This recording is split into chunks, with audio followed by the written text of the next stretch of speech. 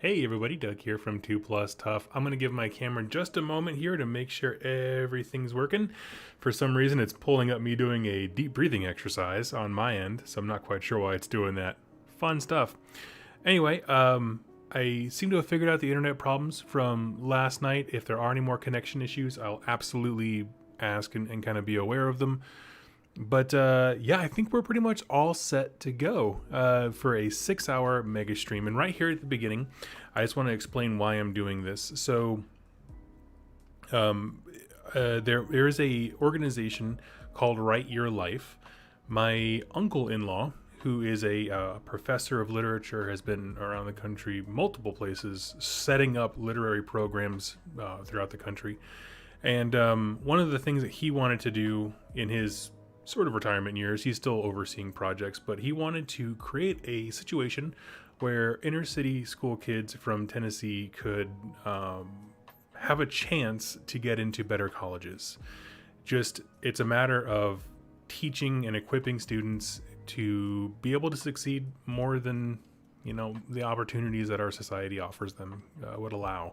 And so you're talking about households where the annual income is like sub 10K because of the poverty and that kind of stuff.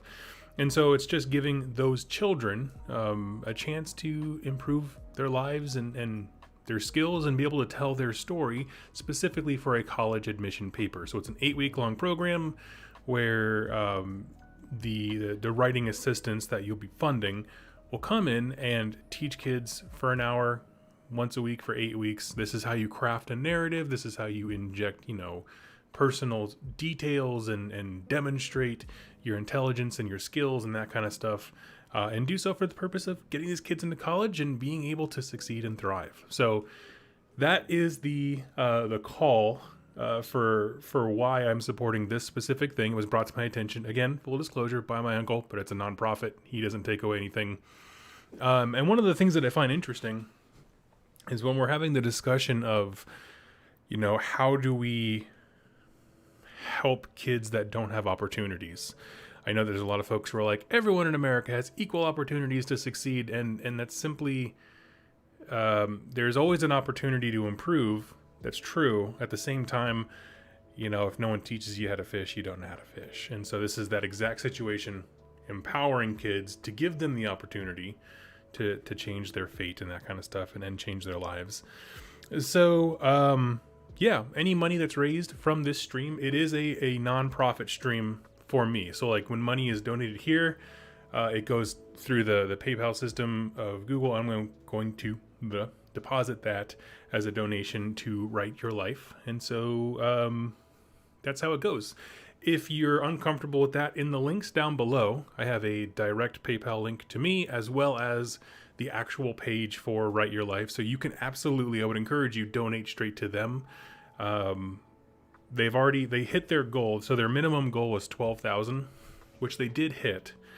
But the more money they raise past this point, my understanding is the more students that they can get. They can go to more places and have more classes and that kind of stuff. So at this point, it's just the bare minimum has been met, but anything on top of that is all more kids having more opportunities. And so, yeah, I see we already got our first donation from Spezia Poet for 50. Thank you so much, buddy. You are always there to support me, and I super appreciate it. So, how this is going to work today. So that's my pitch. So that's why we're doing a charity stream, but let's get into the content here. I marketed this as a 6-hour lore exploration, and that's exactly what we're going to do. I have a collection here of reminder cards, flashcards, there we go, flashcards, with a whole bunch of different topics ranging from artwork to talking about Gur, my Path to Glory army, a ton of stuff. And so I'm just going to be painting and hanging and chatting with you guys, walking through these things as I go throughout the day, taking my time, answering questions. There's a spot specifically for Ask Me Anything. Yeah, and I think we'll just do that. So it's going to be pretty chill. I won't lie. I'm not a, I guess, excitable talk show host. So I'm just going to be kind of chill and just kind of meandering, I guess. Let's see. And again, if there's any problems with the stream, let me know. I did a few test things this morning. Last night when we did our book review or book club, I had nothing but problems. And so I'm hoping that things are improving quite a bit. So I'm going to go ahead and pop the chat out. Although I am terrified to touch any buttons in general. Okay, there we go. Things are looking good. So, how about we go to the downward cam? I'll show you what I'm going to be working on starting with. Go ahead and turn this off. There we go. Now it adjusted. We have the Endless Spells, first of all, from the Slaves to Darkness set. You'll figure out why I'm so interested in this one later on, but I have been building Slaves to Darkness. I want to start including them in my army because I do play Kabbalists, so I want to start using the Endless Spells abilities that they have. And then beyond that, we have a unit of Chaos Knights, which we will begin to paint in the scheme of my weird Carnival of Chaos type thing. So I like it quite a bit. We got some cool stuff to work on. I do have a oh, what is that? Some kind of weird, oh, like a thumbtack sticky thing stuck inside of the paint wet palette. And yes, I am trying a wet palette today. So all the people who scoff and argue can take a deep breath knowing that they won for today. Mainly it's because it's a painting stream. It's going to be sort of a marathon for me, and so making sure that I have all the water I need for painting and stuff was paramount. Let me just adjust my light so I can see a little better. Wargamer Willie, I'm building homemade Chaos Fortress out of foam. It's 4 feet wide, 9 inches tall. Have a wonderful day. Sorry, I almost choked on my spit there. Thank you so much, Wargamer Willie. That is so kind of you. Please send me pictures of that Chaos Fort. Like, I want to go to there. Well, probably not. I probably actually don't want to go there, but you know what I mean. Let's see. We'll put this down here. Let me get my nasty old shirt that I use as a drying cloth. It's almost like I wasn't ready for this. Now, I thought that we would start with a question that I get a lot. I'm just going to set these up here so I have a little reminder sheet. And that is, where do I start with Age of Sigmar lore? Doug's using a wet palette, cues the Gregorian chant. Oh, man. Is that like the Halo? That's when the Halo theme song kicks into like dun dun dun dun.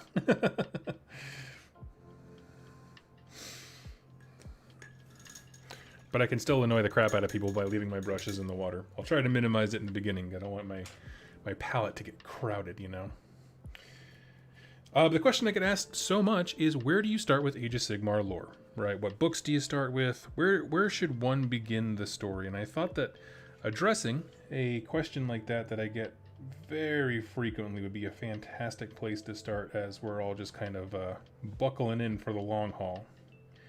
And so I have a total of 6 books here that I think are fantastic. What I generally tell people is, you know, if they ask me, hey, I want to get into AOS lore, I always ask, well, are you somebody who wants to be kept up with current, do you want to get caught up with the main story, or do you want to learn more about your faction? To me, that's the most important starting place, simply because, you know, people read Black Library books for different reasons, and one of those reasons that I certainly read them is to get excited about whatever I'm playing. I know that I'm an absolute sucker for anything that has a faction that I'm currently interested in it, so I'm just like, yeah, that would be my thing. But I know some folks that are like, well, I want to be able to kind of have a discussion, you know, with local players and stuff about what's going on in the main story, so I would love to know that. And so these are ones that are meant to give you a wide-ranging feel for Age of Sigmar, okay?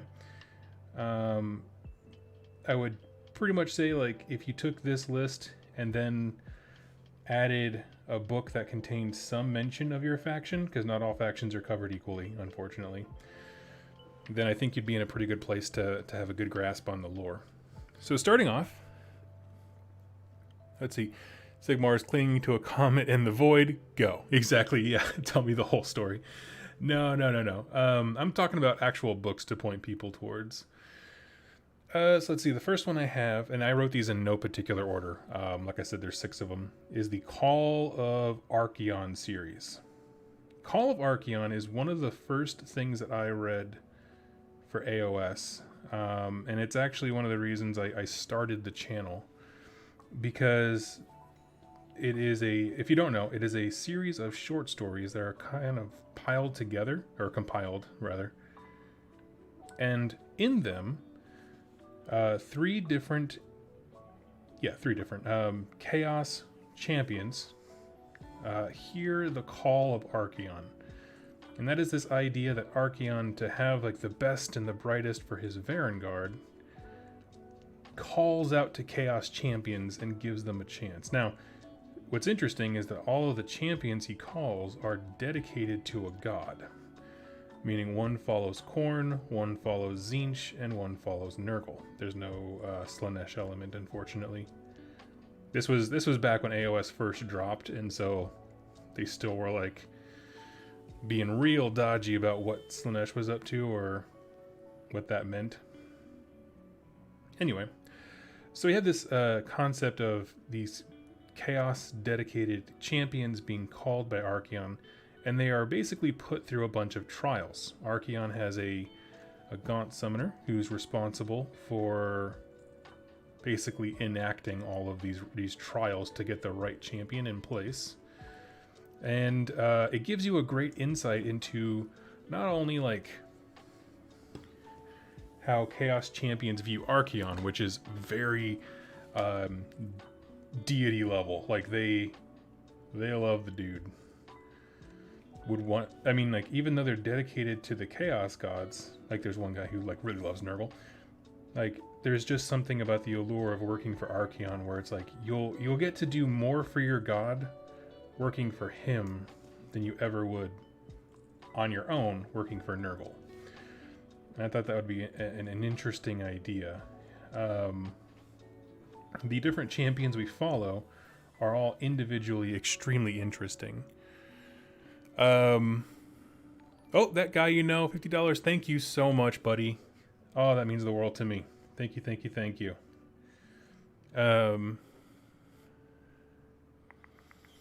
Okay, yeah, I don't get too distracted.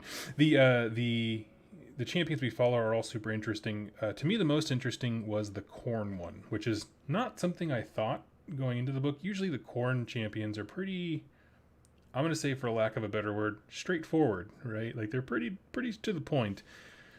Just blood, killing, murder, big fights, that kind of stuff.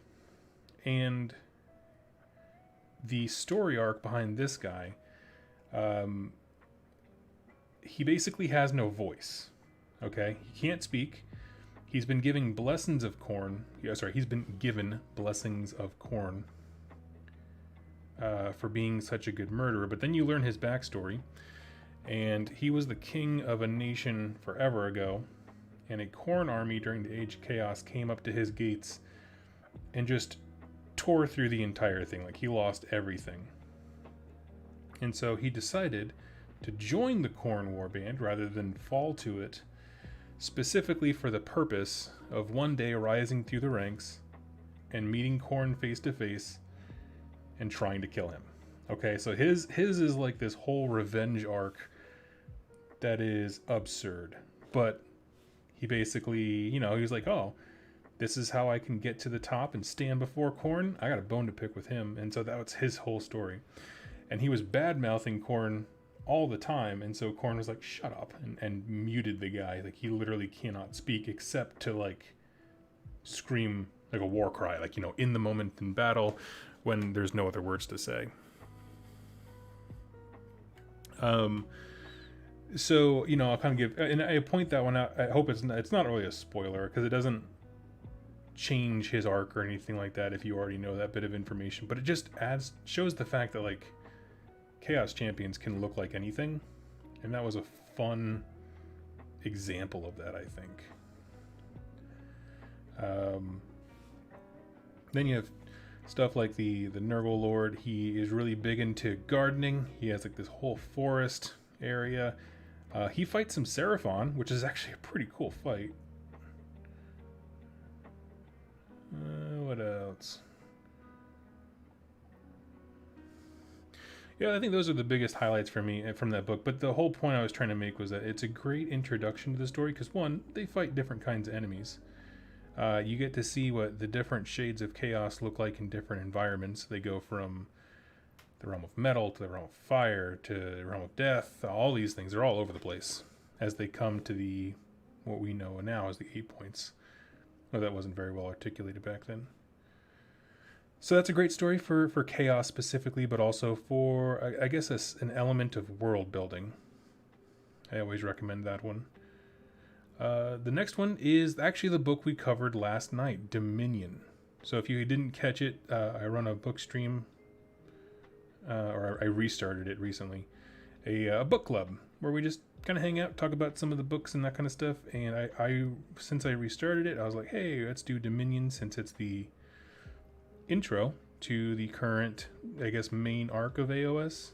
And it's really less about Stormcast and more about Cities of Sigmar trying to get started in such a hostile environment. And it also does include Stormcast, which is like a huge selling point to me, frankly. I love it. And it ended up being a fantastic book. Yeah, honestly, really loved it. Let's see. That guy, Khorne, in my opinion, is a god which benefits the most from deeper exploration. It's always a treat to see the honorable and martial prowess side of Khorne. I agree. I absolutely agree. And I feel the same way about the non-combat side of Nurgle. Like, there's just something about this idea of, like, in his mind, it's just pure innocence to, like,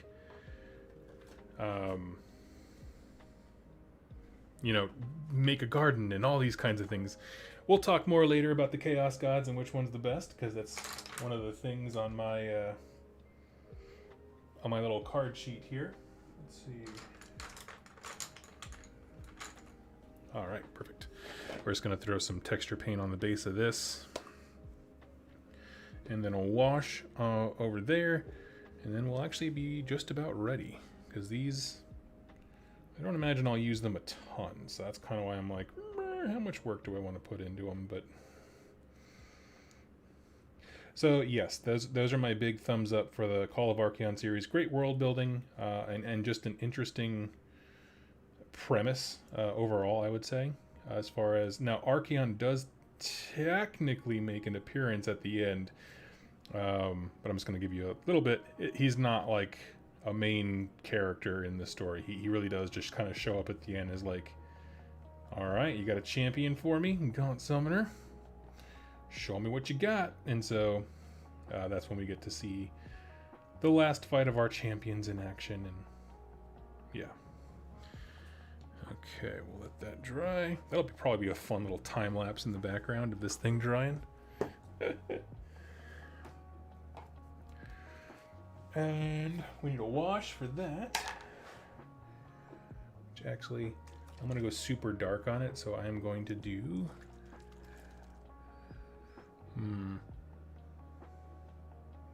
I want to do Nuln Oil, yeah, okay.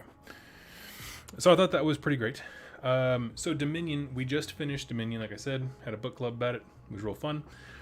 The reason I put Dominion on the list immediately was, one, it's a mortal-centric story rather than Stormcast, which I always like. I think that's definitely going to help bring back maybe some old folks who, they're still into 40K, but they didn't really click with AOS. They kind of want to go back to it. And so I think it's a very grounded, mortal-focused story that is really, really going to be intriguing to folks who didn't really care for AOS in the beginning because of how crazy abstract fantasy it was. So I thought that was a fantastic read. And also we get to basically be introduced to Gur alongside most of the characters, because half the book, all of them are like, what the hell is going on? Which of course we as readers are too. So it's pretty cool. I thought it was a great introduction to the cities of Sigmar and what it means to found a city in the realms. I'm really hoping that they come out with a new battle tome for cities of Sigmar that is more focused on this kind of thing, where it's like, you know, building out little initial settlements rather than like just the big 6 cities or whatever. How many there are, I don't know, I think there's 6. And of course, now that the stream's going, there's some awesome construction going on across the street. That's real cool. Kobus Hirima, I'm so sorry if I mispronounced that. Callous and Toll, The Silver Shard is a great AOS book to show off a whole bunch of factions and locations. It would make an awesome action movie. I have actually not read the Callous and Toll one yet. I've read City of Secrets, and I loved it. I just never got around. However, I got my Kindle powered up, and now that I've finished with Dominion, I think I might do that one next. But yeah.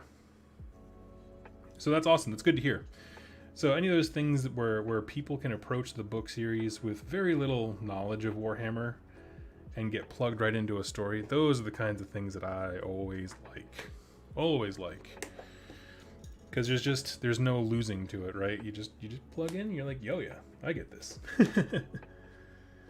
Okay, I got these endless spells.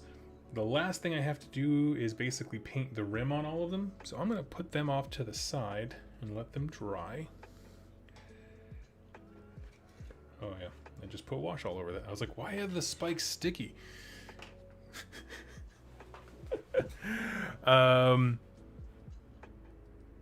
Archeon chooses champions like Gordon Ramsay chooses chefs. Exactly, yes.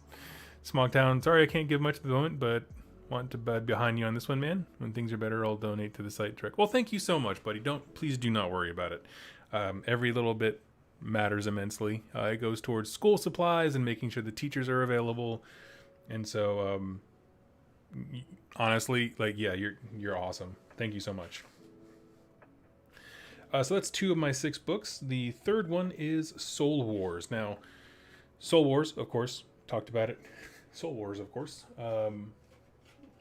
was the main book for the last core set / edition, where it introduced us to the ongoing struggle of basically everyone versus Nagash. And I feel like that book was very ambitious in how much of the world it tried to cram in. That was always one kind of criticism I had of it, because I felt like there was just a lot of information. Give me 1 second here.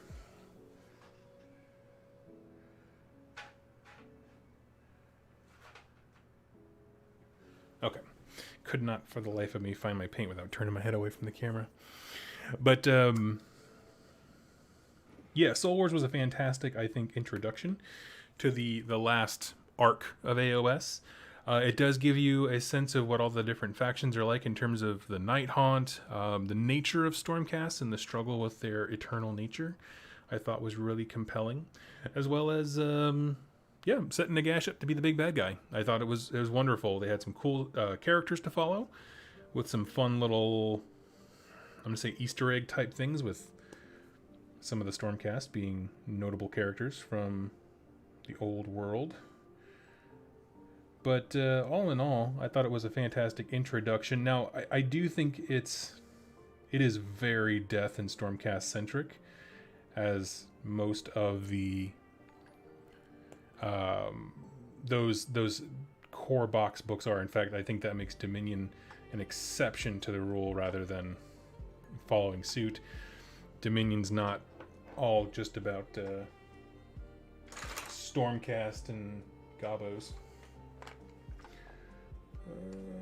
Which brush am I using? Let's go with this one. Oh no.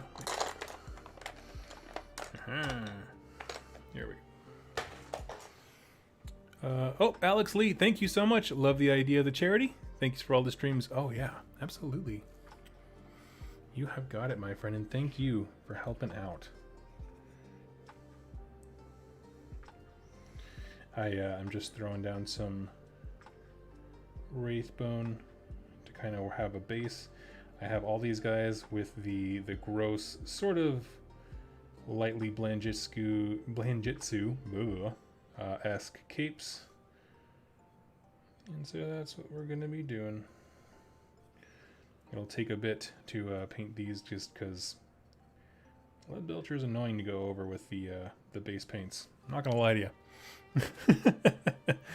So yeah, Soul Wars, fantastic insight there, Smogtown, is that was one of the first times we got a lot of character from the Stormcast in terms of they have fears, they have doubts, they have reactions to things. You know, it was, instead of just being these pure demigods, thought that was really well done.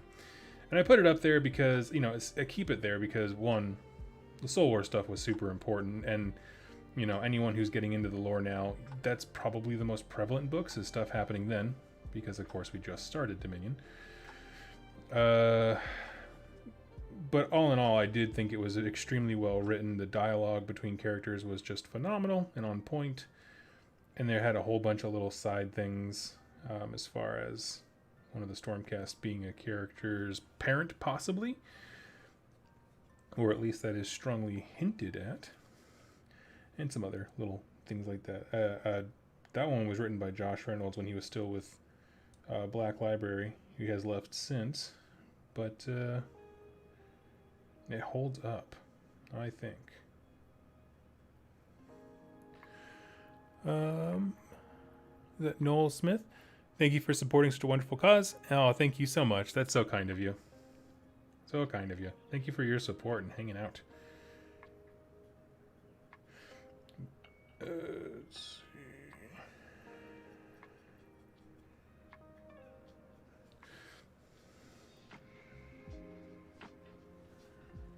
Let me make sure I got all the little bits here on the end. And we'll jump back into our discussion. Okay. And it always takes 2 coats with the Lead Belcher here. Okay. Love the Hish Demon Prince of Corn. Yeah. I actually have Neferata on my list here. So actually we can jump into that. So yeah, anyway, that was my take on Soul Wars. I just, you know, it was the last starter book and it just had some good dialogue. That one definitely, if someone is getting into Stormcast, like, I feel like that's a timeless one for Stormcast, because it does show, I feel like, in equal parts their strength and their humanity. So that was kind of the last little note that I wanted to throw on there for Soul Wars. But Smogtown beat me to it. Neferata, Dominion of Bones. This was actually the first, one of the first anyway, Black Library audiobooks I ever listened to. I don't like audio dramas because I find the sound effects and the music to be too much. Like, I get very overwhelmed with the audio. But I wanted to try the audio books, which is just a person reading a book. The lady they had reading that particular one was absolutely terrific. She's a wonderful voice actress. Don't know her name. Gotta find out. But did a fantastic job of bringing the characters to life. We get to see Neferata in her element, and as was pointed out, there's a demon prince that comes from Hish, so he thinks he's all smart. He steps out into Shyish. We get to see the tactical genius of Neferata, like, in terms of, you know, how she manages her court, and there's like all the vampire courts below her. There are spies that she sends, like vampires, to be hidden amongst the Khorne barbarians, and they kind of like gather intel and report back. The way that they communicate is basically a blood ritual. Like, they have to like sacrifice a dude, so they're like killing people off the street to be like, hey, this is what Graunos is his name, is up to. And I thought that was real cool. So we get some cool insight into what the realms are like there, and also just the, you know, how did Neferata and her slice of heaven, Neferatia, survive? You know, and we got a sense of that because she's really stinking cunning. Turns out, when you've been around for forever and you're like really good at killing people, you just kind of kill people. I won't ruin the ending, but it was a pretty epic final battle that I thought was quite cool. And there's also a little like side story about kingdoms that tried to rebel against her from forever ago. So there's like it's cool. There's like multiple stories going on, and to me it just adds a lot of depth to Neferata and how she rules, but also what Death Kingdoms looks like. Like, you know, I mean, obviously she would organize it different than Manfred, but what do those things kind of look like on a practical level? Gives you some good insight into that. So definitely Neferata, Dominion of Bones. Now there is another book called Dominion of Blood, I believe. I haven't gotten to that one yet, but I imagine it is also very cool. I'll be honest, Neferata is probably the only reason I would ever play a Death Army. Just, she's cool as a character. Every scene she's in, she steals it. She's always the most interesting person in the room. So yeah, I thought that was pretty great. Let's see. Okay, so we got Call of Archeon, Dominion, Soul Wars, Neferata, Dominion of Bones. The next book I have on my list of things to start with is Nagash, Undying King. Now this is another death book. This one is set, actually, well, it was released during the tail end, I believe, of the Realmgate Wars. So this is before Nagash was making his power play, and that's important because he is just waking up. If you're not familiar with Nagash's lore, basically, back in when the Age of Chaos first started, he thought that he could take on all the Chaos factions himself, so he hosed over Sigmar and the rest of the Order Pantheon, and then ultimately he couldn't fight all the Chaos Gods and was pushed back into Shyish, where Archeon struck him down in combat. Now, of course, you can't really kill what's essentially death itself, and so rather than dying, he goes into kind of a slumber, a little stasis. And as he's doing that, his Mortarks are kind of, you know, they took away his body from the battle. They kind of snuck him out so that he could rest. And are trying to defend the location where he is resting while he does so. And it's like centuries long. So this is like not a small task. This is an ongoing mission for quite some time. Specifically, it's Neferata and Archeon the Black. And so the story of Nagash, Undying King, so that's like the premise of how Nagash is not he's in the title, but he's not an active part of the story for most of it. And so that's how we get this setup, which is that Nurgle is now invading Shyish, or that specific section of Shyish. Everyone has always, since they got there, been looking for Nagash, and so it's like, where is he? Where is he? They're sniffing him out. And so the book opens with sort of an assault from Nurgle forces that dehome, or I guess kind of root out, a tribe of Nagash faithful mortals in Shyish. So they're just normal humans. They're not like necromancers or evil. Well, they are, but they work with death magics because they live there. But they're not evil, you know, kind of necromancers who are like the villains. They're just average citizens. And they just view Nagash as God. And then it makes perfect sense to them. Like, they don't see him as evil. He's just like, it just is what it is. And so the story really revolves around Neferata taking all these people and then finding a way to use them to defend Nagash, who is sleeping like next door. How do we turn this rabble into an army so that we can essentially defend Nagash long enough for him to rise again? Okay, that's the core idea. And I just need this wraith bone to dry so I can actually start putting more layers on and start building up color. I guess we can kind of skip ahead and go towards the red, can't we? Let's see.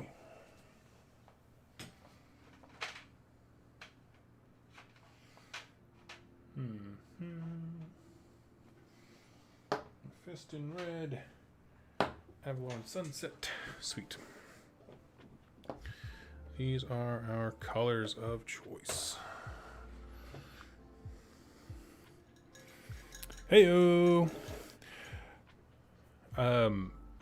Anyway, so I'm going to kind of talk about the culmination of that book later on, but it is a fantastic story. You get to see a lot of dialogue from both Neferata and Arkan the Black, and how and why they're working for Nagash, as well as you get to see what humans of the other realms look like. Like specifically, you know, they're not evil, they're just people who are inundated with death magic tend to use it, which makes perfect sense.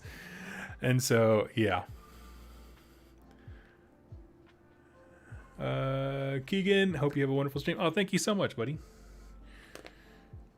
Glad you're liking the Great Weave. Yeah, it's a fantastic thing. It's a Discord channel. Go ahead and check it out. Let's see. Where's this at?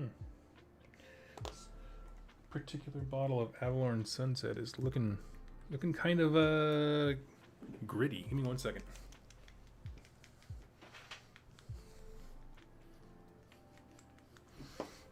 Is it like... Okay, well, let's put that one to the side. How are you looking?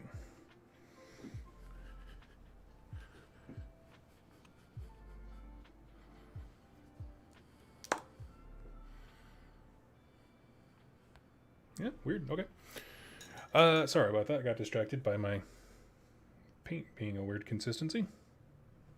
I have 2 bottles of it, and one is just like this weird chalky mass. I don't know if it was somehow opened or what, but we'll put that over to the side. Let's go ahead and... what are we going to start with? We'll start with the yellow. It's easier to paint over the yellow than it is over the red, right?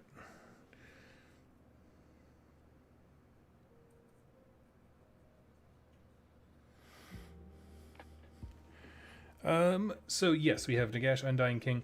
One of the things I'm going to talk about a little bit later in more detail, as I go into, I have another card for my favorite scenes in Age of Sigmar lore throughout all of the campaigns and that kind of stuff. One of them is most certainly a scene from Nagash, Undying King, and that is the ending, when Papa Nagash wakes up and is, I'm going to say less than thrilled about what's been going on. So we'll talk about that later. As far as why I put it on my list for, you know, good books to start with, I mainly did that because I really do feel like it gives a great characterization of the realms and the people in there, and how you can have sympathy for folks, you know, across every realm for all the terrible things that have happened. But also recognize that they don't have the full picture, and that we as readers do. Like, we understand that Nagash is a raging tool, and some people love him for it. But at the same time, like, we can look and be like, well, yeah, they have no other context for that. Like, why wouldn't they think X? You know, that kind of thing. And so, for that reason, I thought it was actually a terrific book.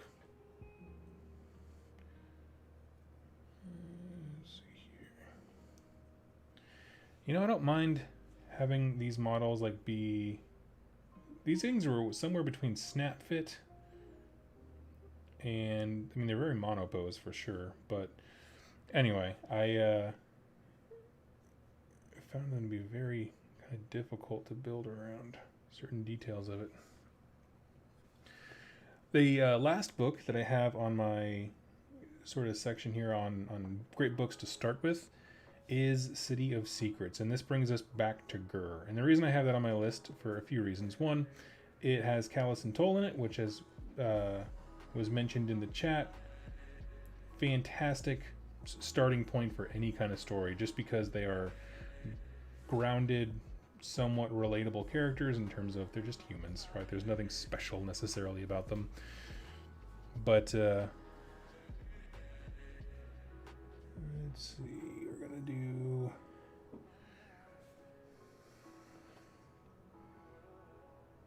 I'm gonna do half his head helmet in red.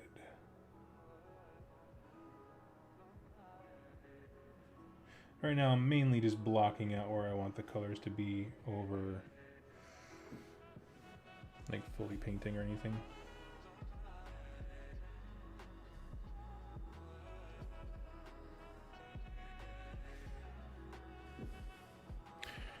Let me turn this down for me. Let me know if the volume gets a little bit too loud on the music. It's a little bit different song to song.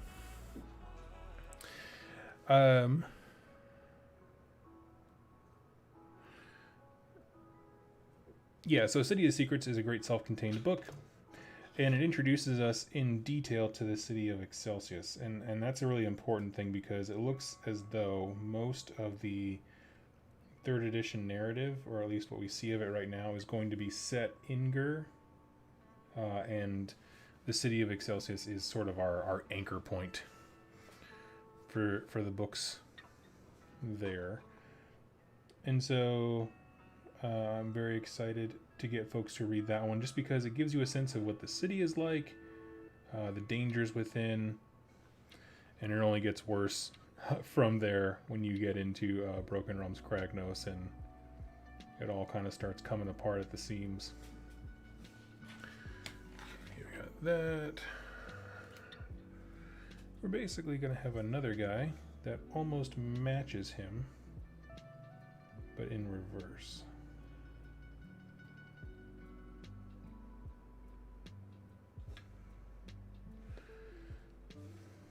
So we'll still do the yellow on the reins and the horse neck armor.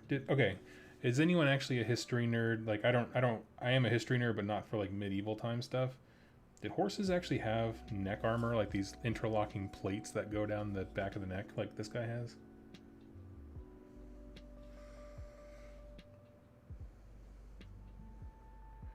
So anyway, that is my list. So if you just joined us towards the end there, the 6 books that I would recommend anybody start Age of Sigmar with: Call of Archaon series, which is available as one single bundle on Kindle and Black Library.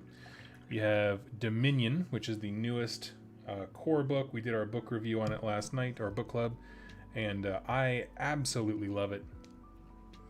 There's Soul Wars by Josh Reynolds, which is a wonderful look at all manner of things, actually. Stormcast, Night Haunt, all kinds of stuff like that, death in general. Really good dialogue to introduce you to like what is the plight of the Stormcast. Not everything's all rosy, and immortality has its price, and everybody gets theirs.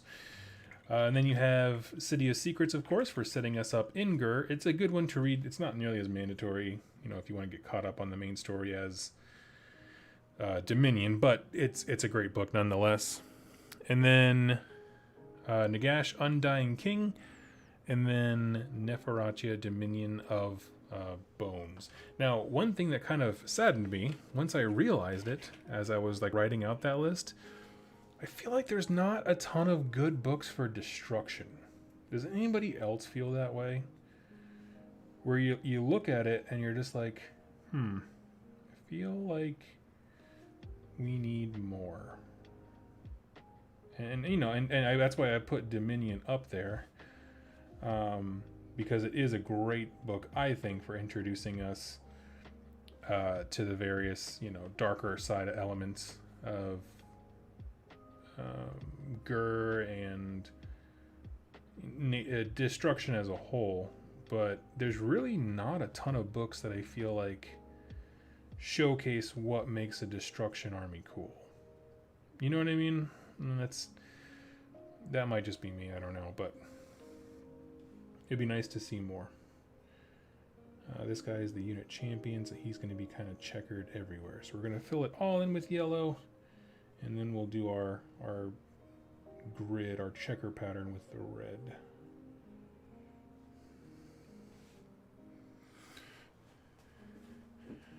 Gloomspite is said to be a tremendous book. Haven't read it yet. Ooh, me either. I want to. I forgot about Gloomspite, if I'm honest.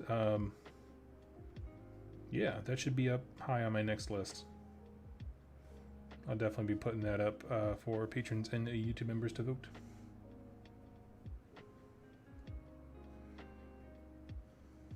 But anyway, that was my only thought as I was reading off the top 6. I was like, oh man, I wish there was more destruction flavors, but hopefully Gloomspite is a good read.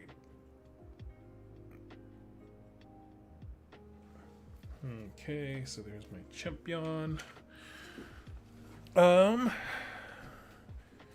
agree, need a good book for Sons of Behemoth. Nice. Yes, not plate mail, as the knights already were pretty heavy, but chainmail armor for the horses appeared all over the place. Nice. Cool.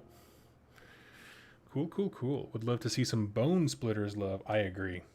I was having this discussion today, this weekend, I believe, at the game store as I was hanging out with my buddy Steve. I got my second Path to Glory game in, and I'm very excited about the results. We can talk about that later. I have a special segment for it. But to keep it short, yeah, we were chatting about the different destruction factions and how they're rolling Cruel Boys into, sort of the greater Orc War Clans thing, and I think that's a wonderful idea. But I was like, well, I'm not super into the Cruel Boys enough to want to do it as an army. And it's actually great. We actually have a local guy who's just getting into AOS, and so I'm gonna hook him up with some Cruel Boys. But he was just having the discussion of what do I like in orcs? And I was like, man, I just love the Bone Splitters. That's it. That's the only part of destruction that I would do as an army. And I had it again. I don't think they're great necessarily on their own, but they're just the best orcs. 100% always. And I think it's because of the wackiness of some of their rules. What is if you roll doubles and it's successful, a lot of the spells you get to cast a second time, or that kind of stuff where it's just daggone, man, y'all are crazy. Crazy good. And I always thought that kind of stuff was super fun, because at that point, it's the random element, but it's not random in the same way as Squigs moving 2d6, where it's no, truly random. No. Nothing like that. It's just random, but with the bonuses. I was like, yeah, I like random bonuses, not random core rules. Like movement.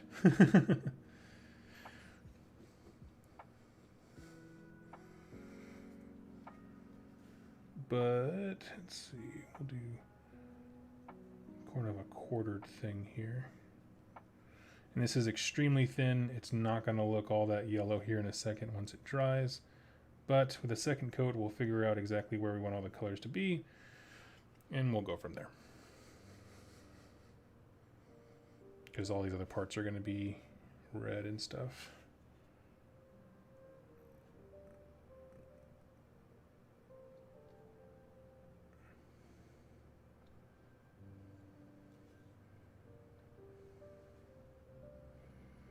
And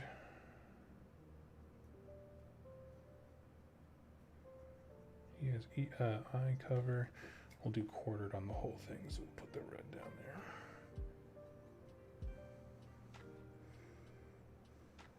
Okay, sweet. I would love to see some Bone Splitters love. Destruction faction of humans who smash stuff for a good laugh. I would love that. Yeah, we saw death humans in Nagash Undying King. Show me destruction, or some other good ones. Shadow would be a fun one. I'm so excited to see what Shadow factions look like.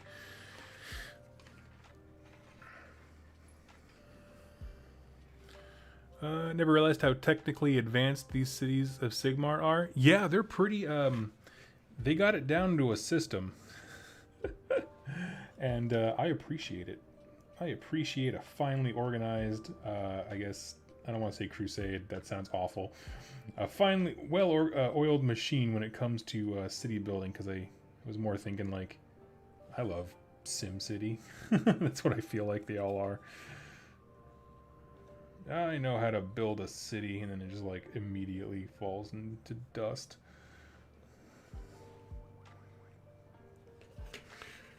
I'm just going to start blocking in some of the red where I know it's going to be red, and we're going to wait until we have the other parts that are going to be checkered. That yellow needs to dry just a bit more. But so far, going well.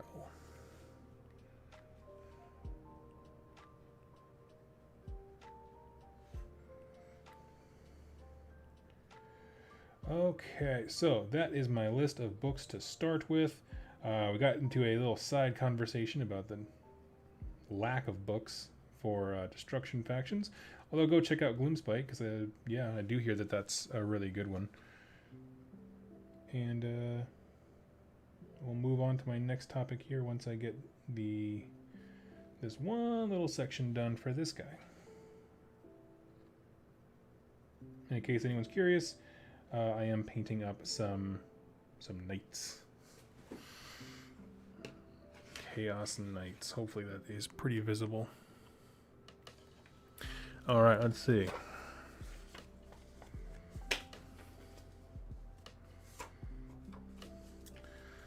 Alright, I'm going to pause here between segments to just welcome anyone who just recently joined us. I see the stream has doubled since I looked up, and thank you all for joining me. This charity stream, this lore discussion that we're going to be having over like cool moments and books and all this kinds of stuff is all because of a wonderful program that I have a family member involved with. And it's all about basically teaching underprivileged families, or the children of underprivileged families, to write their struggles and their stories into a finely crafted college admissions paper. And so that way they can, you know, put their life experiences into words and change their lives, and hopefully the lives of their families and possibly their children, by just having more opportunities and access to aid and that kind of stuff. So the idea is, over the course of an 8-week period, some trained instructors are going to go in and help these kids, like, you basically give them literally school supplies to write this stuff out, but then also like how to craft a narrative. It's a writing workshop, and at the end of it, you know, the kids will have something very tangible. They will have a finished college admission essay that they can take pretty much to any school they want to go to. Yeah, I don't know anything about private schools. That's too fancy for my blood. But they can go anywhere and submit that confidently, knowing that they tried their best and that they learned a new skill, and it's something they can take with them wherever they go, whether it's cover letters for jobs or anything like that. They've just learned the skill of storytelling and writing. And so my uncle-in-law, Richard Sowinski, is a very accomplished writer. He has set up writing programs for colleges around the country, and is doing the same thing with this program over in Tennessee in the United States, because there are some deeply impoverished parts of that area that just need some help. And this is a fantastic way to give an opportunity to kids that would not otherwise have it, and basically giving people a choice to improve the lives of them and their families. So that's why we're doing this. Just wanted to plug that. I'm going to try and plug it roughly every hour or so. I don't want to like distract too much, but also it's the reason for the season. Any donations that come to me, either through the chat or the links down below, one goes straight to PayPal, the other goes, it's a PayPal to me. But you can donate there if you don't want to like show your name in it, that kind of stuff.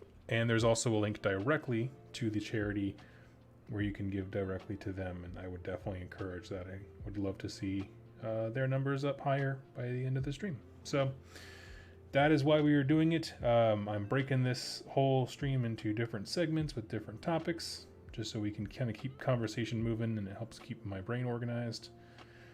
And I'm going to open it up. Does anybody have any specific topic that they would like to talk about before I go into my next one? And my next topic, in case you're curious, is it is my top 10 moments in Age of Sigmar lore. They're not in numerical order, like in terms of like number 1 is the best, but they are the top 10 moments in all of AOS lore, Realmgate Wars to now. So I'll give it a pause there to let folks respond. Let me think about the next color I want to use.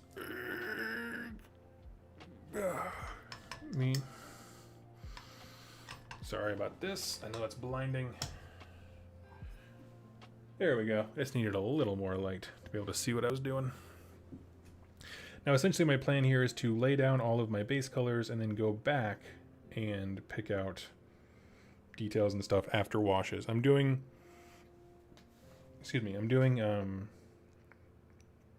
my Blade Jitsu style, so it's you put your colors on and then you just drown the dang thing in wash, and then you can pick out a few details after that and build up color. Smogtown, where did Archaon come from in the mortal realms?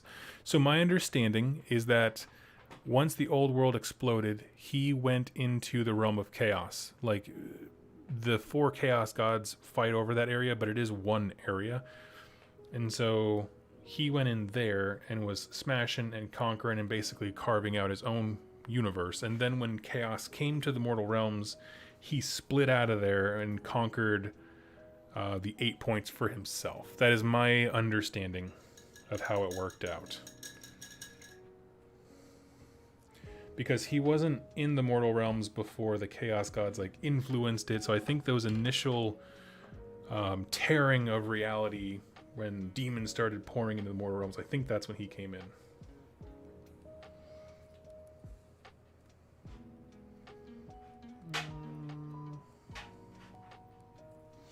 Okay. Are there any Ideneth raiding Hish, stealing souls of the Lumineth? Ooh, I don't remember hearing or reading a story about it, but I would imagine that there are, right? Or maybe, has anyone seen anything in the lore to make it seem like elven souls are off the table? Like the Lumineth would never raid an elf. I'm like, I feel like they would, because I feel like they're kind of jerks, for the purpose of survival or whatever. But doing a crappy thing for a good reason is still a crappy thing.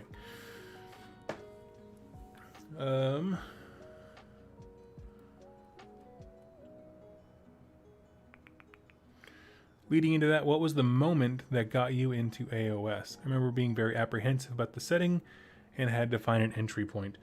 You mean specifically like what got me into the lore? I guess it was some of the artwork that we were being shown. Because I did really dig the extreme fantasy stuff. I was actually more interested in that than the more, I'm going to say, tame Tolkien things. That some of the old world stuff did. And honestly, that's why in the old world I was really drawn to Skaven specifically. It was just because I was like, oh, these guys are so much cooler. They're so much bigger than this setting, right? Like they're just so crazy. They would not fit, I don't think, very well in a Tolkien book because of the absurdity of them. So I was like, oh yes, there we go. That's real cool. I want to go to there.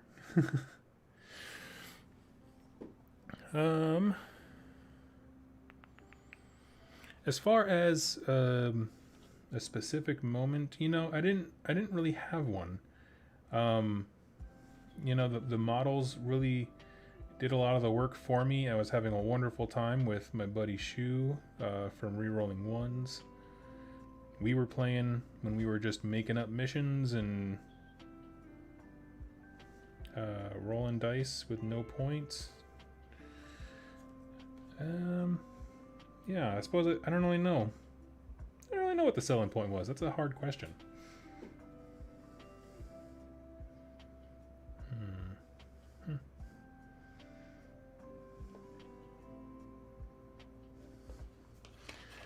Let's see. He has fur as well. Okay. Thanks, Doug. Oh, you're welcome. Welcome, welcome. When Ramus of the Shadowed Soul wounded Nurgle himself during the rescue of Loris Grimm. Now, I'm going to be honest with you. I have not read all of that story arc. So, I do not know. That is a new one on me. Believe it or not, I don't read nearly as much as I wish I could. One, I'm a slow reader, but also, typically I take the lore that I know from the battle tomes, and so I'm always finding new things in the books. So can you tell me which book that is? Because I know the story, I know the character names, but I would love to read more.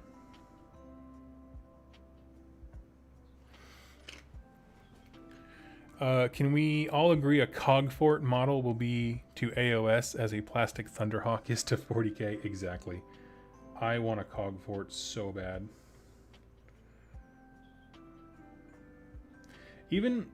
I would even settle for not having a model and just having rules to represent it. Like if there was like an artillery strike from the Cogfort, you know, as a Age of Sigmar ability, I'd be like, oh yeah, long bomb from outside the battle. Let's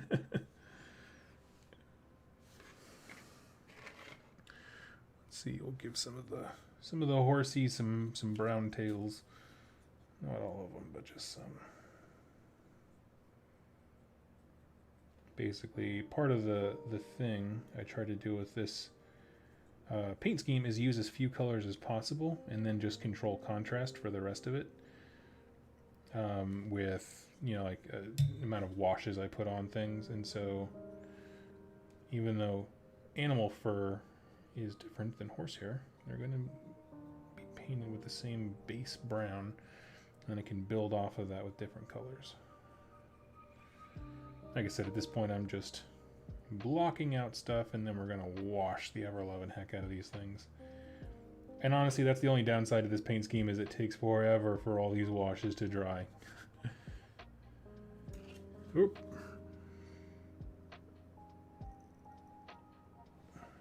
Sweet. Okay, what is next?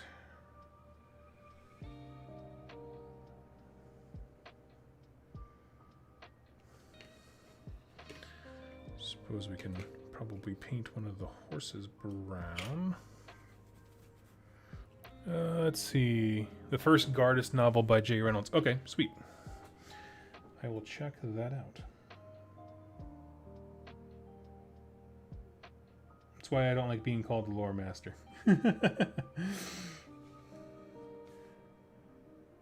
Half the time I'm like,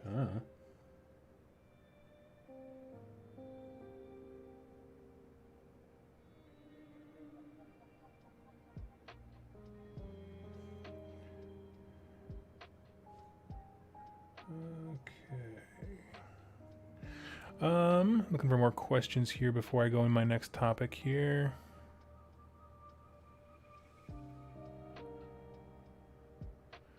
On rating, I don't think elf souls are off limits, but you'd think that it'd be...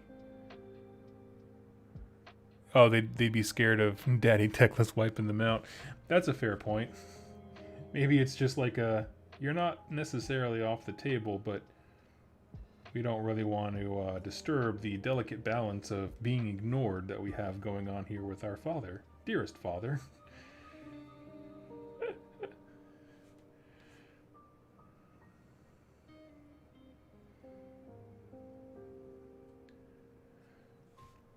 It's a very fine, awkward family dynamic that they're trying to balance there. They got to keep their head on a swivel.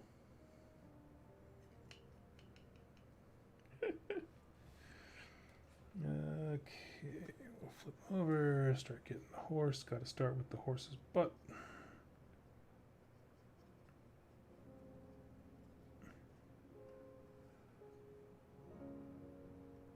Of course, they made a bunch of the cracks and crevices on the horse butt hard to get, you know? GW's like, get in there nice and deep, lock. Okay. Nukabat, are the battle tomes worth it for the lore if I don't play? I mean, I can only tell you about myself. I would still buy them, simply because I really love the art and the lore, and I like knowing how factions are like structured, so that when I read them in books and that kind of stuff, I can get a sense of like, oh yeah, this is what, you know, for example, Magakin of Nurgle is like, and oh, I recognize like that kind of structure of their units and that kind of stuff. Yeah, I mean, you know, not every book, to be super honest with you, is written equally. Like, I found the Deepkin one to be conceptually cool, but in terms of like, I feel like they missed a few entries that would have, like, you know, tell me more about the Ether Sea, tell me more about how they survive underwater and what their cities and their courts look like. You know, I just felt like there was missing some information. The fact that Fire Slayers are a patriarchy or very family based, but there's no mention at all of like female Duarden, is a bit, I'm going to say confusing, if not problematic. I mean, just, I don't even say problematic like for any real reason. It was just more just because it's just like, well, I want to know more about those families. How did the family structure work? Like, you can't just yell patriarchy and then like not mention anybody else. Let's see, what else do we need to do? Let's start with the horses. Now for the horses, yeah, I think we're gonna go with a black for the horses. Let's go.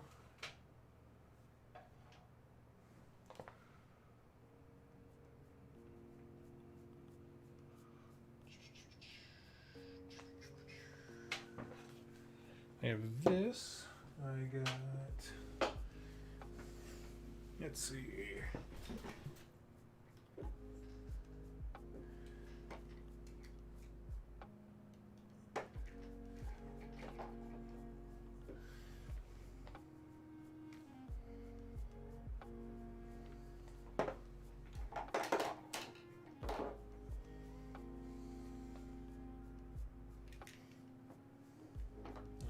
Okay, black.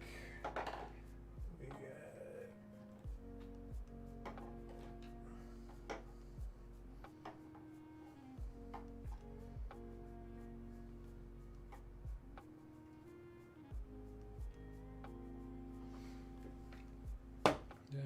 that, and that.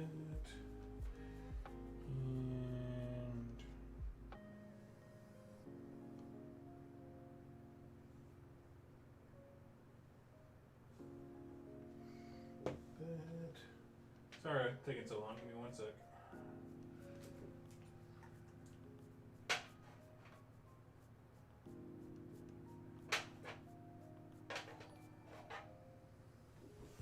Okay. Apologies. Lindsay Stein. I just want to say thanks. Really do enjoy the lore videos, even though it just makes me want to collect more armies. You are very welcome. I get that a lot. I have been told I am the bane of many wallets, and I wear it with pride. Let's see. Nukebat, thank you. Oh, you're very welcome. Joseph Zibrick, $20. Thank you so much, buddy. I super appreciate it. It's for a cause that means a lot to me. Okay, so I'm going to move into my next segment here, which is top moments in AOS lore. So these are just specific scenes from books or campaigns. I'm sorry, I'm shaking this paint in the background. That really stuck out to me, that when I think about how cool AOS can be, These are the moments that just immediately come to my mind. Excuse me. So I have 10, but they are not in any order. I cannot stress that enough, because I didn't take the time to like have a hard look in the mirror and be like, Doug, what motivates you as a person? Like, why do you love this scene? And then kind of like cross compare it with others. Didn't have that in me. So it's just my favorite 10 in any old order. First one I have is the ending of Nagash Undying King. I mentioned this previously, that the book had an incredible ending. I'm going to go ahead and spoil it right now. So if you haven't read it and you want to be surprised, go ahead and skip, or at least mute for the next like 30 seconds or whatever as I describe what's going on. So the ending of this book is freaking baller, y'all. Essentially, Nagash wakes up at the end of it and is pissed that Nurgle is like marching on his territory. And so he rises, but one of the things that is not really touched on a ton is the fact that the Nagash that we know, when we think about how he looks, right, the model that we have from GW, is not actually Nagash. It is a form that he puts together when he needs to be someplace physically. Like, he will compile dead bodies into that form. The skeletal bits will like move and mold around until he forms a body that he, a vessel that he deems willing, and he'll inhabit it. The thing that is so cool about Nagash Undying King at the end is that he does that, but it's with a small mountain of dead, like freshly dead bodies. And he makes what is essentially like a meat golem out of all these people that were just murdered. Like, they were just in the story and got punked by Nurgle forces. And then he is ripping them from the ground and turning into this like horrific, flesh monster. Oh, it's so savage at the end there. I thought it was an incredible like way of him to bust into the scene. It really stole the show for me. And certainly it just, I don't know, it got me. That was probably the most excited I was ever for death, was that moment at the end there. Like all these mortals who were like, being contracted and conscripted by Neferata and Arcan to defend Nagash, and kind of building him up as this deity in their minds, and then their kind of perception of him. And then when he busts out of that grave as like just the nasty side of death made physical, I was like, oh, this is the best. This is such a cool thing. So that is certainly one of my favorite moments, without question.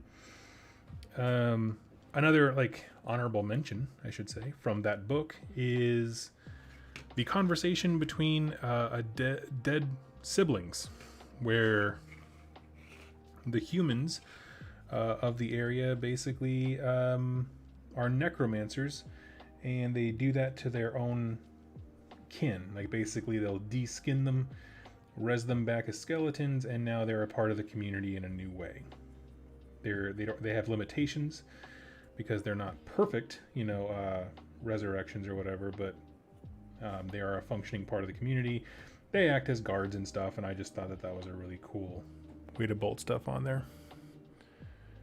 Remember when the necromancer from Soul Wars makes the armor for himself? Yeah. Yeah, he basically like makes a corpse horror armor, like a biomech, out of that's how I describe it. It was like a biomechanical suit out of dead bodies, and I was like, oh my god, this guy is baller. I thought that was a great scene. What else? There's some other cool scenes with death stuff like that, where you're just like, my goodness, that sounds cool. Let's see. Top moment, also a badass moment, Archaon making his entrance during the Wrath of the Everchosen, when the horizon burned and volcanoes erupted. Yes, that wasn't on my list, but that is a fantastic moment. Actually, that's a great one. That is a good one. Oh, now my list seems stupid. Never mind. Um, so the next thing on my list, meat puppets. Oh. The next thing on my list is Marathi's ascendancy to godhood. Because if I didn't, the Daughters of Cain players who follow me would just absolutely revolt. They'd be so mad. Oh man. Let's see. We're gonna mix in. I have a new set of paints. The good folks over at War Colors sent me a sample, like a few different blues and that kind of thing, to test out. So I'm kind of excited to try these. I know painting guru and living legend, and also international sex icon Vince Ventrella uses these quite a bit. The War Colors. So I'm, yeah. Let's see. I will avenge my brother dwarf. You have an axe. Elf. My necromancer. And your brother. Alright. So we're back in it. Now I'm just painting a different kind of gray just to kind of break up the tones for the horses. I'm going to be honest with y'all. I hate painting horses. Like, I have up on my shelf like a Chaos Lord on Crackerjack, and I would paint 1,000 of those. I just don't like painting horses. Never been good at it.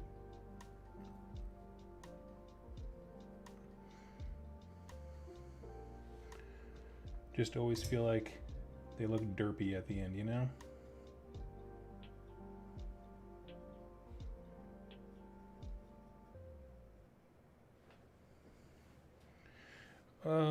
Yes, so Marathi's ascendancy to godhood. Let's talk about it. The fact that it was an incredible way to start a new campaign series, of course, that being the Broken Realm series, in case you missed it. For me, it was one of those things where there's a bunch of those story elements that I feel like we can never be quite sure that Games Workshop is actually going to like give closure on. You know, a great example is like, is Grimnir ever going to be put back together? Those kinds of questions where, like, you know, they set up very interesting situations in a faction, but then they don't necessarily have to go back and answer them. It's like, well, I want you to. Well, one of the things that's always been like that since they were introduced to us was the nature of the Daughters of Cain. That, you know, that Marathi is actively lying to everybody, including, but not limited to, her own people. And that's a hard one, because it's like, for the longest time I thought, well, that's unfortunate, because I feel like that's a very dead-end story. They're never going to have her actually achieve what she wants, because then their story would kind of be done, right? She would just be like, can she do it? Sure. Thumbs up. And then they kind of broke all my expectations by actually doing it.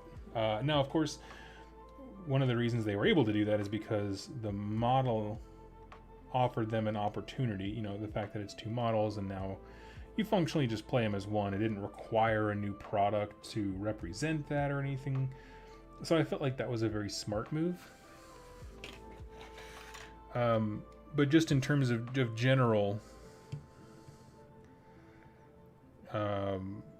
it was something that was very unexpected to me personally. And I thought it was terrific for that reason. I loved it.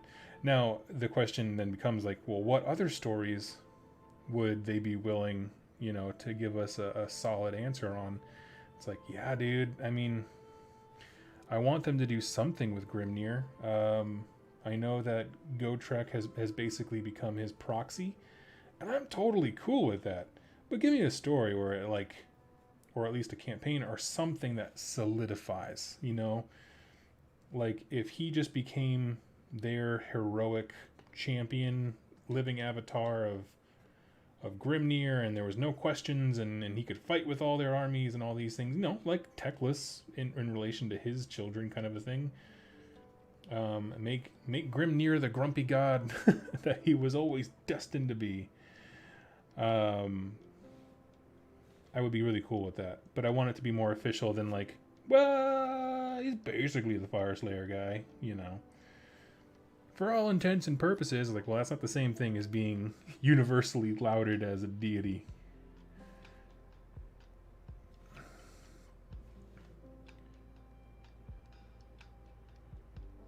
Okay.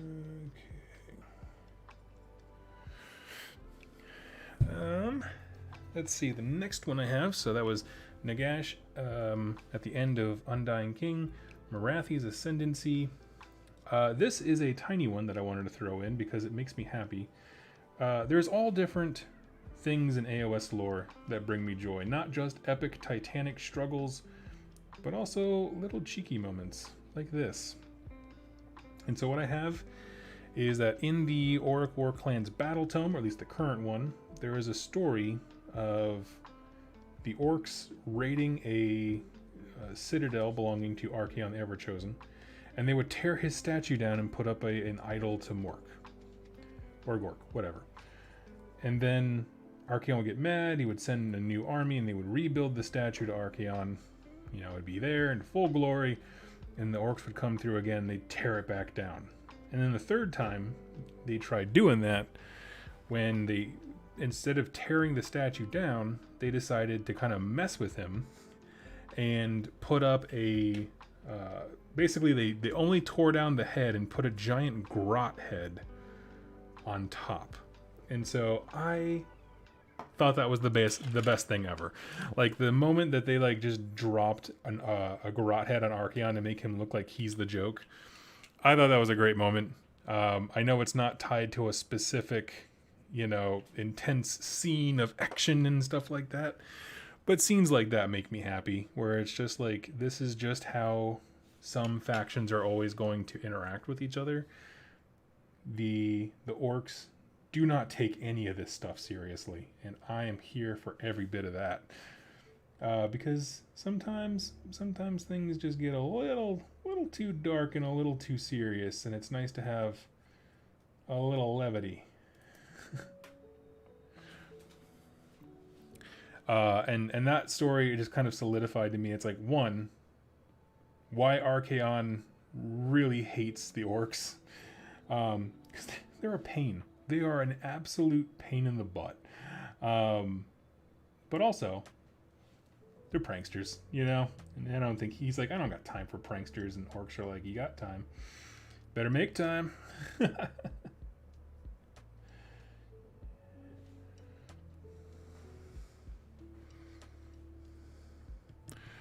I forgot about that. Great shout. Oh yeah, it's a super fun story. And I think it was in the... I know it was in the last 2 Auric War Clan books, and I really hope it's in the one that's coming out soon.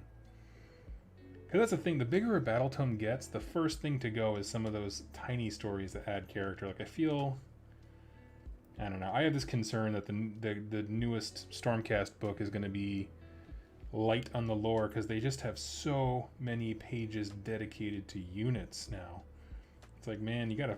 How do you find the room to write all this stuff? Just like I think the Space Marines Codex at the moment is I mean, it's the definition of vanilla, but that's also just the role that Space Marines fill. Be vanilla. Nailed it.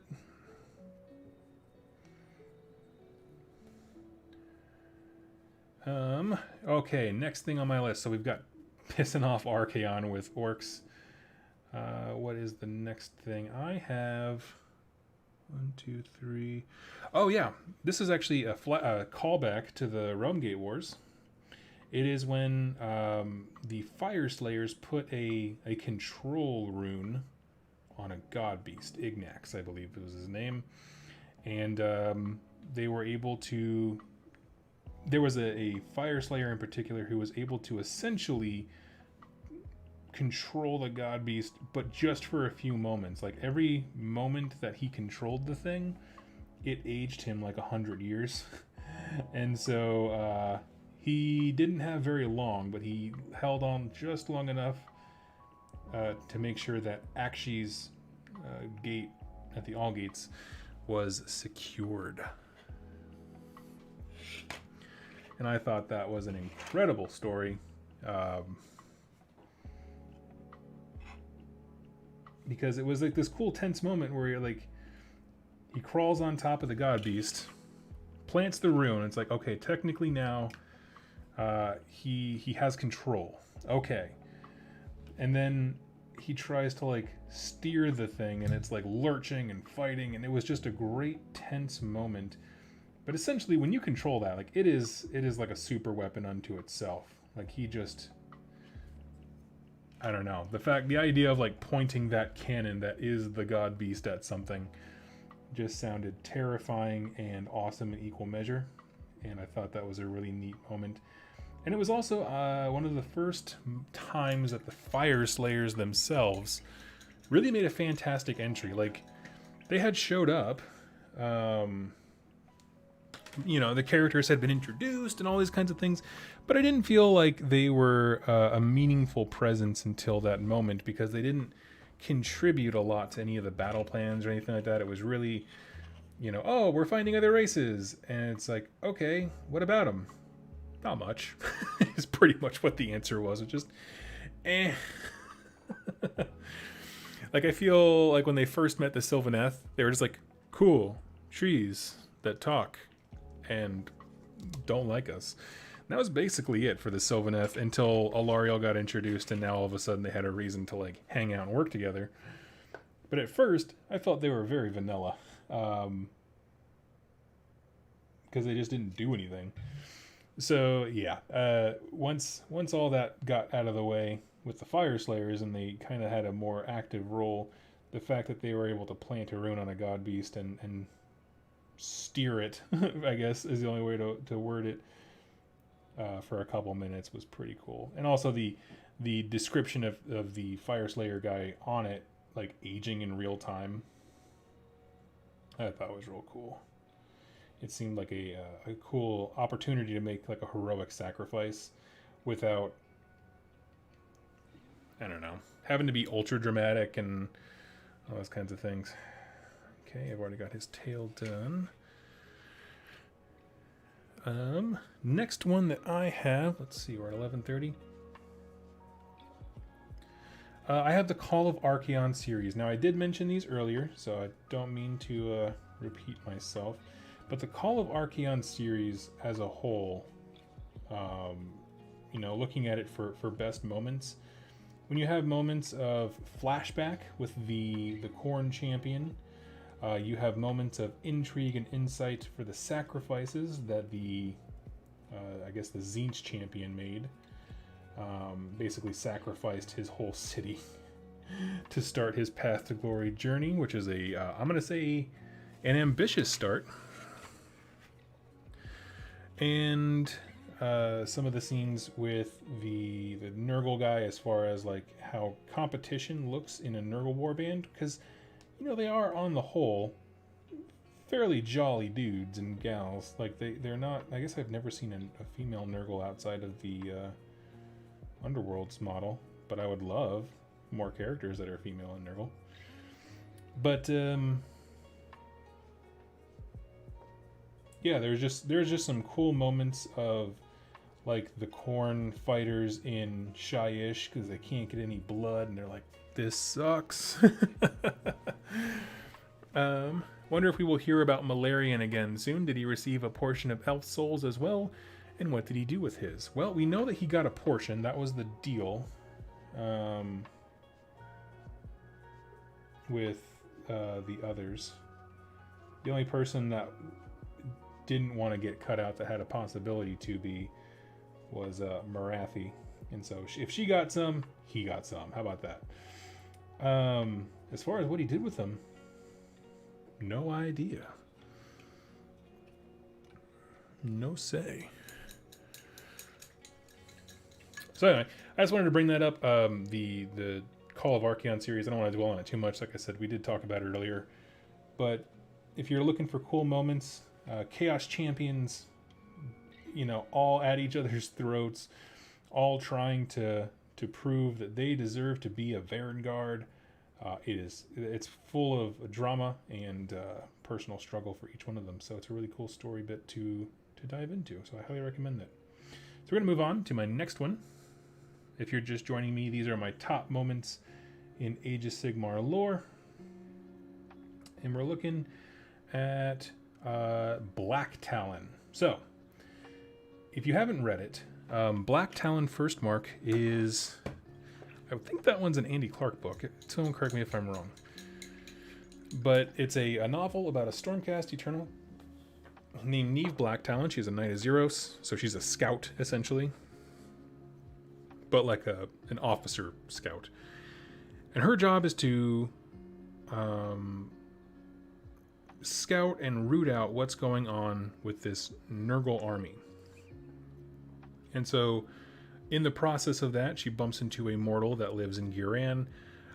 She meets a Sylvaneth enclave, and they tell her that basically this guy that she's hunting is not just some random warlord. That this is actually the Chaos champion that slayed her in her mortal life. She died fighting him, and that's when Sigmar took her. So the reason the book's called First Mark, even though she's an accomplished killer as a Stormcast, is that this was the original Mark that she was hunting when she was human, which I thought was a fun kind of play on my expectations there for a title. As far as the specific moment that I'm talking about, there are a lot of cool scenes in that book, but the one that stands out to me the most by far is at the very end. Neve Black Talon and her mortal friend go to fight this Nurgle demon lord.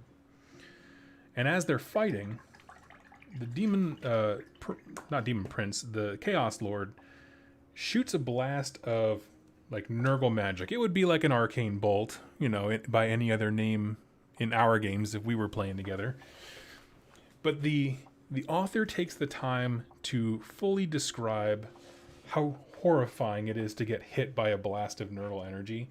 Like, her skin starts to warp and buckle. This is on the mortal, by the way. So her skin is retracting in horror, and it curls up, and there's all kinds of weird mutations and all junk that starts going wrong with her immediately. And by the end of the book, she makes it to safety, but the cost has been pretty high. But that scene, that description of her taking a line shot from Nurgle to the face and just melting from it was, I'm going to say, pretty gnarly. I cast flatulence exactly. It was, what were they trying to... I'm trying to remember the exact kind of character that he was trying to portray. I know he was sort of like a weird beast master thing. He loved corrupting animals. He had a little zoo.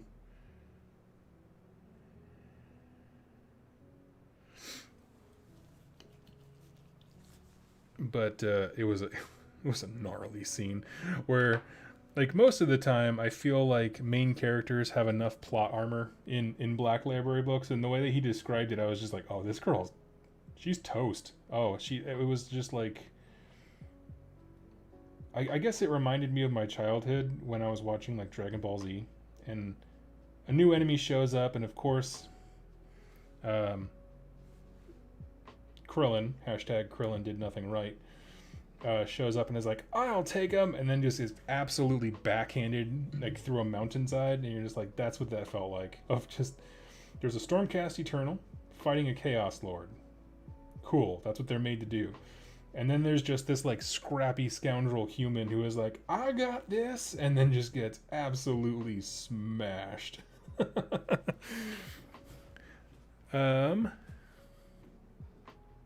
Tim Luckman. Hey Doug, what models are those and what are you using them for? These are Chaos Knights, the new ones from the the new Slaves to Darkness Star Collecting box. And I just want to have them ready because I think at some point I want to bring them into my Order of Battle for Path to Glory. So I don't have a specific purpose for them yet, but I am doing Slaves to Darkness with my Path to Glory army, so yeah.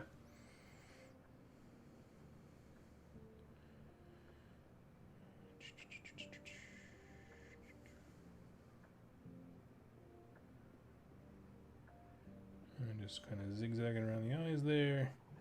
There we go. All I'm doing is strengthening some of the higher points of yellow. But yeah, so that was definitely high on my moment. If you're just joining us, I'm listing off my favorite moments in all of AOS lore, from books, campaign books, everything. It's all good. And I love this stuff. So yes, that was from Black Talon, First Mark. We did a review of it here on the channel. I had guest Kinsey comes on with me, and she was, or she is, I believe, studying literature and that kind of stuff.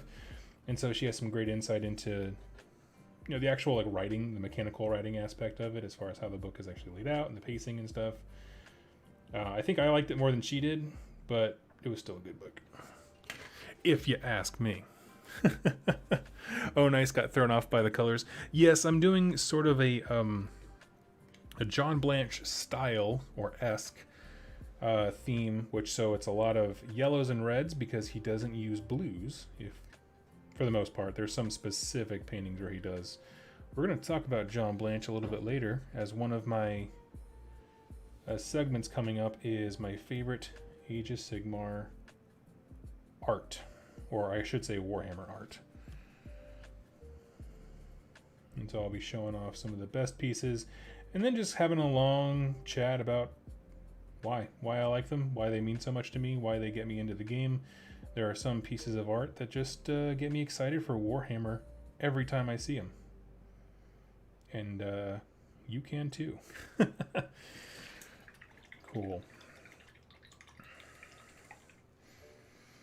So let's see. We got the horses done. Now what I'm trying to do, if you have never painted with me, Matthew Thornton, how do you donate? Well, buddy, there's thank you so much, first of all. You can do a super chat here in the chat. Also, just exactly down below, I have two links. One is to my personal PayPal, if that's how you want to donate. And the second is the direct link to the charity organization. So you can always donate there.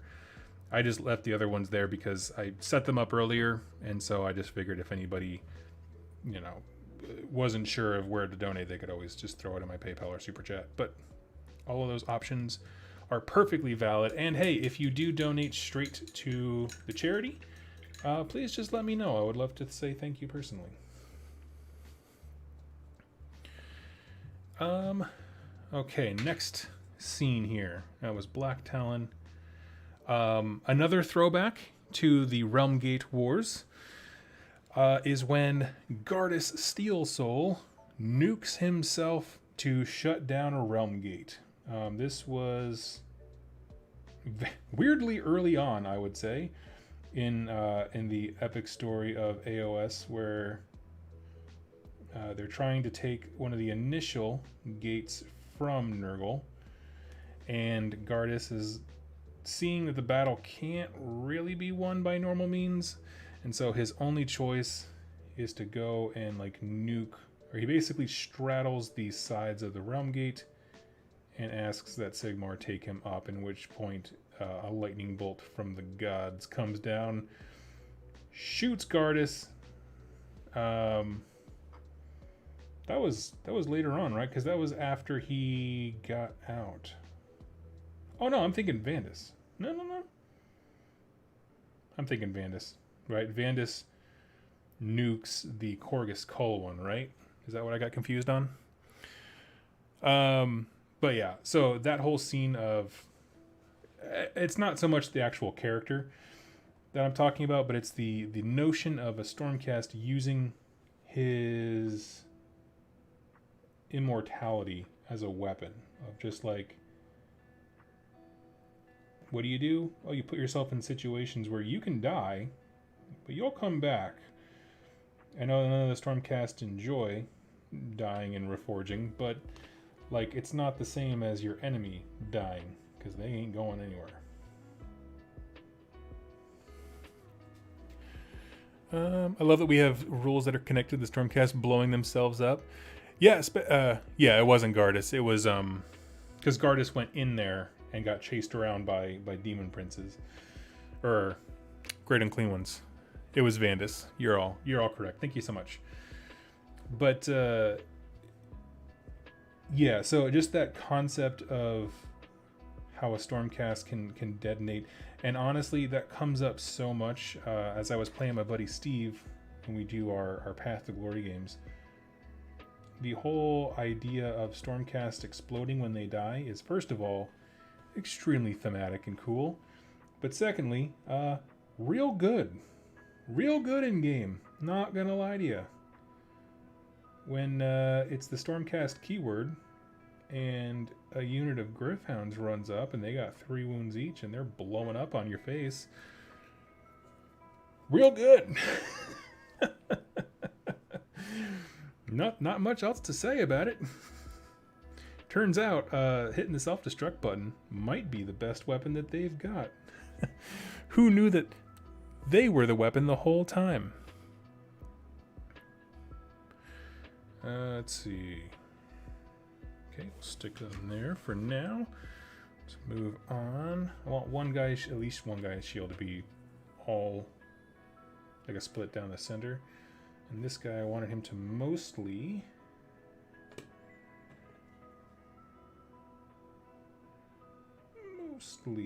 be yellow.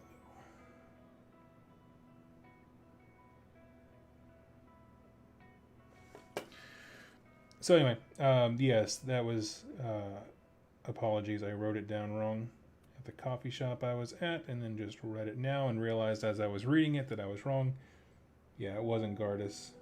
It was in fact Vandus, which honestly kind of makes me happier now that I think about it, because there's so little about Vandus, but he's such a cool character.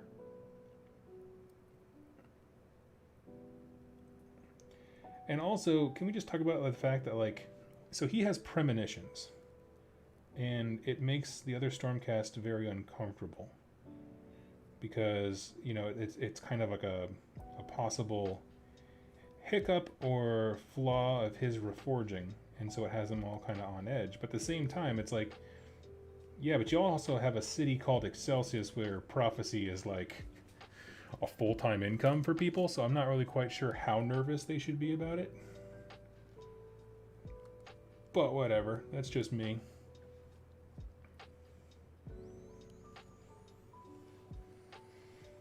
Having people be standoffish about Gardas' abilities, and then also being like, but let's sell this rock that gives you premonitions and visions. I was like, well, okay. As Gardas is about to be dropped into some Nurgle belly realm to hell, someone snipes him and kills him. Yes, that does happen. That dude, Gardas, like, you know how in our world we have like Monday's posters and it's like Garfield looking sad or something stupid?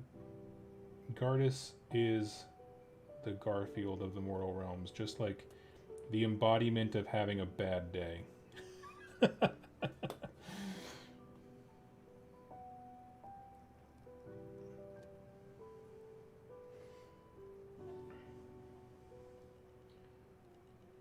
And the reason I'm doing checkered patterns here is because, one, self-loathing, but also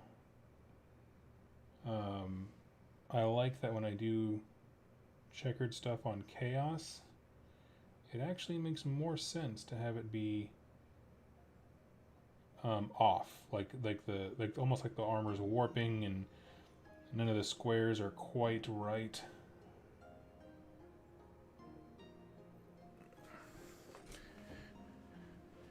Everything's off by just a little bit.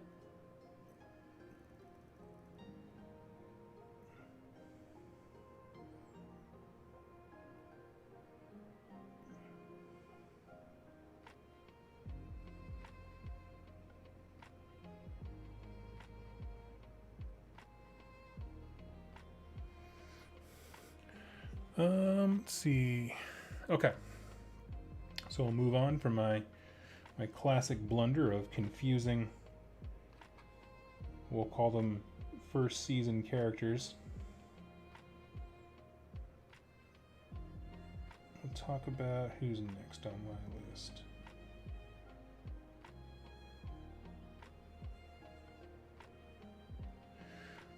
Gardas. Oh yeah. So this one is also a more recent one from the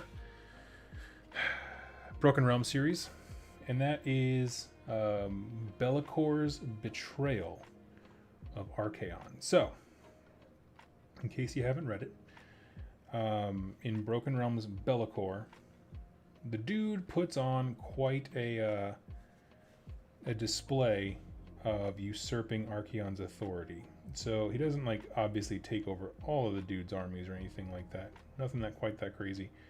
But Be'lakor goes and he puts a whole bunch of demons all across Archaon's army in his pocket, meaning they'll do whatever Be'lakor says. He kind of gives them like his own little personal mark as like a badge of loyalty and honor and all these kinds of things.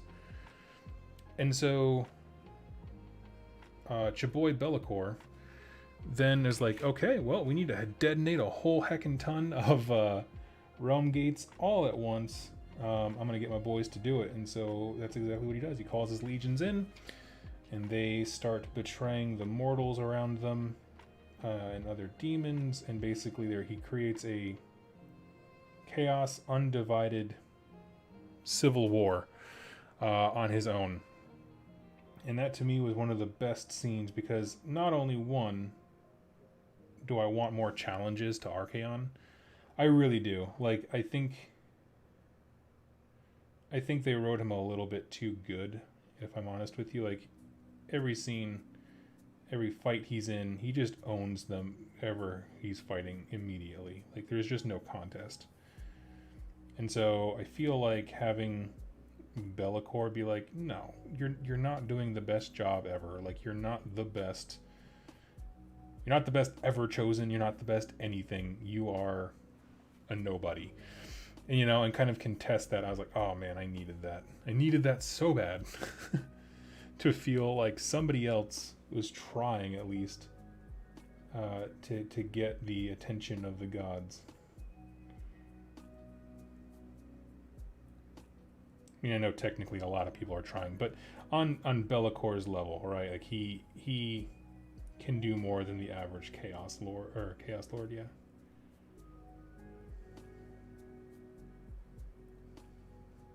So the whole scene where like his plan is kind of unraveling for us to see, of just demons against demons and enemies, you know, stabbing each other in the back while they're all like supposed to be watching a gate or something like that. Oh, so nice. Treachery in the midst. Let's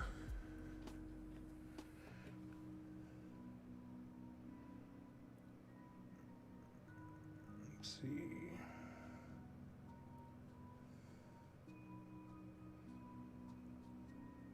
Just kind of scoot. There we go. All I do is you make a grid, fill in one side, and then we'll go back with Avalorn Sunset and clean up all the edges.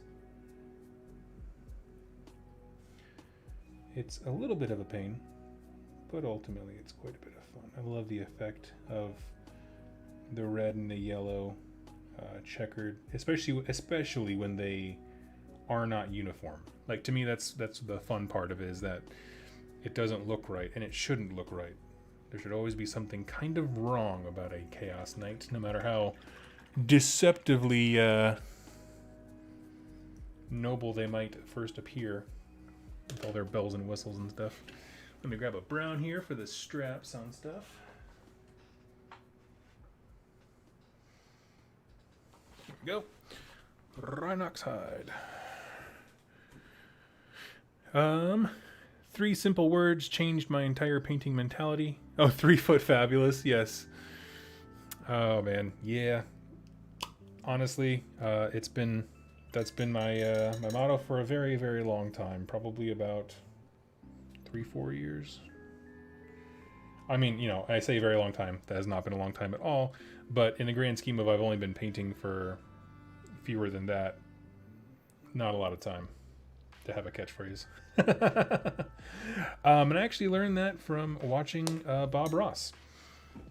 He didn't do it every single episode, but he would once in a while kind of throw you a bone. He's like, if you're painting and stuff's not looking right, instead of getting frustrated, just take a step back and take a look, because the painting doesn't look the same up close as it does from far away. And I was like, huh. And so I was actually painting some Bob Ross stuff. Specifically, I tried my hand at like a mountainside painting that he does with oil paints. And I found out that I really enjoyed it.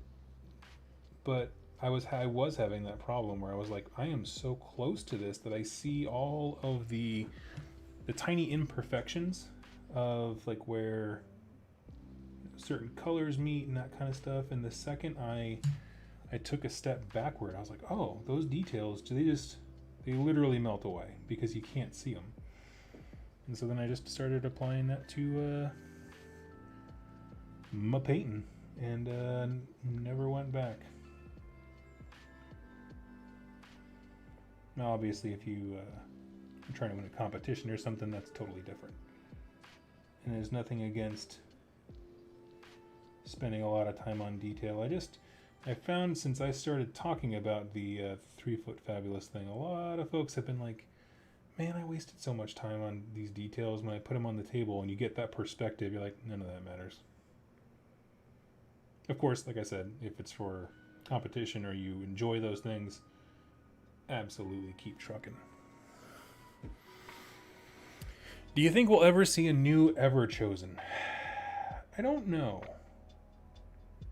I'm not quite sure, because I mean, the Everchosen is simply a title, right? Like, Be'lakor was the first one, but obviously we have Archaon. There can be others. I don't know, and I don't know if I'd want to. Like, I like the idea, and I think Games Workshop likes the idea, to be honest with you, of having one single undivided character. Like, Archaon is the equivalent of Abaddon from 40k. And they've had opportunities to make Abaddon align with a Chaos God, and he just never does.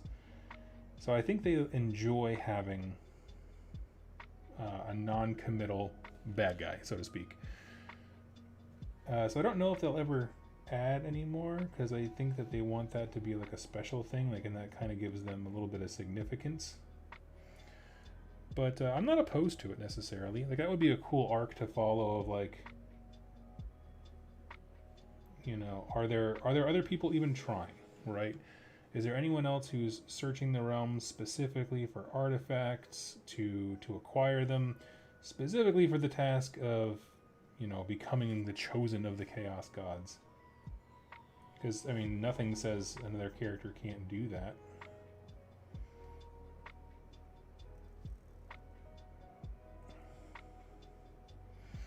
I just think Archaon's really good at it.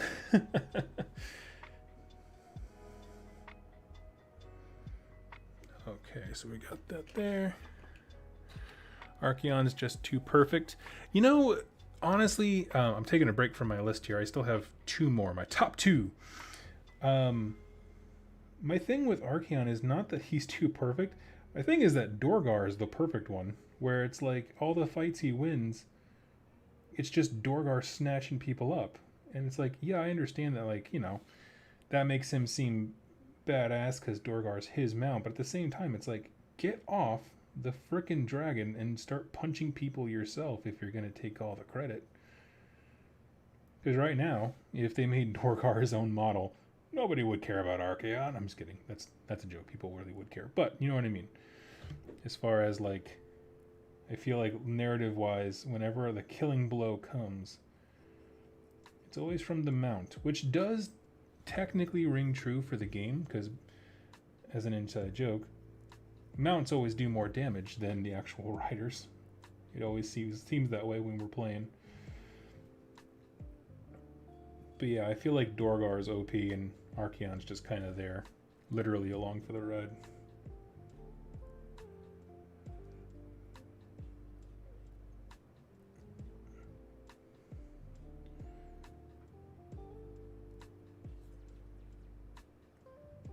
Okay.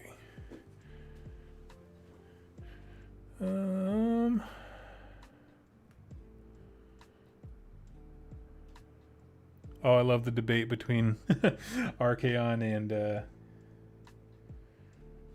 what is it, Archaon and Abaddon? Yep.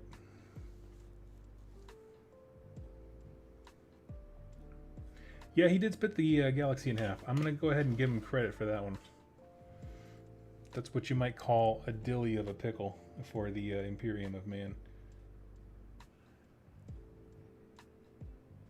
But I think regardless, we can agree that they're like, you know, supposed to be analogs of one another.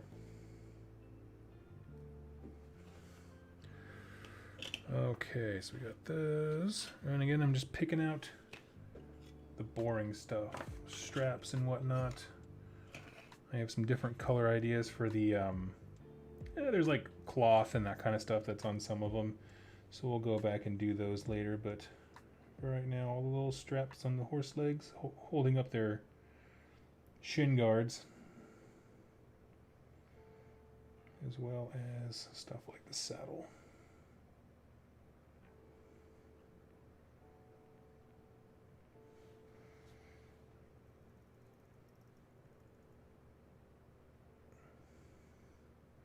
I hate when you're batch painting and you get one detail on a guy and you're like, wait a minute, I don't remember, for example, the belt. I don't remember painting the belt on the last guy. Did I do that? And you just constantly second guess yourself. What have I painted? What am I doing all day? Oh, okay. Oh,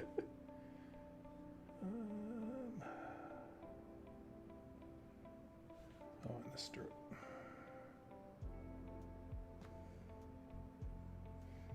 Ding, ding, ding, ding, ding, ding, ding, ding. Okay.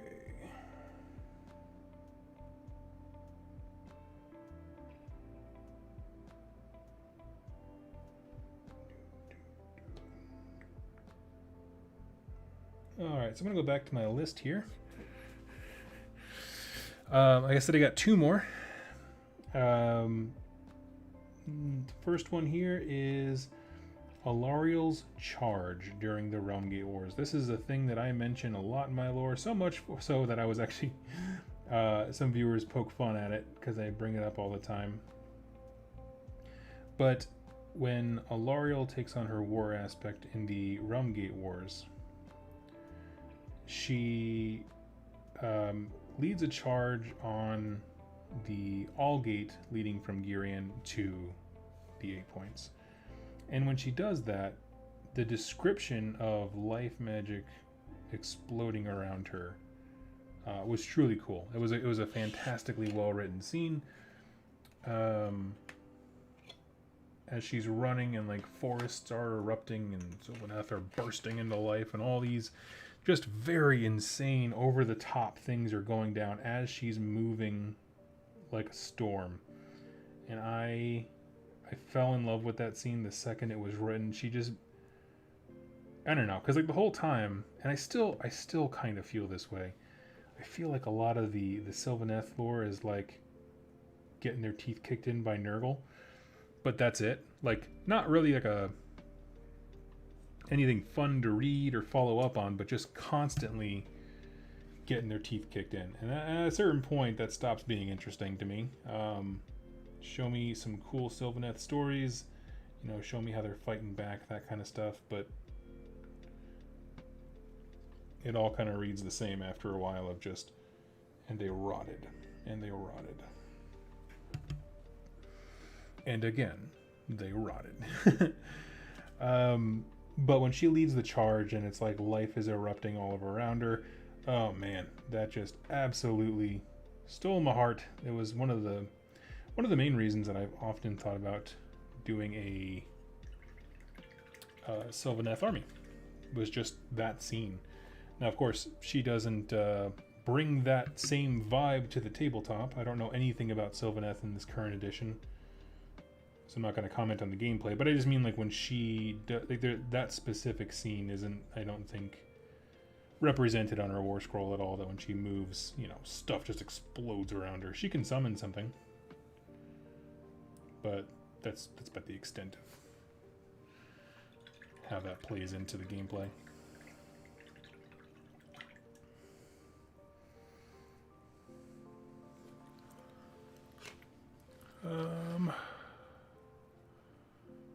What song is playing? Let's see. So I have my.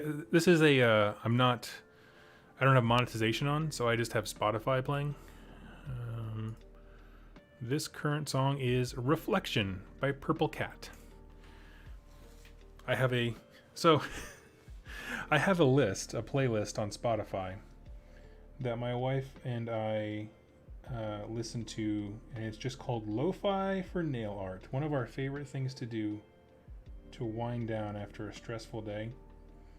We'll just hang out, grab a glass of wine or a beer, and we'll throw on videos of people doing nail art. If you have not watched any of these, do yourself a favor and tune in.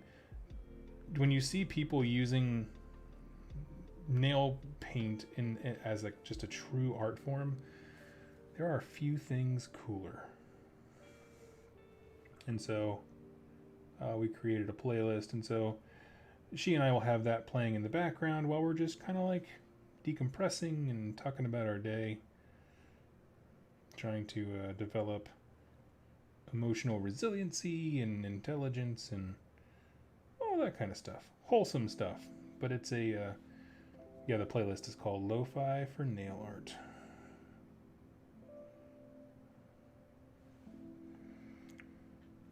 If you ever just need some good vibe music.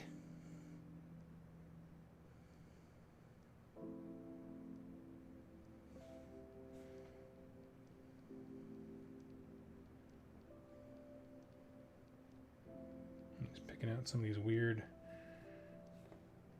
leather straps and streamers they got coming off of their horsies.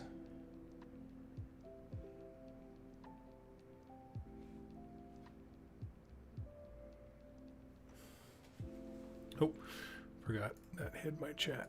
Okay, here we go. And my last Age of Sigmar moment that I love the most, and it's actually something we talked about last night. It was the scene from Dominion, and that is the scene where the Stormcast Eternals are scouting out an abandoned village. This is not a spoiler for the story, but it is a spoiler for a really cool introduction to a faction. So, tune away at your own discretion. But essentially,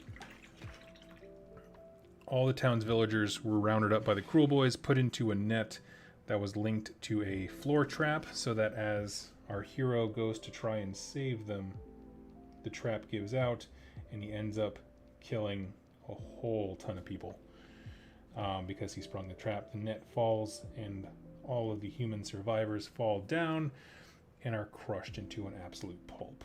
It is brutal. It was unrelenting, and it showed the Cruel Boys as being scary, but also showed us the moral dilemma that those specific characters face when it comes to trying to save people. And yeah, it was real intense. I'm not gonna lie. We were talking about that last night on the stream. We were just like, can we all agree that this scene is just real bad? Nobody looks good in this. Cruel Boys don't look particularly fun to hang out with, and it was intense. And that was it. That was my my 10 favorite scenes. So if you are just joining us, I will just list them off real quick. We have Nagash's surprise arrival at the end of Nagash Undying King. Marathi's ascendancy to godhood. The orcs defiling a statue of Archaon and putting a grot head on it. The Fire Slayers using a control rune on a god beast during the Rumgate Wars. The Call of Archaon series, Neve Blacktalon when the mortal gets shot in the face with a Nurgle spell.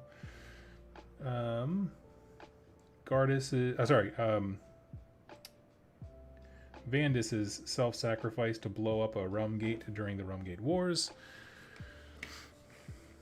Bellacor's Treachery in Broken Realms Be'lakor, Alariel's Charge into the Genesis Gate during the Realm Gate Wars, and then the trap that killed all the villagers in, or not all the villagers, but killed people in a village in Dominion.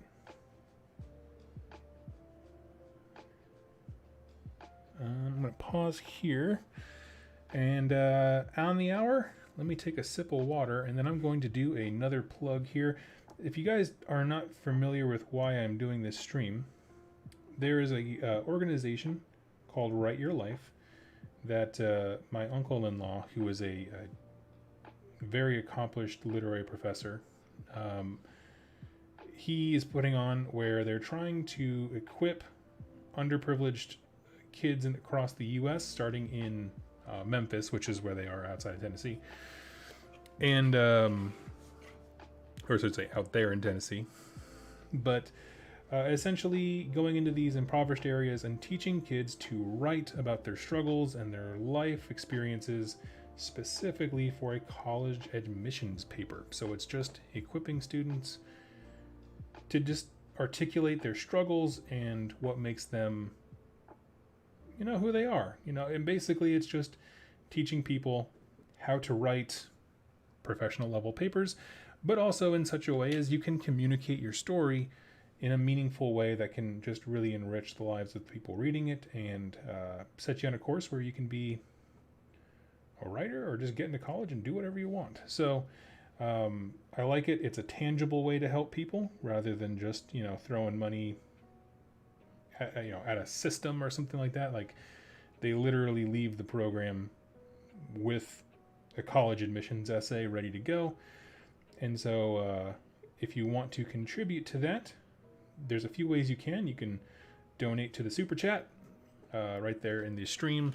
All proceeds, everything I raise from this will go to Write Your Life. There's also links down below. You can PayPal me directly. Again, that goes to 2+ stuff, but all of that money will go to the charity as well. And of course, you can donate straight to the charity. I included their page down there if you want more details on the program and that kind of stuff. So yeah, that is the reason for this all, and it's a thing that, I don't know, I guess I didn't know I was super passionate about it until it came up, where once I saw it, I was like, that is such a fantastic way to help people. And I don't know, a thing that just enriches all of us. So I hope that you will contribute and chip in there. We've had some fantastically generous donors already. And I'm just really happy. I'm just really happy. Y'all make me happy. That's why I like doing this. All this stuff, it's the best.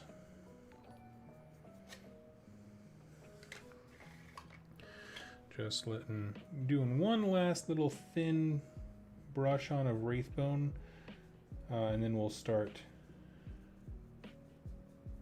and then we'll kind of be done with the cape, I think. From there, we can let the parts that are going to be white just kind of sit until we get to the washes step. So yeah.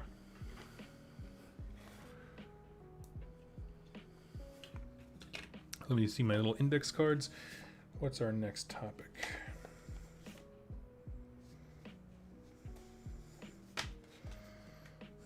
Okay, next one. Let's go. I'll tell you what.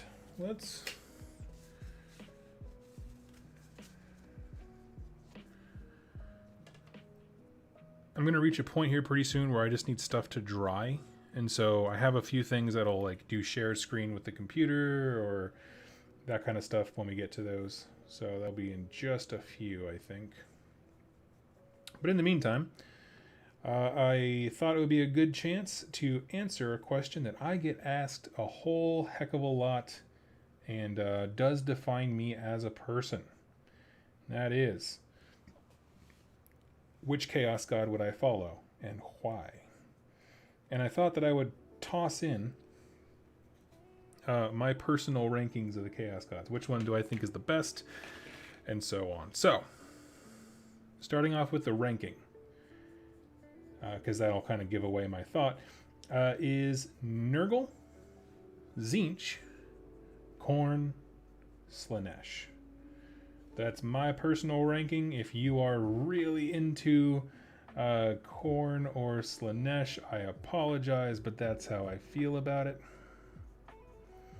But yes, Nurgle is my top number one, and that is highly contested. That is a highly contested spot. Simply because there's a lot of reasons that people don't like Nurgle. They look at the followers of Nurgle, the Putrid Blight Kings, and they think, oh, those guys are disgusting. I would never want to be like that. What part of looking at a Nurgle warband makes you want to join them? And to that, I would say it's a matter of perspective, friends. You see, when you look at a gaggle of Nurgle people, yeah, they look awful, but they're also enjoying themselves, okay? And like, who else besides orcs really is enjoying themselves? I guess you could say the Slaanesh thing, but I feel like the Slaanesh champions oftentimes are always at each other's throats, whereas I feel like in general, there's like a real sense of camaraderie with all the Nurgle guys.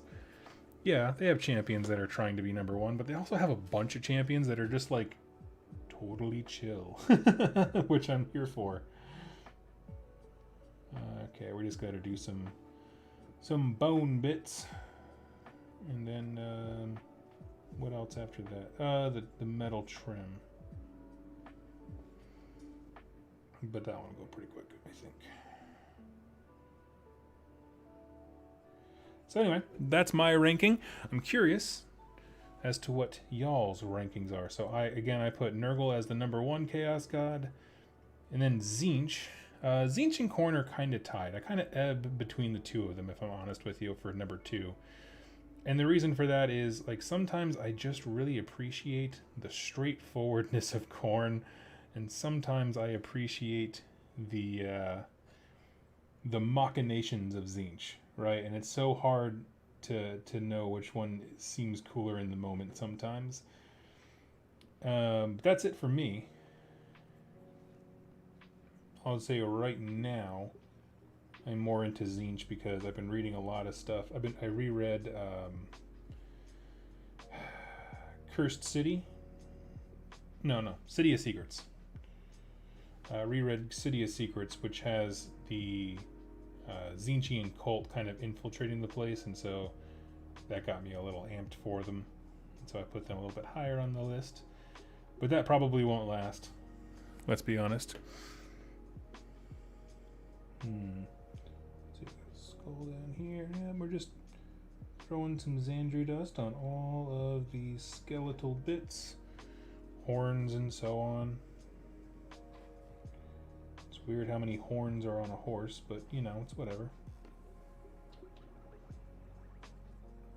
Gotta have your big hat horn tax.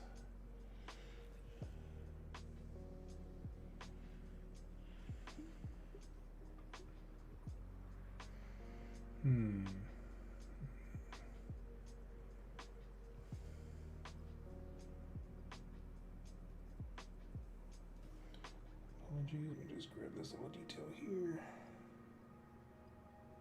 Okay. Sweet. I'm gonna do metal for his helmet thing, so he's good there.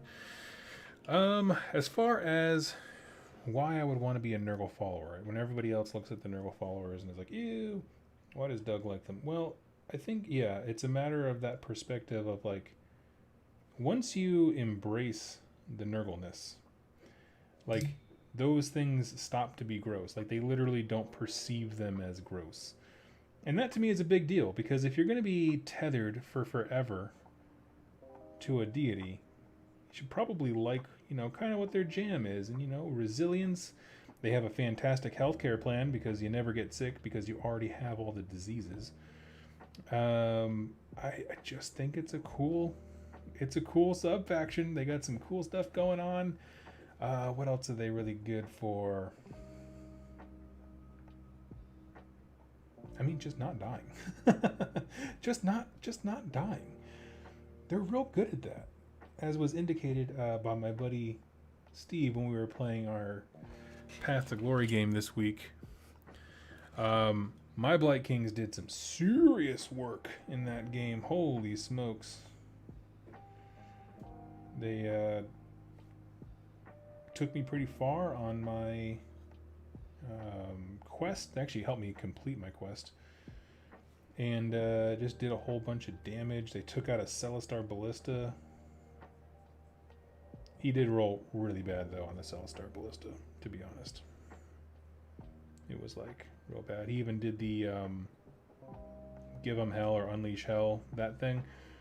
And the thing just whiffed every shot. But even then, even if he didn't, oh man, they were going to come for him. Okay, Willie, what song is playing? This one is Washed Out by W.Y. Wes. I'm glad you like this. I can, let me see. Can I give a link to this playlist?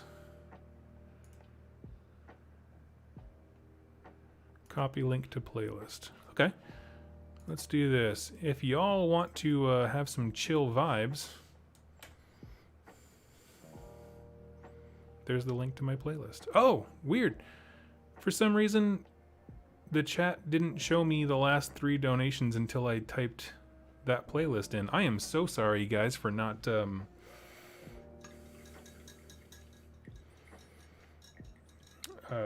shouting you guys out. Thank you so much. On lo-fi, is that girl ever going to pass what she's studying for? Probably not. That's the way it goes. I still don't know how I feel about Cruel Boys. The models look really cool, especially the Vulture, but they also look so un-orky. That's kind of where I landed. Thank you so much, Spezia. If you can add an honorable mention for purely vibes, just like the first 60% of Red Feast. Totally agree. Red Feast was incredible. Is it Sita? Thank you so much for pitching in, and Morty and 57. You guys are awesome. If you guys have any topics that you would like to cover, folks who chip in always get to choose what we chat about. Even though, I have stuff to talk about in the background, of course. But if there's something you would like to discuss, so anyway, yes, enjoy that playlist on Spotify. And if that's a thing that you like, let me know.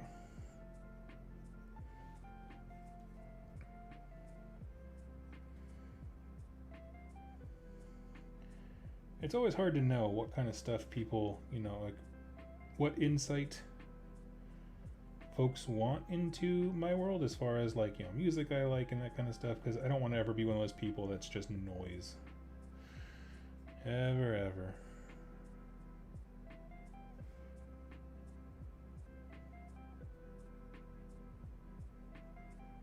There's plenty of folks who are like, oh, I like your content, but I don't want to know anything about you. You're like, okay, cool. That's fine.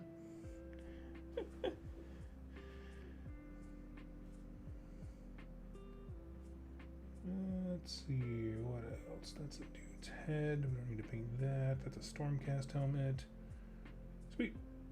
I feel pretty good that I got all the bits done.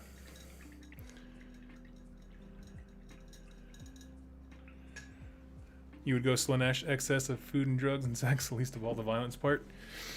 Yeah, to me, it's just like, hey, listen, get in on the ground floor on a beautiful garden and just kind of do that. That sounds like a wonderful life, and that's what Nurgle's all about. Hey, you got time for some gardening tips? Yes, I do.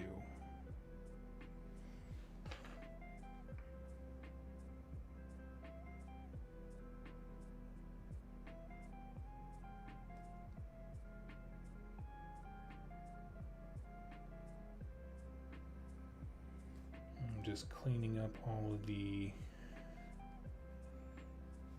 lines from when I was doing my grid pattern to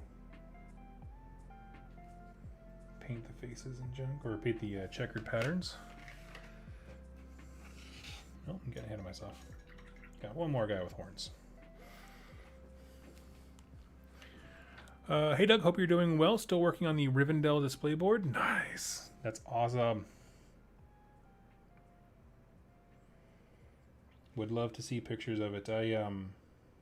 When it's all done, I don't want to bug you when you're still working on it, but I remember when I went to Nova, by far the best looking tables in that entire place, and that was stiff competition because the Nova places were awesome. Was the Lord of the Rings tables were the absolute best.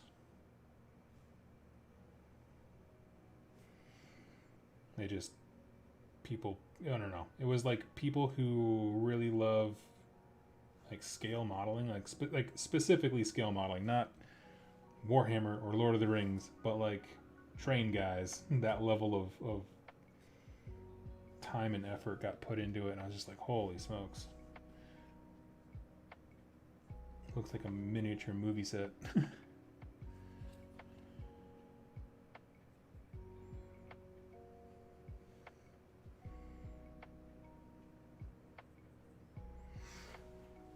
Okay.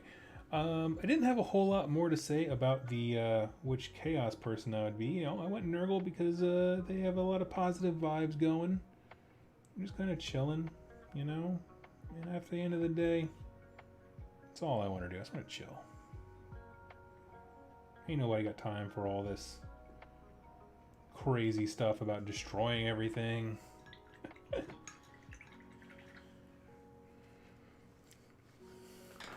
Doug, do you promote the Dominion book? Is it worth picking up? Any idea how many pages? I think it's like 3. Actually, I have it right here. One sec.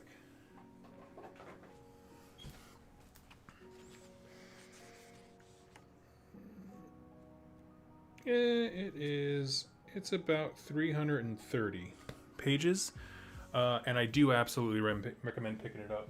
We did a book club of it last night, and the general consensus was strong thumbs up vibes. It was a good one.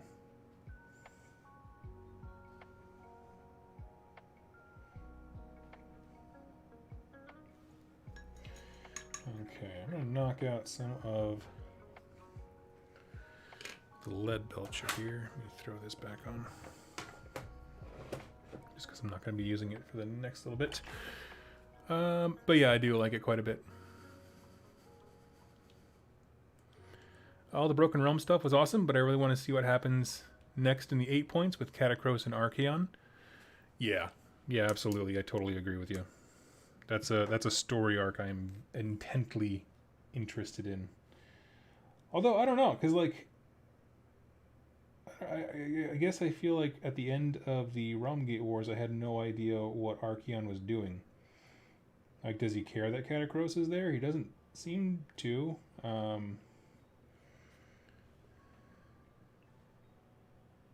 He didn't. I'm not crazy. He didn't really make an appearance in that whole series, did he? I mean, he was kind of mentioned in Bellicor because he was ticked, but he didn't like do anything.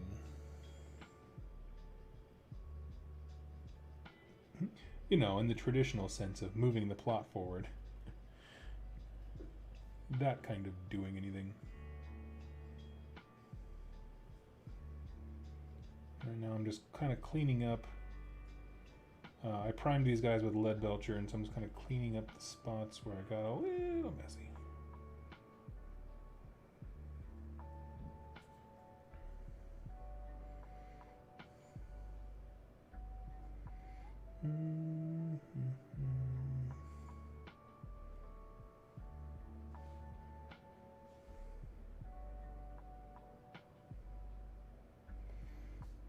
Gotta remind myself of the 3-foot fabulous roll. Man, it's so hard to reach some of these places in here. Is the Dominion book Stormcast based or also Cruel Boys? I would say that it is actually Cities of Sigmar focused. The main characters, one of them is a Stormcast, but the real main characters are humans. It is a story of humans trying to found a new strong point coming out of Excelsius, and they're like, okay, we got to build up fortifications, we got to build up all this stuff to make our new town So it's like a colonization type thing. And the Stormcast are in it, and a very, very important active part of it. But I never felt like they were the sole focus. So it was a little bit different from the other books, to be honest with you. It's not actually following the events of the game set Dominion, which does set it apart from a lot of the other Games Workshop like books that go along with core sets. It is nothing like that at all. So it's kind of interesting. In fact, I venture to say, and this is pure speculation, but I would imagine the author probably started writing that before he had all the details on what the Dominion set would even really be. He knows some of the units, like Annihilators,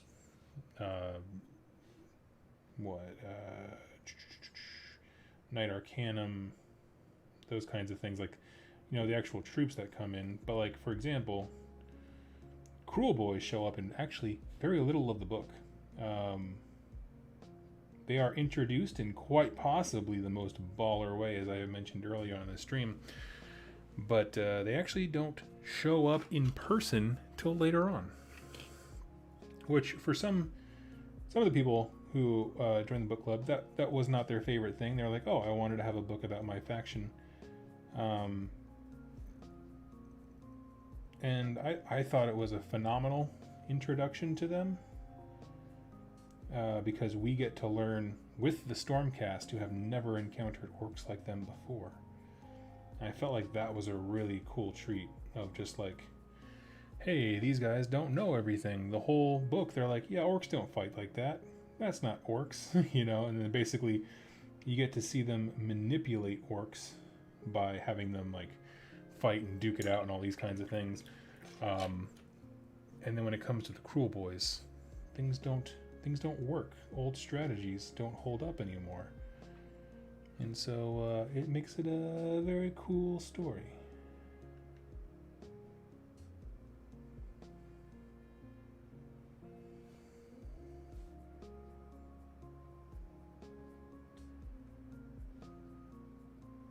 So that's my non-spoiler review. Does Wrath of the Everchosen book have quite a bit of lore in it?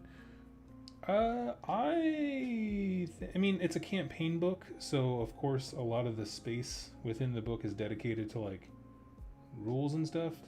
Does it have a lot of lore? Yeah, it has a whole story about Archaon, or not Archaon, Catacross busting into the 8 points and his little campaign. There's several key battles that are really cool. Yeah. It depends on how you're defining a lot, if I'm honest. Let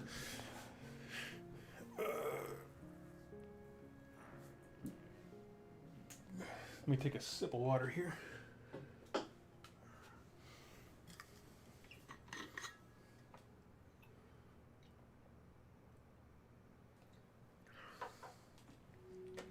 Okay. Trying to get these guys cranked so I can get them washed, so then we can move on to our other segments that require the screen and stuff like this. Let's see.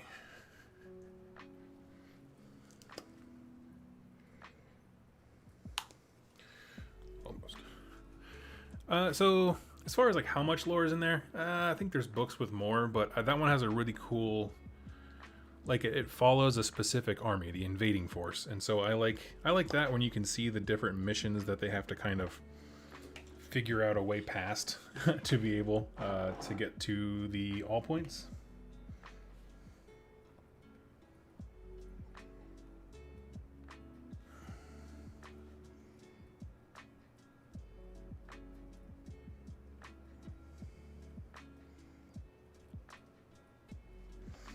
Actually, I think I already have some of this on my palette here, do I? Hey, I sure do.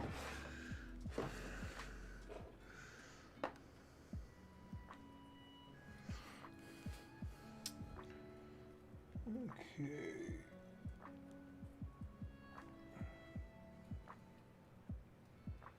go ahead and crank this. There we go. Now we're banging on all cylinders. We'll have this armor done in no time.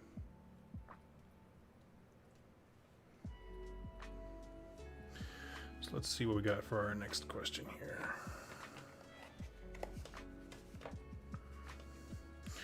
All right, well, I am just covering up some tiny bits. Let's see.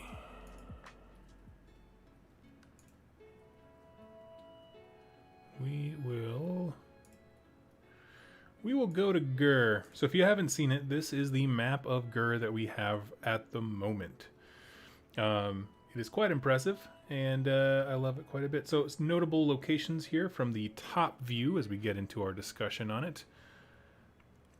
Let me pull the chat up here. We have Thondia, which is the main continent. Galit, Lindu, Rondel, Biarl, weird names all around. And so what I thought I would do for this segment here is just touch on what makes some of the key locations that we know of, because of course we don't know them all, but we do know some locations in Gur that are quite cool. And so I wanted to kind of touch on the lore that I can pretty much chat about offhand of stuff that I have found that I'm very excited for when it comes to exploring this realm. If you don't know, this is Doug's favorite realm. I've said that since 2nd edition when we got the core book that had a little section for every realm in there, and we got to see just a taste, just a little tasteroo of what Gur was like. Since then, it has always been a very interesting place, a place of predator and prey, and kill or be killed. So I love it. Also, the fact that the more you learn about the Age of Chaos, the more you realize like it was just pretty much business as normal for for Gur, where it's like it's not that Chaos armies didn't enter Gur. It's more just like it's just really hard to claim anything there because everything's just trying to kill you all the time, like more so than any other natural environment. It was a harrowing thing for even the Chaos armies to deal with. And I like that quite a bit. I thought that was a real neat touch. That like it just didn't touch the realm of beasts in the same way because naturally speaking, they put up enough resistance so that the overwhelming bulk of stuff didn't go to hell when Chaos entered. It was like, oh yeah, you think you're dangerous? Enter into my food chain. see how you do. And I always thought that was a really fun idea. Is that when you enter Gur, yeah, you enter into a food chain, and it's just like you're just never on top. You know who's on top? Like mountains. Straight up. Let me see, just getting some of these details. So what I want to start with, I think I'm going to go left to right with my little coverage here.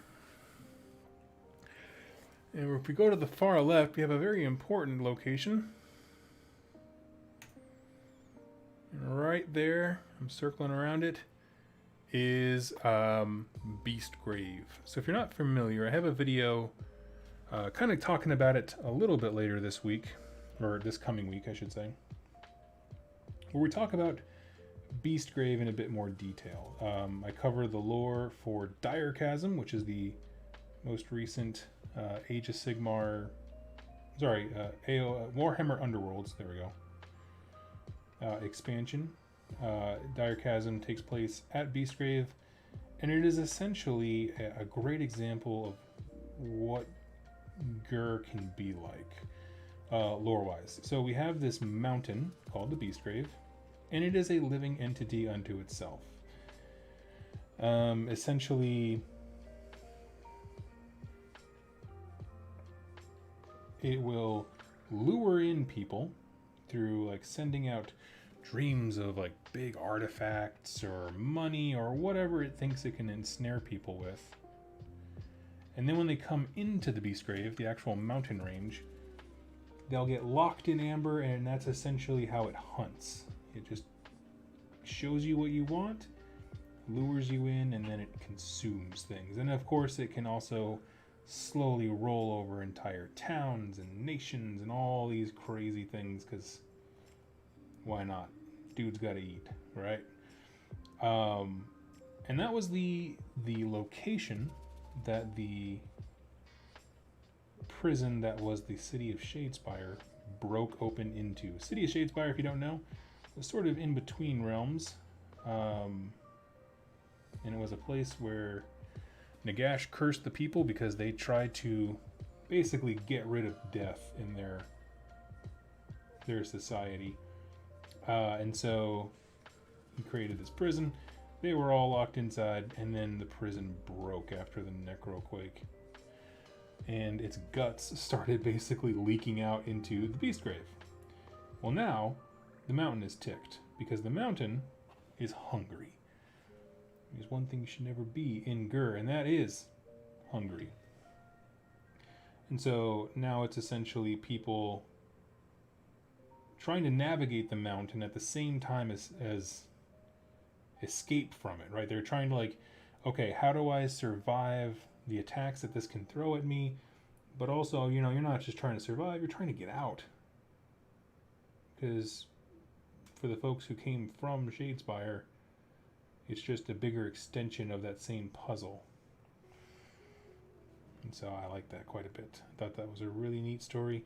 The idea of dire chasm, if you're curious as to what makes the new season different from the last one, which was just called Beastgrave, is that the dire chasm is a specific fissure at the bottom of Beastgrave that opened up as the mountain has become more hungry. So, like, there's nothing but a bunch of death magic in there, and Nagash's curse is ensuring that people aren't really dying when they die in Beastgrave. They keep being resurrected. Well, that leaves the mountain quite hungry, and so the dire chasm stuff is a result of that. Like, the amber is melting because it wants to go and trap new people, new victims, and everything just becoming much and more dangerous because now the mountain is so hungry. It's like, oh man, when I read that, I was like, oh yeah, this is the kind of wackadoo stuff I'm here for. Hungry mountains, understandable. And let's see. A lot of these are locations that are mentioned very briefly, but not really a lot of insight is kind of given to their significance. And that's a real shame, in my opinion. I think the significance of some of these things is vital. We have here some maw paths that various ogres are walking down. I like seeing that a lot.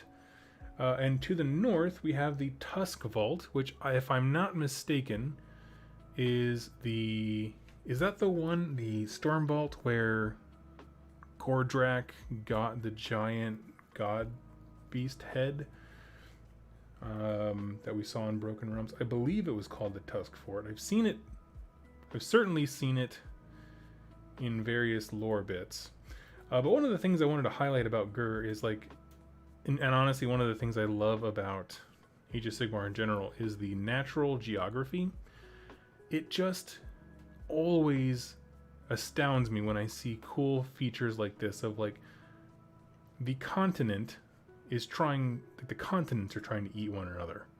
Like, this is a jaw, it's a giant maw, and they're all trying to eat. The ocean is consuming the land is consuming the ocean. And that's just the coolest thing to me about Gur, is this idea of everything has this almost primal intelligence to it, that it's just so stinking awesome. I think I'm glad we didn't start AOS in Gur, because I feel I really enjoyed the stories that we had, like in Akshi and Chaman and Giran. But I feel, after having read Dominion and kind of reading some of the other books that are set in Gur, like City of Secrets and stuff, it feels like a very grounded and easy to comprehend realm. You know, it's just like whatever the most violent, dangerous forests are, but everywhere. And I like the ease of grasp with that concept, and that's always been something that's stuck out to me, of just like, you know, a lot of the other locations that we visit are very crazy or abstract, like climbing up a waterfall made of liquid silver in Chaman, and you're just like, I love that scene, it's cool, but I also understand if someone just really loves the old world, that's not their jam. Whereas like the stories in Gur tend to be much more understandable. It's just they're the woods are dangerous, you know. Yeah, there's monsters and stuff, but I didn't feel like there was anything so utterly absurd in the books that I've read so far, where it's like, you know, people who are just casually into fantasy wouldn't comprehend. You know, you wouldn't be totally lost on what's happening. And I think that's a real strength, is just the more inviting you can make a setting, I think is really important. I get the distinct sense that Games Workshop was really hoping to use Dominion in 3rd edition to draw in a whole bunch more 40k players. Just for a few things, like just the number of Dominion boxes they made and how the rules were definitely tweaked to be very reminiscent of 40k in terms of making it an easier transition between the two systems, which I totally respect. Love it. Yeah. I think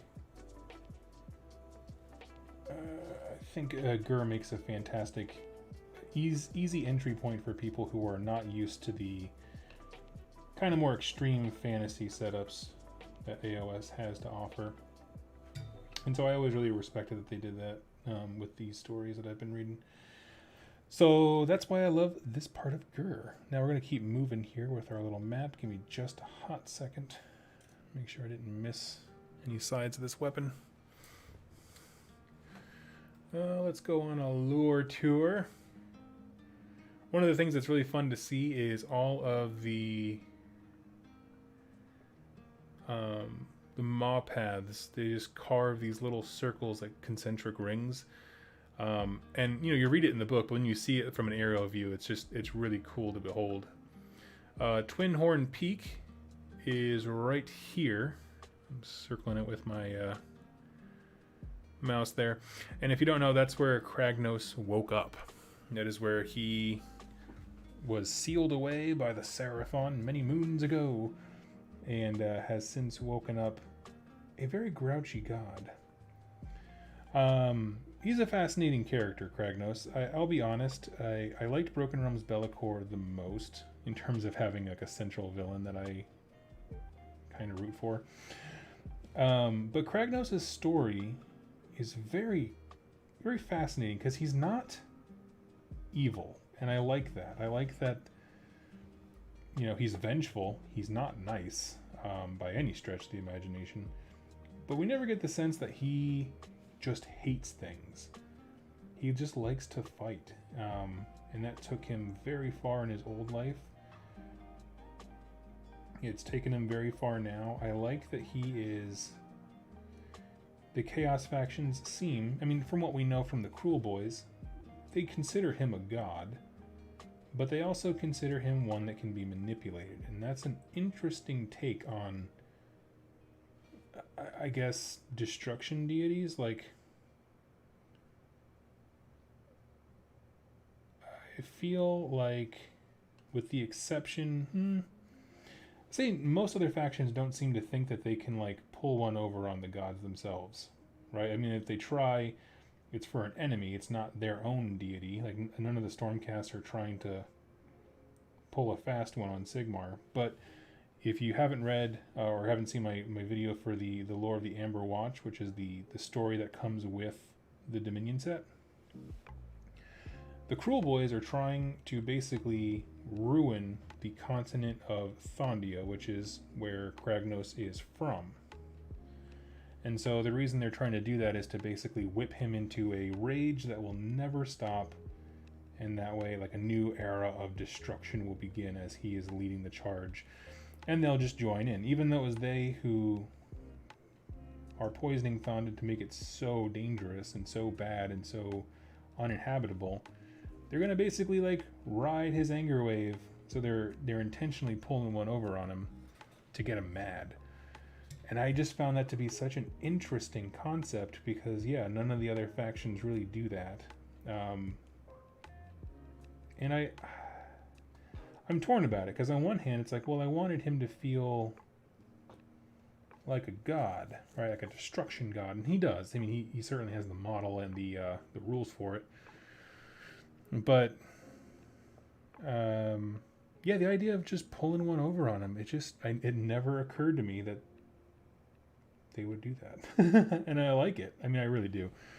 I think it's a neat design idea to be like, you know, this Grand Alliance as a whole understands the gods are not, they're amazing, but they're not like beyond guile or anything like that. And it's like, oh man, that's cool.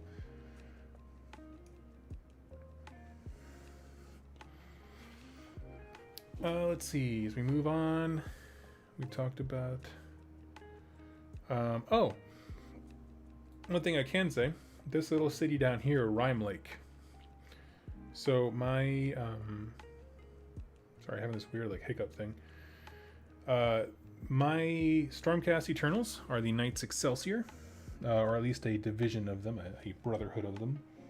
And I thematically have them as the Hunters of Rhyme Lake. So the idea is they are a protection patrol that obviously is home or housed in the city of Rhyme Lake, as the name would imply. And they work very closely with their Free Guild regiments counterparts and teach them basically, here's how you survive in Gur. And so I don't have any like extra lore beyond that. I saw the location, I thought the name was cool, and I picked it, so that's it. There's no lore for Rhyme Lake to my knowledge, but I wanted to share it because it does factor into my personal backstory. And like, I haven't gotten rid of the Stormcast. I know that I'm doing Slaves to Darkness first in Path to Glory, but I've already chatted with Steve, the guy that I'm mostly doing Path to Glory with right now, because other guys are painting stuff up. But what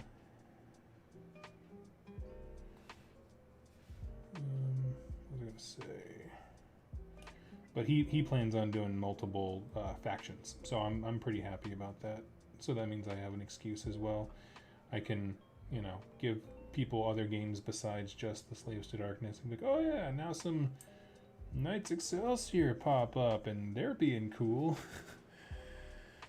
Just kind of mix it up a little bit for our local scene. There's not, we're trying to establish more people who play Age of Sigmar. So we have Robbie, who owns a metric ton of Nighthaunt, but is also doing vampires. And we have another guy, Jeremy, who is also doing vampires. We have Steve, who has Stormcast and is in the process of acquiring Lumineth. And then I, of course, have whatever faction I particularly feel like playing that day. No, we just don't have anything destruction, and that's the one bummer. And that's actually why I ended up giving my Cruel Boys to another guy. He's very active in their 40k scene, so I felt very confident. I was like, yeah, take these, go build them up, you know, have a good time, and we'll have a destruction player. Boom.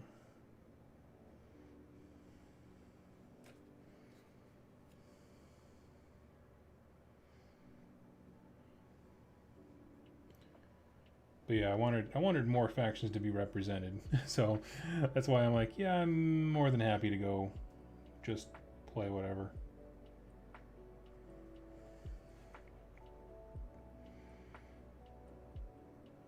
There's like not a lot of, oh, here we go. So there's just not a lot of edges on this guy's armor, but there are.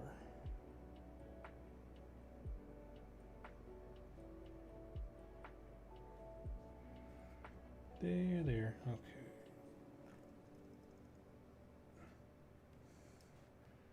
Sweet. All right. That is 3 down there. Doug, do you think GW should make more of an effort to fill all those names on the map with actual lore, or should they leave them blank for our own stories? You know what I would truly love is, you know, when you look at a battle tome, right?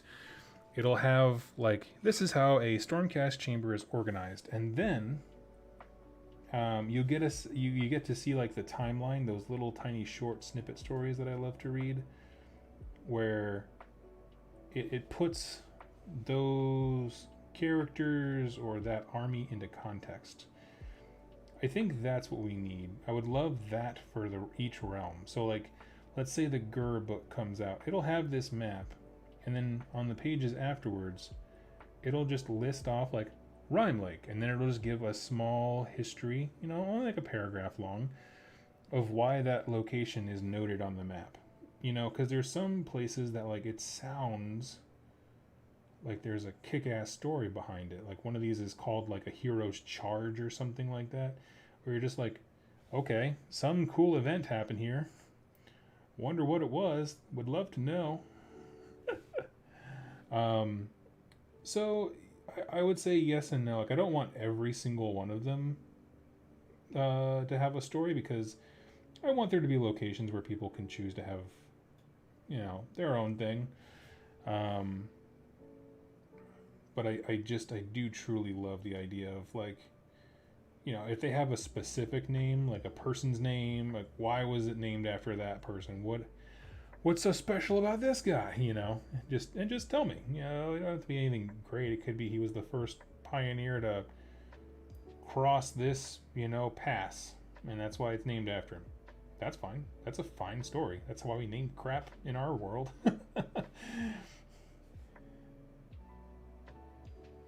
And then I'm sure there's going to be some locations where it's like the equivalent of Donner Lake, where it's like, why did we name this? Oh, something truly horrible happened here, and we just want to not forget about it. Like, oh, okay.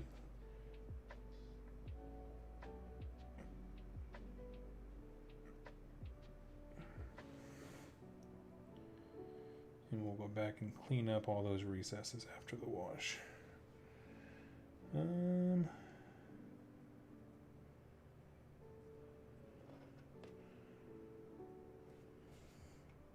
So yeah, I'm of the persuasion where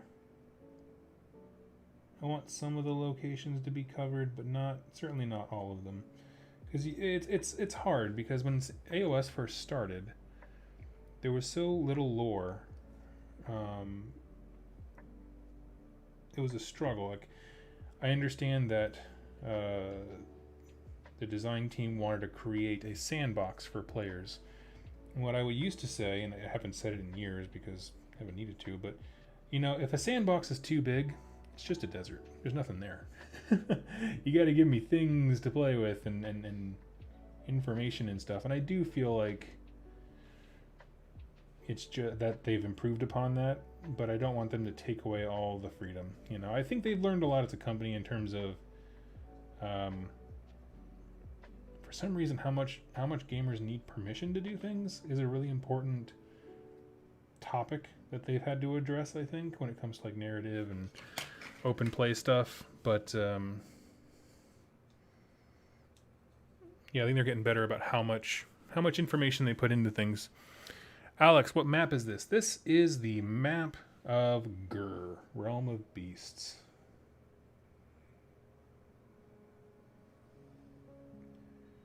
A savage place of predator and prey. This was debuted during the Warhammer Live streams that were sort of initially revealing Age of Sigmar 3rd edition to us, if you recall, or if you watched those. But yeah, the main story arc is going to be set in Gur, and so all I did was pull up the map and just been randomly chatting about certain locations and things that stand out, things we have lore for already. So far we've covered Beastgrave, Twinhorn Peak, where Kragnos busted out of. We covered Rime Lake as the setting of where my particular storm host, or not storm host, they are Knights Excelsior, but where my particular stormcasts are stationed. Robert Smith, starting small with Squig Cavalry Gloomspite Army. Thanks always for your infectious enthusiasm. Thank you so much, buddy. That means the world to me.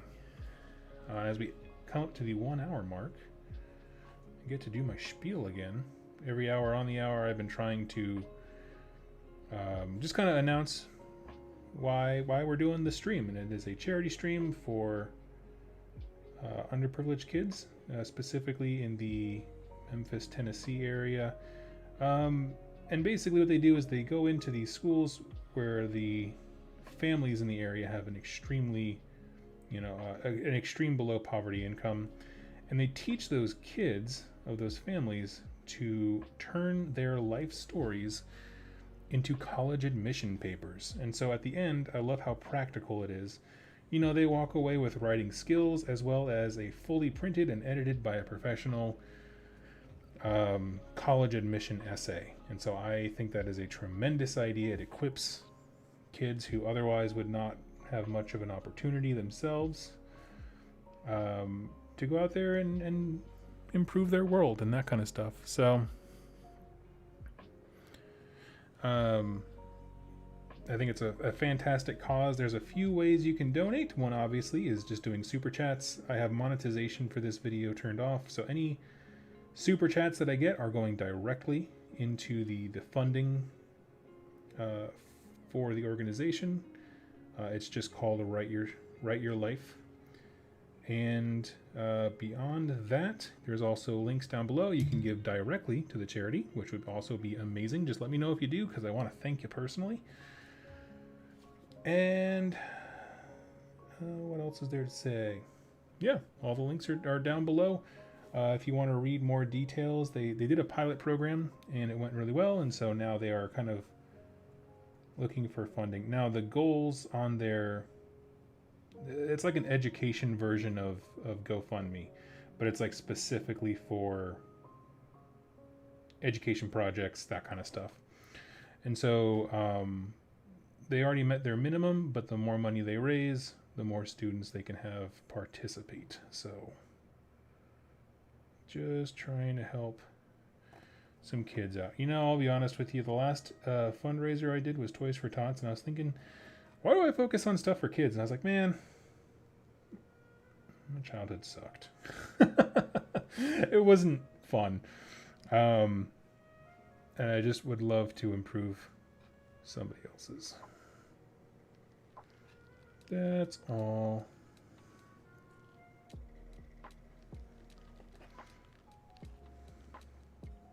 Plus, kids are the easiest ones to help out. Let's be honest. Cody Griffin, thanks so much, buddy. Doug, good to see you, buddy. I don't know about you, but I'm actually really enjoying all the lore that AOS has fluffed out. Slowly becoming a great setting worthy of Warhammer. I totally agree. I mean, I'm a bit biased, one could say, but I do think it has grown into its own and become a very fun thing.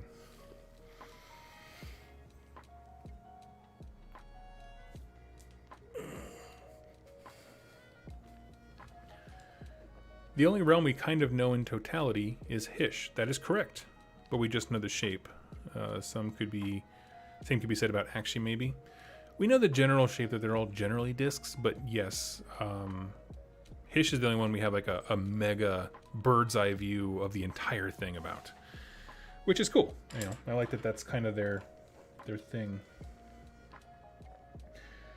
Let's see, I need to do...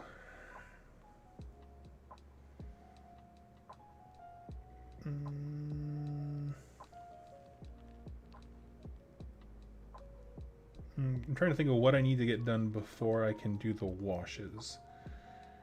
And I think it's just some of the banners and stuff they're pulling. So I'm gonna grab a different red for that.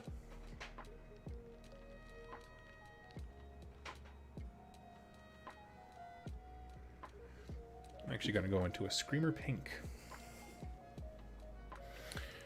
Cody Griffin, oh buddy, thank you so much. Throwing an extra $50 for the charity. Thank you, thank you, thank you. You are too kind. I really do appreciate it.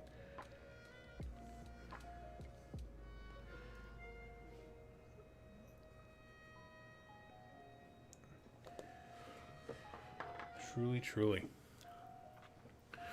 I'm anxious to get the everything done so I can sit down. I have an art section coming up here on the stream. I'm excited to get to that.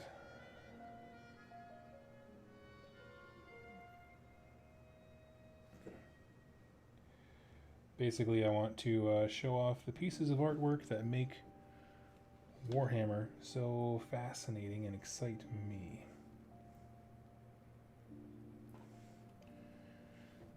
Because, you know, it's one of those things, I'm going to kind of open it up here for a little bit of Q&A just because I thought I would be further ahead with these guys by now and I could get to that art section. So, we have officially entered the Ask Me Anything zone, gang. Feel free to ask your question. Worst I can say is not wanting to talk about it publicly, but honestly, not a whole lot that is off the table when it comes to me. I am an open book. Gotta run. Sorry. See you again, bud. Oh yeah, dude. Go for it. So does anybody have a question for Doug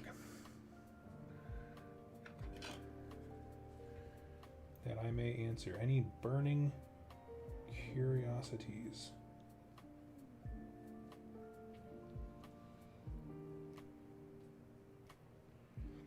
Now, one thing I can say is there's a lot of imperfections when it comes to how I'm painting these guys.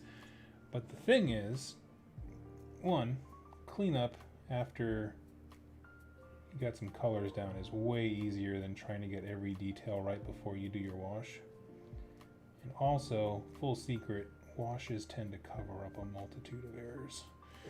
Because they kind of like make the borders a little bit wider on all the ends when they come together. So are the realms finite in size? Yes, they are. There is an end to every single one of them. They are so massive that they might as well be infinite for the sake of, you know, how many stories you and I can craft within them. But they are finite.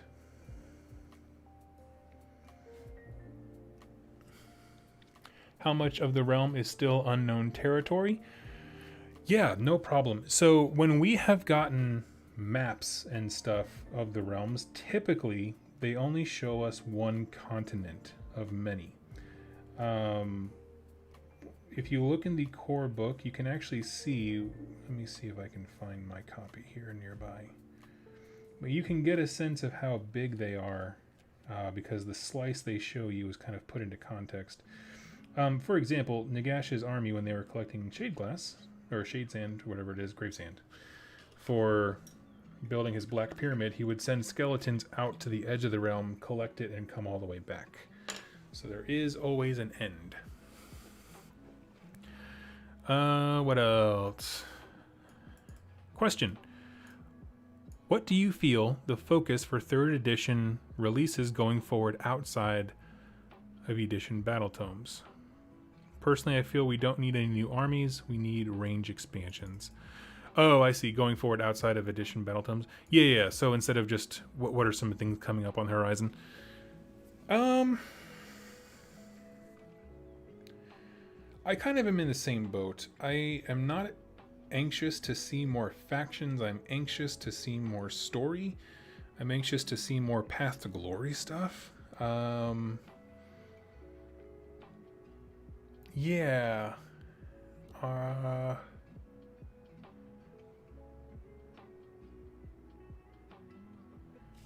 trying to think of what else. What am I missing in my little explanation here? I totally missed this dude's shield. What what would I like them to focus on? Honestly, if I could have anything, yeah, it would be not range expansions.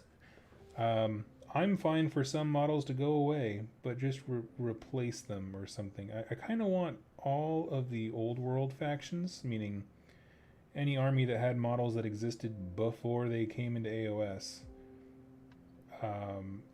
to get some replacement kits, or honestly, and this is going to be contentious, trim down how much they have. Like, if you look at something like the Deepkin, they have a very finite number of units. In fact, all of the armies that are AOS, we'll say exclusive, right? They came out after AOS launched, with the exception of certainly the Stormcast. They just tend to have a lot fewer units and options. And personally, I kind of like that. I know not everyone does. But to me, that's just so nice. Just pick an army size and build everything to that. That could mean trimming old sculpts that, like, kits just don't get replaced. They just go away. I'm fine with that. Just make everything look cool and cohesive.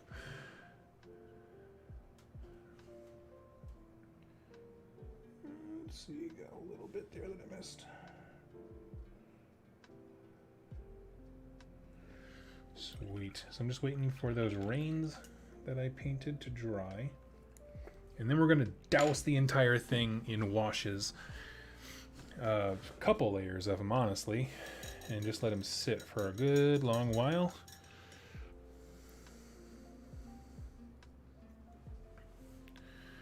Let's see. I don't like armies with low amounts of options. Well, that's fine. Then add more kits to the newer ones. That's totally cool, too. I'm just saying that there's some real haves and have-nots when it comes to the unit choice is really what I'm getting at. Let me do one quick thing here.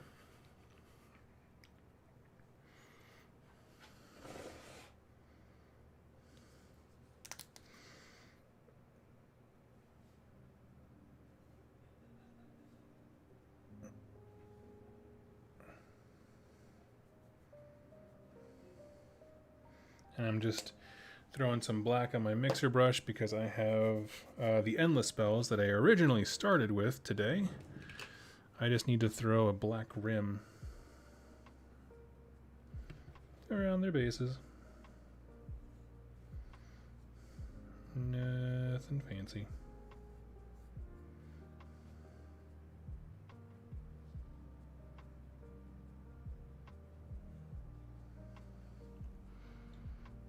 Okay.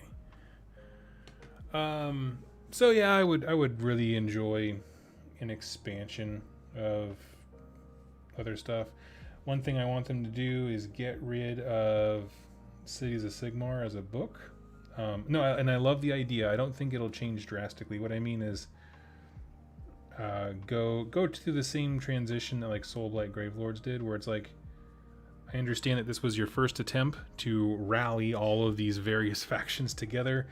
But I think the narrative has evolved in a way where like stuff, you know, like building your own city, I think is a very cool and reasonable, you know, army shtick or gimmick, given what we've seen in Dominion and in those kinds of books. I really think that it would not be crazy to see that. You could have all the same models and units and that kind of stuff. Obviously, I'd want it expanded. I think hopefully they're figuring out that people are like super into witch hunters. Like I don't know why that math was so hard to put together, Games Workshop, but whatever. You seem to be having a hard time understanding what people like. It's just Skaven and witch hunters. That's all it is. We can't see you, Doug. Gur map on the screen. Yeah, no, there's nothing to look at.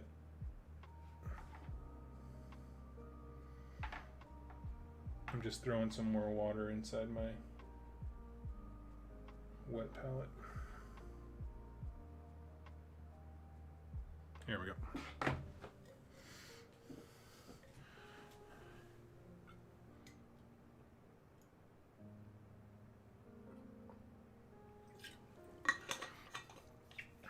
Okay.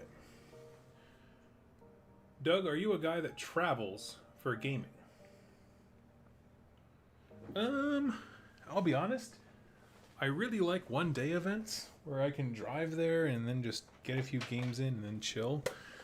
Um, as far as anything bigger, like for whole weekend things, I don't know. It is not my fave. I'll be honest, I am a bit of a homebody. Ta-da! There you go. There's my face. But yeah, I'm just gonna be throwing washes on down here, so you're not missing anything. But I'll show you how they look when they're all done. Just thought it'd be nice to have something else besides Gur to look at. As I'm just waiting for these last bits to dry here.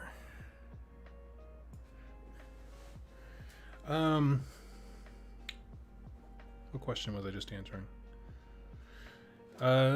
Yeah, so as far as travel, I mean, I'm happy to if there's an event that I'm really excited to go to, but I don't have any massive plans for travel. Like I said, I kind of like just being home hanging out with my wife. My brother-in-law is taking Starborn to a new level. He does a lot of CAD designs for people, so he flat mapped the scales on the big dinos and is painting them accurately for nebula and constellations. Holy hell, that's awesome. That's super rad, dude. I want pictures. Pixar, it didn't happen.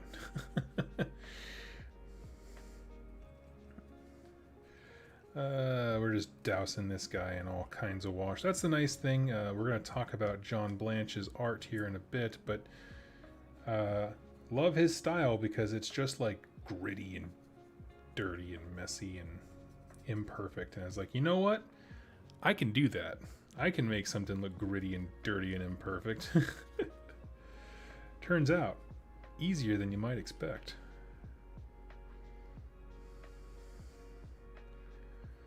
And I'm going to ignore the capes because I have my own special style when it comes to doing that.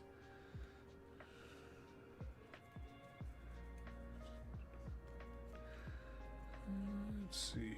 Actually, I'm going to go back to the downward cam. This is going to be a little bit. And like, who wants to just stare at me looking down for half an hour?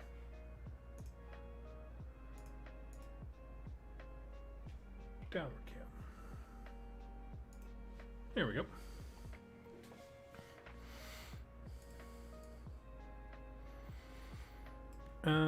What sub-factions within cities would you like to see model ranges updated or added to? Mine would be the Ironweld. I would agree with you. I think the Ironweld needs some love just because they would be a very important part of the faction. And, you know, we already have stories about how, you know, we have gunners and that kind of stuff. Like, I think all those things are super important to be represented well. I would love to see more tanks and artillery and all that kind of stuff. I think that would be super fun. I totally meant to leave the capes unwashed, but that's okay. We're looking at our failures and we're moving on.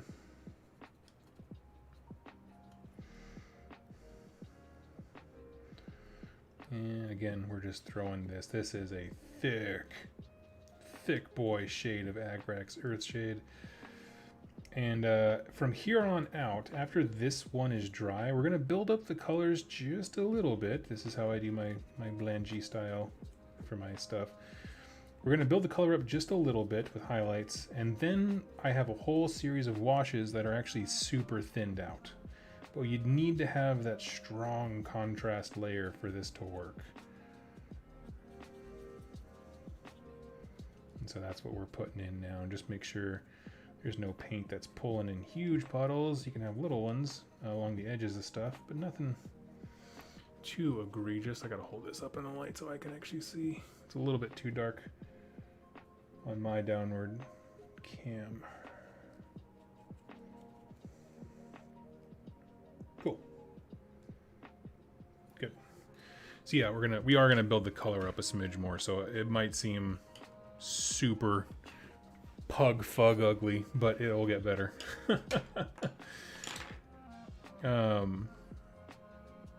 As far as sub factions, yeah, Ironwell Arsenal is a fantastic choice for that. I'm trying to think of others. I'll be honest. So I'm going to say this, and I say this as someone who played High Elves before. Just get rid of them. Just get rid of the Phoenix Guard, or give them their own thing. It's just, there's so few models to have what feels like an elf army in Cities of Sigmar that it's just like, get rid of them. Just free them up to do their own thing.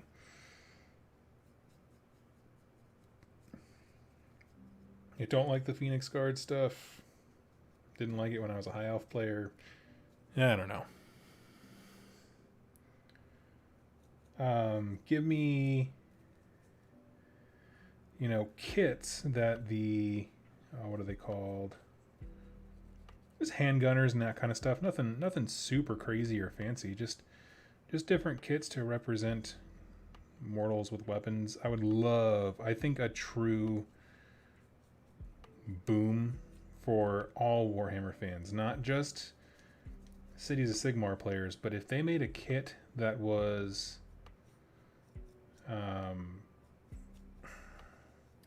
you took a role like, say, handgunners, right? Well, in the lore, there's no reason all the handgunners are human.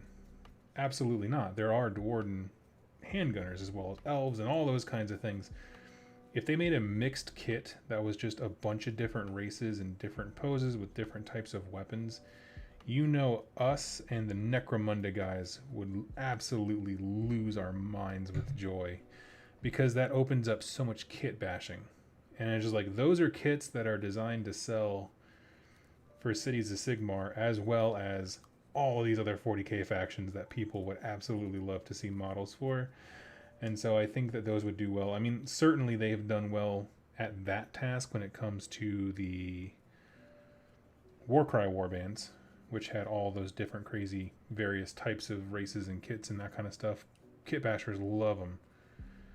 You see a lot of them for different modeling contests and that kind of stuff. It's so cool.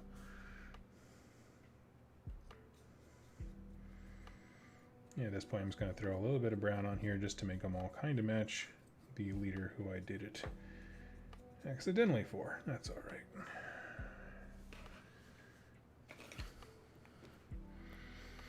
Let's see. I'm not keen. Cogfort as faction terrain. I would be all about it. All about it. I'm kind of curious as to what they're thinking in the future for faction terrain. I mean, I feel like they introduced faction terrain and then have step by step been like, here's all the ways you can't use it, because I think they just realize that there's now, again, haves and have-nots. And I don't know what they were thinking. Tony, buddy, thank you so much. Doug, if you turned into a member of one of the AOS armies, what would it be? And why did you choose Orc? Who would I want to be? I mean, honestly, Orc life ain't so bad, especially if you're like a brute for the Iron Jaws. You're big, you're strong, but you don't necessarily have to worry about being in charge. That's what a nice feature. I'll answer your thing about being an orc. I think I would be a weird knob shaman. How about that? I think that would be a fun role for me. I would be a weird knob shaman. I'd be telling creepy stories at night over the campfire. Just hanging out with orcs, being orky, having a blast, living, laughing, loving, crumping. As far as what I think I'd actually be, well, if I'm going to be realistic, I think I would end up as one of the skeletons that's on the Warcry terrain, Watchtower, because I would not last long at all. But as far as what I'd want to be, I don't know. That's a tough one. If I could be anything.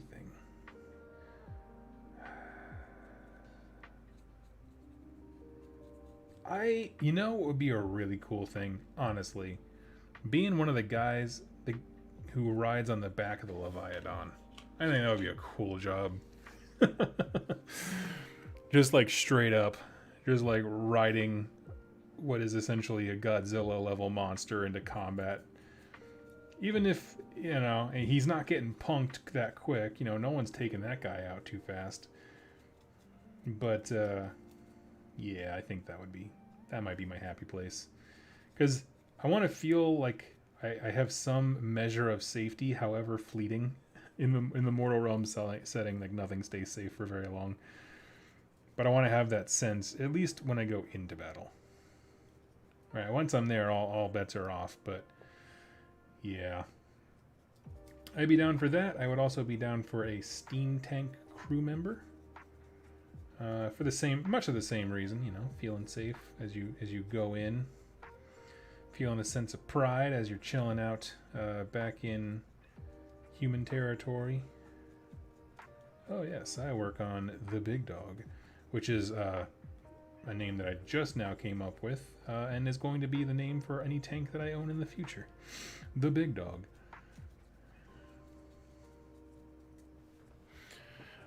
Super Muffin. Hey, Doug, just wanted to drop in. Wish you luck for the charity stream from Sweden. Oh, thank you so much. Thank you for popping in. That means the world to me. Let's see. And we just got one more guy. Again, this is intended to be a very, very messy layer. We're going to go back and pick out the details and clean it all up later. But right now, this is how you put in that first initial heavy shadow with the Blandjitsu. And if there are any actual painters, commission level painters watching right now, I apologize for making you cringe so hard. I do plan on making a most satisfying and least satisfying Warhammer videos where it's just like me leaving my paintbrush in the water,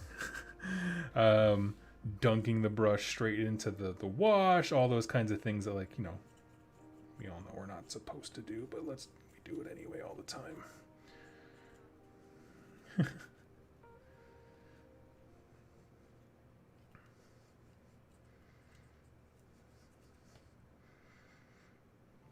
Okay.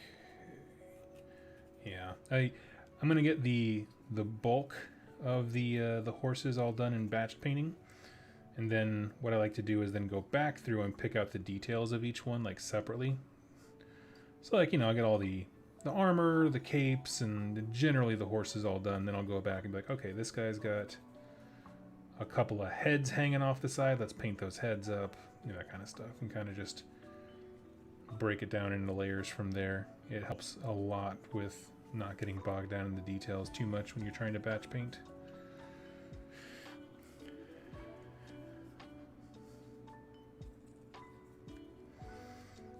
Let's see. Oop. Almost spilled my pot of paint, and I would have been a very sad panda.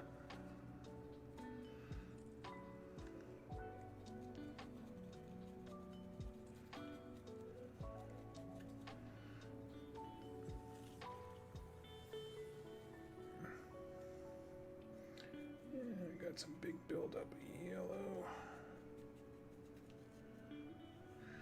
Got to wash deep inside the horse's butt. Of course you do.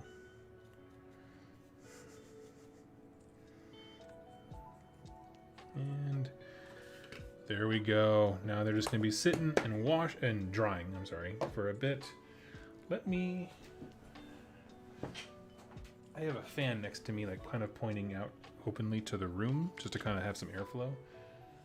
But I think I want these guys in front of it, so.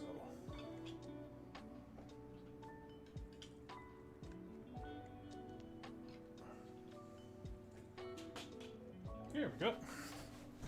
We got our endless spells all done now. Very excited to use them. We're going to move into some fun stuff that involves the screen, where we're going to be hanging out and working together. So let me get this ready. We got, what, 2.5 hours left? I thought you had Bretonnians for a second. Yeah, they're kind of like that, I suppose. I don't, unfortunately, know terribly much about Bretonnians.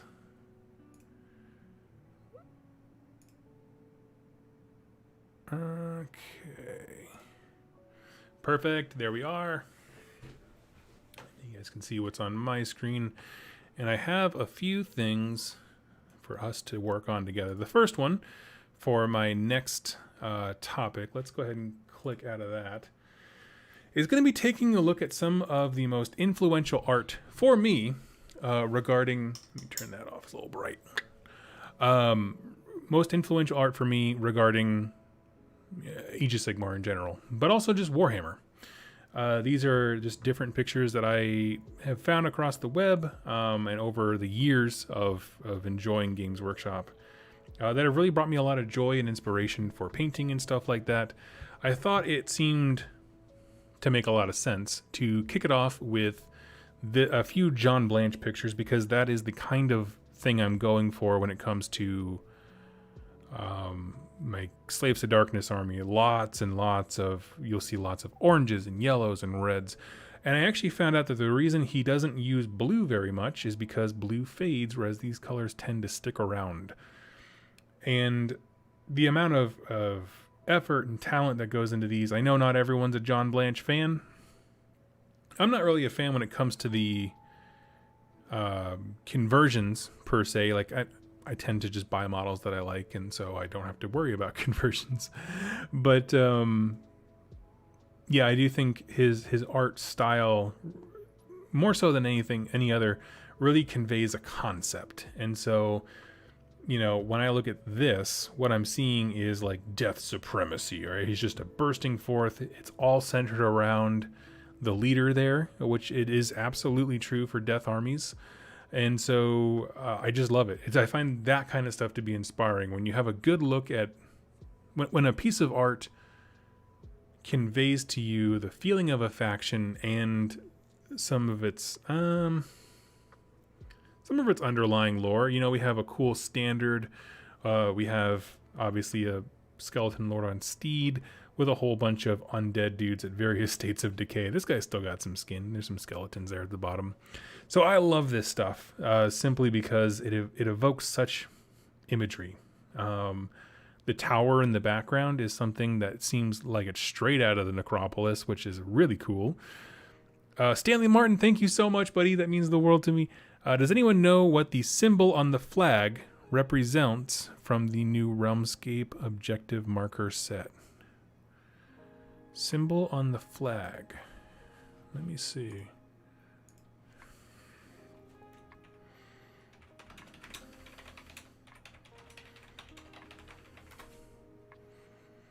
Let me go. That's a great question. And as always, if you chip a few bucks into all scenery. For the charity, you get to choose what we talk about. So I'm trying to find that. I believe you mean this objective set. There's a bit of a delay between the two of us, but I think that's the flag you're talking about. So we have, I don't know. So that hammer and sword looks almost identical to the symbol for, is it heroic stand or something like that, where your hero, your leader for heroic ability can get supercharged. As far as the fist holding the heart, I don't actually have this kit yet. We have tons of objective things at the store that I play at, so I just never felt the need to buy it. But I'm looking at it, and I'm curious if this dragon-ish head over here is a portent of things to come. But I don't know if the actual image, like, can someone tell me, is this symbol etched into the model, or is it actually blank and this was painted on? So let's just start there. I'm sure someone can help me out in the chat. I'm sure one of you guys has bought this before me. I really want to buy this and turn this into like the fortune telling machine from Big. It's just like a shrine with Sigmar kind of inside of it. I think that would be really fun. Just put Put a little Sigmar Miss Cleo in there. Call me now. As far as the other stuff here, I don't know. I don't know. It definitely has like an Iron Heart of Cain kind of feel. That's what the Daughters of Cain Endless Spell looks like. It could certainly represent something like that. It could also represent Sigmar's hand around Malice, the old core, like the raging heart of fire that is the world that was. That could certainly be something. Yes, it's etched. I'm painting it now. Oh, okay. Cool. Right on. Thank you. That could definitely be a thing that I would see, because Sigmar does have those like golden Sigmarite gauntlets that he wears. So I could certainly see it being representative of Malice, the actual Mallus, the star, not the intent. Yeah. So I'm thinking that's my best guess. I'm going to open this to the chat. Does anyone else have a better theory onto what that symbol on the flag could be? I'm going to say it's the battle standard of an Azurite company, as they would be able to see Malice up in the sky, and the gauntlet around it represents Sigmar. That's my headcanon. Can someone do better? Let's see. I don't think there's anything in the description for it.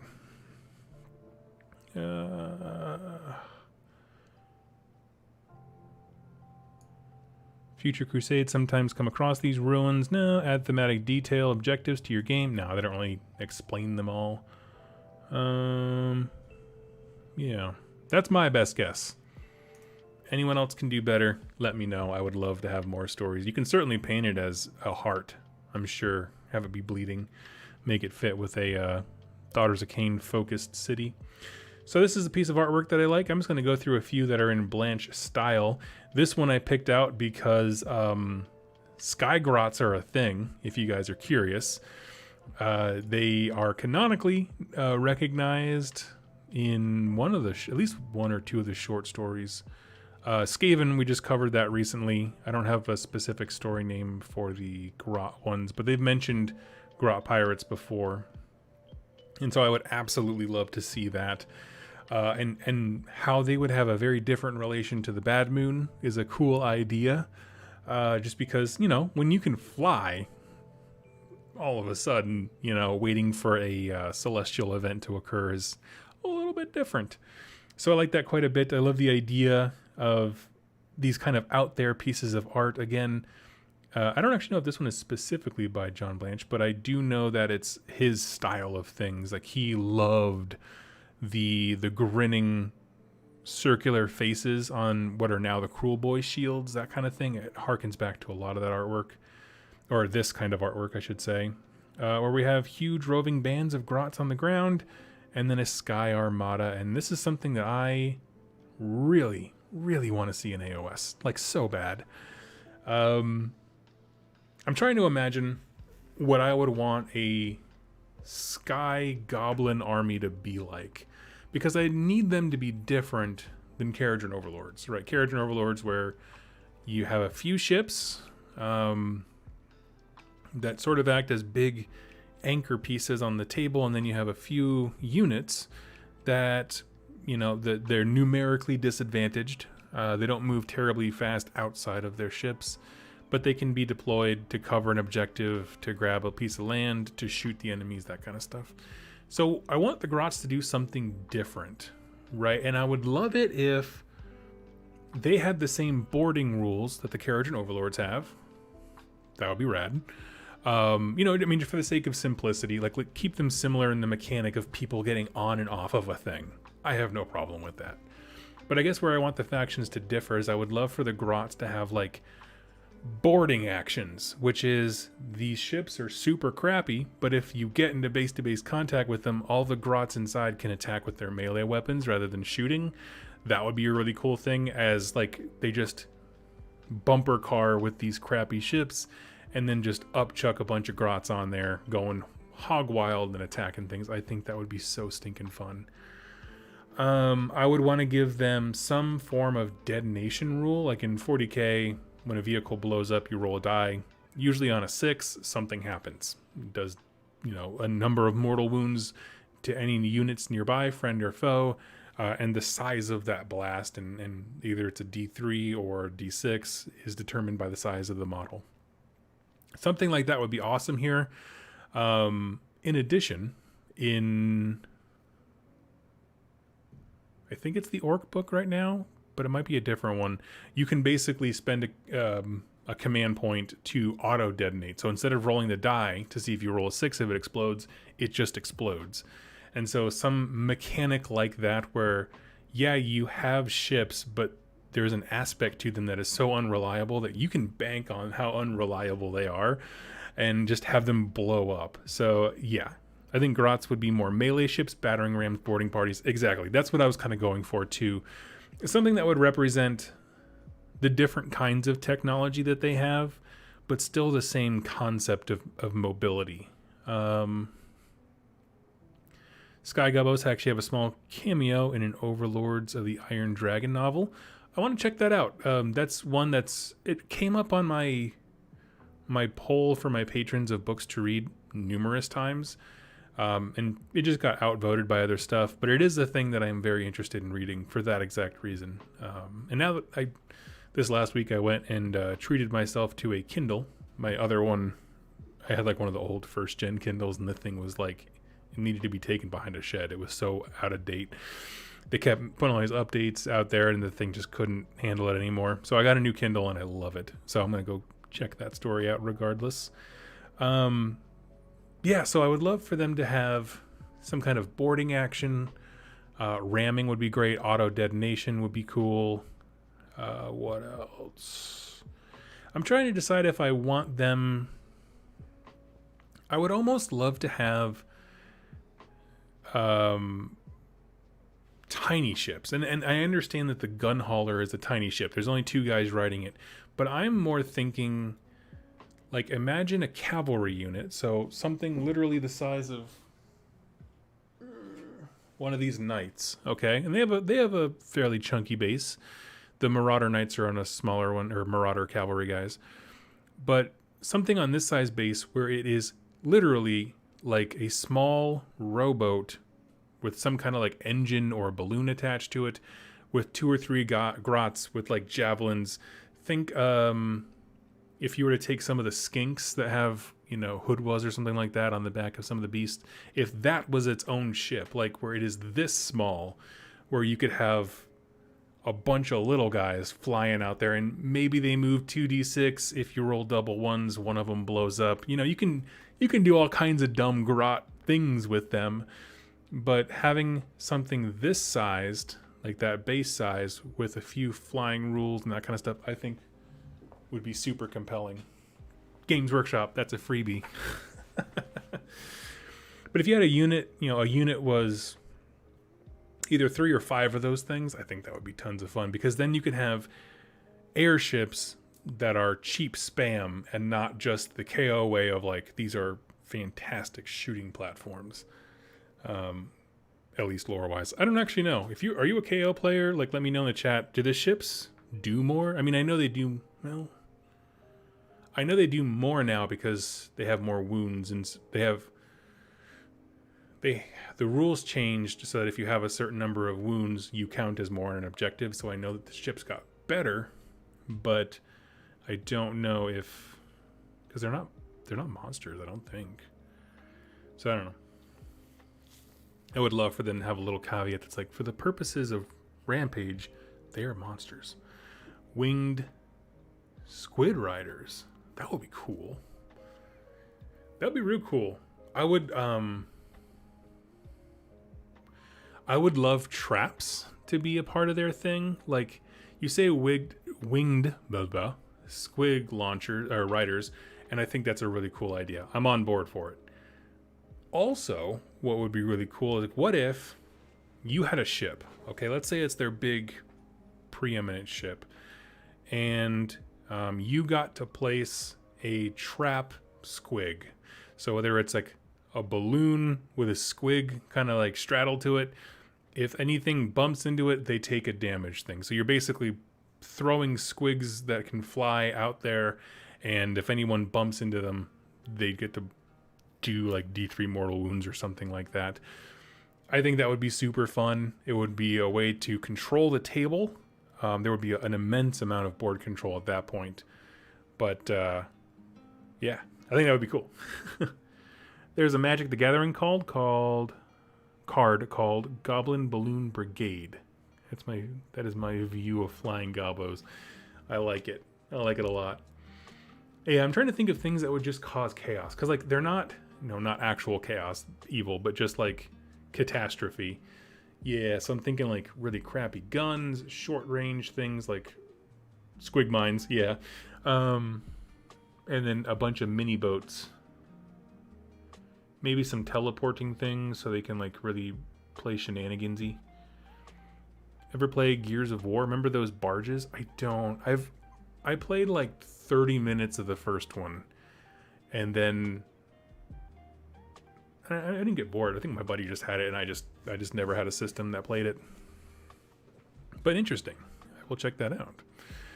Let's go to our next piece of art here. Boom. Now I bring this one up because this is actually from 40K. This is a John Blanche rendition of what he thinks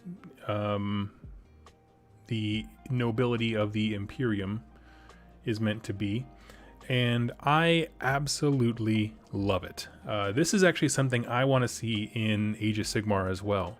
When we were reading Dominion, we got a sense from one of the main characters, Nixar, that he's looking out and seeing the nobles that came with the Dawnbringer Crusade, and seeing like, oh, people who had wealth and influence and power are just going to keep having it. And so what did they look like? They would be this class of people that's very far removed from the common rabble.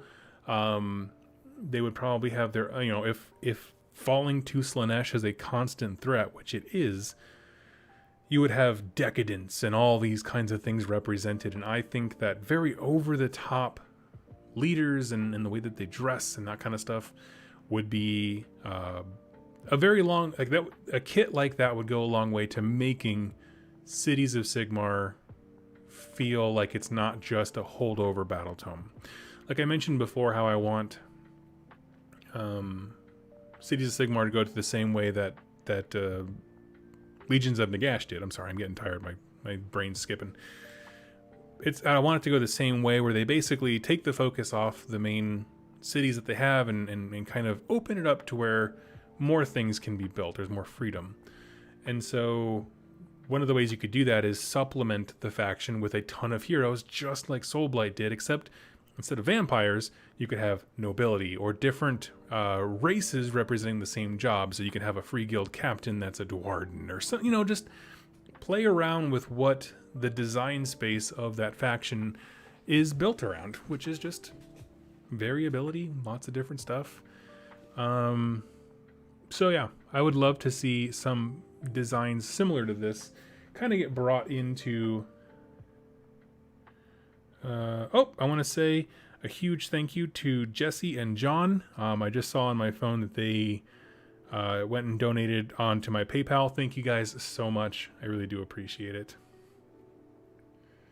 But yeah, so different kinds of leadership. And the reason I stopped on this picture, even though it's from 40K, one is just how extra it is. Like her, I'm pretty sure that large scroll that comes down the front is like her Starbucks drink order. Like that's how extra she is. And I love it. I'm here for every second of it. But, I want that for Cities of Sigmar. Just like they did with Soulblight, they introduced a whole bunch of new heroes. You have Ritska and the lady who's super creepy. I can't remember her name. And then all the heroes that came in Cursed City. But then they had a whole bunch of other kits. Belladonna, the generic vampire lord, those kinds of things. And the Underworld Warband. Yeah, there's a whole bunch of vampires now. Holy crap. But I want the same thing for Cities of Sigmar. And we have this. Now, if you are not familiar with this picture, it is actually very important. This is John Blanche's concept art for the Stormcast Eternals before they were ever created. When you hear the phrase, like, Lightning Paladin, I remember that was what was being said a lot in the rumor mill leading up to Age of Sigmar's launch. We were all playing Warhammer Fantasy Battles, having a great time. And then they started talking about this new edition that was going to reset everything, and they were going to reframe it. Instead of being centered around the Empire as the good guys, this new faction of like Sigmarite people. And at the time in Fantasy Battles, Sigmar wasn't a dude who just walked around. He was like a deity that people worshipped in kind of an abstract way. And so when that information started to trickle out from leaks of just like, yeah, it's going to be refocused around these like demigod dudes who are like all about Sigmar, and they're kind of like paladins, and people were struggling to articulate it. At a certain point, this concept art was leaked, and this was technically our first glimpse into what a Stormcast could be. Of course, we know Stormcast as being very different, right? He doesn't look anything like the first wave of Stormcasts we got, with the exception of the hammer. That's Vandis's hammer right there. Also, the shoulder plates are not terribly different. I will say that I prefer this shield over anything else. Like, I actually really, really enjoy the idea of like having Malice being the center of like, it's not just about Sigmar, but it's about where we came from, which was the old world, which is Malice. Having that be the center, and then the twin-tailed comet, meaning Sigmar, circulating around it. So I think that is actually a really cool design idea. I would love to see upgrade kits that gave us the shield. I really do like the headpiece. Obviously, John Blanche likes to show faces and junk, so he has them, I believe, unhelmeted. But if you look at the twin-tailed comet things coming off of him, those look like the headgear for the Lord Exorcist, and I like it. That's actually one of my favorite models from the what do you call it? Sacrosanct Chamber. I think it's an absolutely beautiful model. And I think this captures the feel of Stormcast in terms of they are lightning paladins that are all about Sigmar in every way, shape, and form. And they just like love the dude. But it also combines my love of John Blanche art, where again, lots of red, lots of orange. It almost looks watercolor-y. Actually, I think he did use watercolor on a lot of his things. But yeah, he just has this way of just blending the colors. Nothing looks cold. It's always warm. And then extreme contrasts. So I like that quite a bit. I'm going to pause here for a question. Spezia, question. You know how they sell upgrade kits? They used to. They haven't put out one in a while. I think you could have a really good selling kit that's like Akshi Realm kit. You'd have bits like flames, dunes, rusted shoulder pads, and swords. I think that would be awesome. I think if they made upgrade kits that had like four of the little sprues in there, and I would love it if each upgrade kit had one that was universal. So stuff like water flask, scrolls, like a piece of paper or something like that, where you can do whatever you want with it. You can make it Akshi or not. But then the other three were realm specific. When I hear Akshi, yeah, I think like maybe let's see. You had a great one there. Flames, yeah, of course, the little pre-sculpted fire flames would be awesome. Also little, not torches, but like sensors, you know what I mean? Where there's like a couple of coals and then flame coming off. Have that where you can put it on someone's head or shoulder or backpack or something like that would be really nice. Maybe some chains, there's a lot of things. As far as those concepts for upgrade kits, I'm all here for, because like anyone who's into converting, like a lot of the Necromunda guys, orc players, all those things, they're going to be all over that. Like, oh man, yeah. What else could you do for Akshi? I mean, you can do cool stuff like little magma pits to put on someone's base. You could do, actually that would be cool if one of the sprues was just like a hero base, like a 32 or 40 mil, whatever.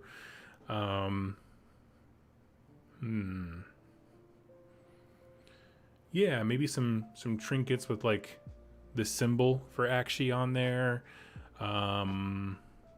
Maybe just like a sculpted gout of flames. So like if you had a wizard kit, you could, drill into the hand of the wizard and plug the fireball then that's coming out of his hand.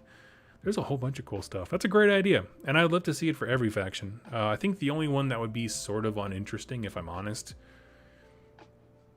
would probably... My first thought was to say Shyish, because we already have like the big skulls kit, which, but there's a lot of things going on in Shyish. There could be cool like skeletal animals and that kind of stuff. So I think that would be wonderful. I wonder what their return on investment would be for that. Like how well would actually something like that sell? But I would love to see it. Compared to like shoulder pads for Space Marines, I think that there's a way bigger audience for what you just described, of just anyone who's modeling an army and wants a bit. It's a great source for those things. So I don't know, but I don't really know how much they take conversions into their sales model. Like when they put out a kit, do they value it at this is what the unit will be, and this will be, a part of X faction and that kind of stuff? Or I wonder how much they really consider, like, we've designed this kit in a way to be very kit bashy, and then kind of factor that in their business decisions. I have no idea, but I would like to think that they're smart enough to do that. If not, they're leaving money on the table. They did that a while back when they had Duncan and Peachy do. They showed off their converted Cities of Sigmar stuff, and it looked awesome. So it's like, I don't know why they stopped doing that. I feel like they do far less kit bashing stuff now, officially, than anything else. They'd still promote people's kit bashes quite a bit, but I got this one here, and this was I don't remember why I picked this one, if I'm perfectly honest with you. I was kind of in a scramble right here before I started the stream. But I do like the way that he crafts the different shapes of... Oh, they mentioned bits with the Sons of Behemoth. That's a fantastic point. Yes, that is probably the most recent time that they did, because then they showed off all the things you can do with the smaller Gargants. That's a good call, Jordan. Nailed it. So we got this one here, and it's just to show off the more designs. I like his idea for cavalry. Obviously, I'm a sucker for the checkers here. These are definitely like Bretonnian feeling things, especially with the helms, but I don't remember why I picked it. I'm sorry. Now, moving on to more artwork that I like. Okay. There are two pieces by the same artist back to back here, and I adore them. So this, if you don't know, is from the Dominion set. It is Andrasta, the Angel of Sigmar, and she is essentially acting as a proctologist for a chaos spawn or something. She is deep in there, slicing that thing in twain. 4 hours and going, longest 2+ stream ever. Maybe, I feel like I've done other 6-hour streams. That's what we're going for. We have 2 hours left. But at this point, focusing on Andrasta, we have, it's interesting because I was thinking, like, so much of the build-up with blurbs and lore and that kind of stuff has been centered around Gur, that I was surprised when this artwork showed that, like, oh, she's fighting chaos. It's clearly a chaos spawn, or the idea of chaos spawn, that kind of stuff. And I like it quite a bit. It shows a lot of power. She's coming in super hot with that spear, just like ready to annihilate something. I just thought it had the art is one of my favorite things. Oh, absolutely. Yeah, it gets me excited. I just thought it was a fantastic rendition of an important character. And I like that she's not, like, we don't see necessarily what she's aiming at, right? We know that she is carving a path through something. So I'm very interested to learn more about her, see her in context of more stories and that kind of stuff. 4 hours in, doing great stuff with great content and for charity, so it's even danker. I love the use of danker. Thank you so much, Spezia, dude. You've been so good. I really appreciate you. But yeah, no, I just wanted to show off this piece of artwork. It is an incredibly imposing thing. She just looks like a badass hero, and I love it. But my next one, this is, if you are curious, what is Doug's single favorite piece of Warhammer art? it is this picture. I've gone on record multiple times as I have talked about this hobby and my story within it, and like how I have fallen in love with factions and stuff. What got me into playing Warhammer as an actual game was the Path to Glory series, where you have a Chaos Champion that grows and evolves, and for some reason, I don't know why, that has always been an endearing thing to me, that like, it's a thing that I love. There's just the idea of that in this crazy setting with all these things going down, and I'm counting the old world, because that's when I started playing. No matter which setting, Age of Sigmar or Fantasy Battles, the idea of a chaos person, or just a person in general, being like, I refuse to stay at this level, at this station. My place is at the top. Just being awful. And they basically just start on what's called the Path to Glory, which is this all-encompassing life mission / military campaign to achieve just the favor of the dark gods. And if you want to, you can choose one to side with and take all their blessings and be a devotee, or you can just keep walking the path, which is to say, don't accept gifts from one or accept gifts from all of them, but do not commit yourself. And you just keep going further and further and further. Now, the reason that this piece of art is amazing is because along that journey, there is one constant threat that you always have to be scared of, and that is, not scared of, but aware of, and that is spawndom. That the further you go down this road without accepting the blessings of a specific god, the more and more you gamble as to your fate. So like, let's say you start on your path to glory, you worship all the gods equally, but at a certain point, Nurgle comes to me and is like, hey Doug, I caught your live stream. I know you're really proud of being a thick boy, and I wanna offer you to become a Lord of Blights. I'd be like, cool, sign me up. By doing that, yes, I have accepted, a new position as a Lord of Blights, again, great health plan, all those things. But at the same time, I have cut myself off from the possible blessings I would have gotten if I had said no and kept going down the future, and then maybe Korn would have offered something, and then Nurgle would try to offer me something better. Oh yeah, you can be, I don't know, some other Nurgle champion type thing, but give me more blessings. So there's always that ebb and flow of like, do you accept this? Do you keep going? You don't know what you're going to get. The constant threat, if you keep going, is that at some point you're going to lose your luster to the chaos gods, and when they punish you, it's bad, and you turn into a chaos spawn. The reason that this picture is so incredible to me is that it captures the duality of the path to glory.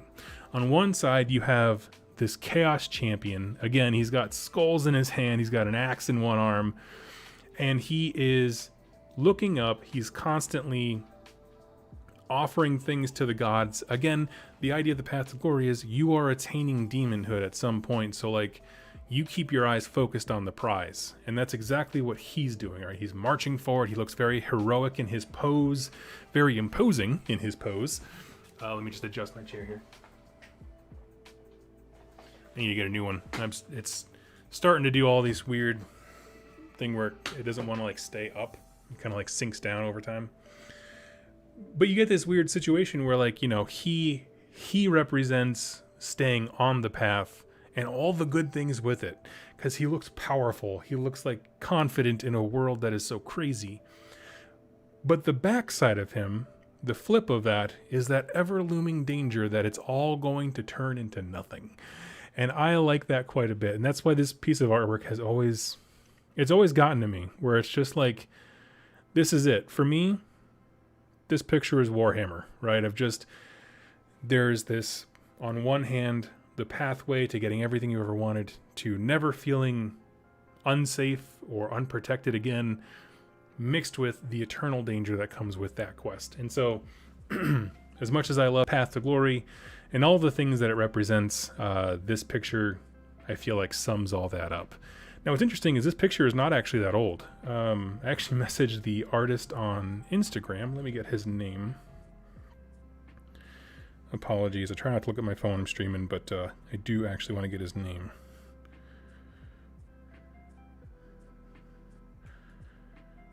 Come on, where's it at? There we go. Messages. Yes, this is Thomas Elliott, the artist.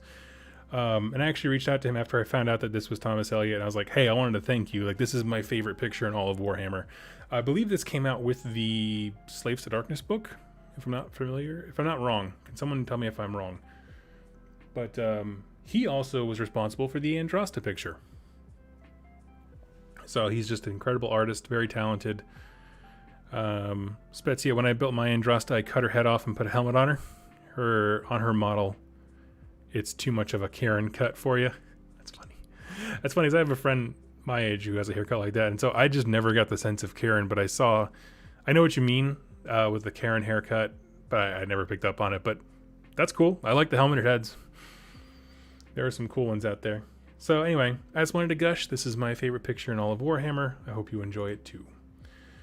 And then lastly, there is this. I think this is an incredible picture. It made me very excited for Malign Portents when that came out. It was a campaign system that was set right before the Necroquake happened, as everyone was having signs and portents about it going down. And just the picture of the War Queen just looking so triumphant when we hadn't had a new Chaos model in what feels like forever. To have an empowering, or a female Chaos model in power that wasn't just wearing a bikini. Like, she's terrifying in the stories where she shows up. There was a time there where I really thought we were going to get a Dark Oath battle tome. Dark Oath meaning it's a word to represent all of the primal religions that worship the Chaos gods but don't necessarily know it. So if you open up the Chaos, let's see, I actually got it right here. Ow. Slaves to Darkness battle tome.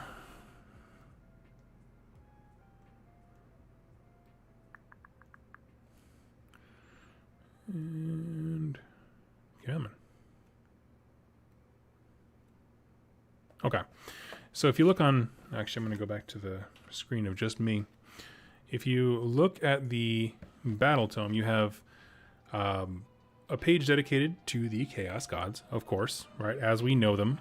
But what I always found more interesting was that on the very next page, they have this section called the Endless Pantheon, which is, it's the same information about the 4 Chaos gods, but it's put into a different perspective of, like, what if you wanted to worship Khorne but you didn't know who Khorne was? So they have aspects of carnage. So it's all the different tribal deities that these little tiny groups of Dark Oath people will have.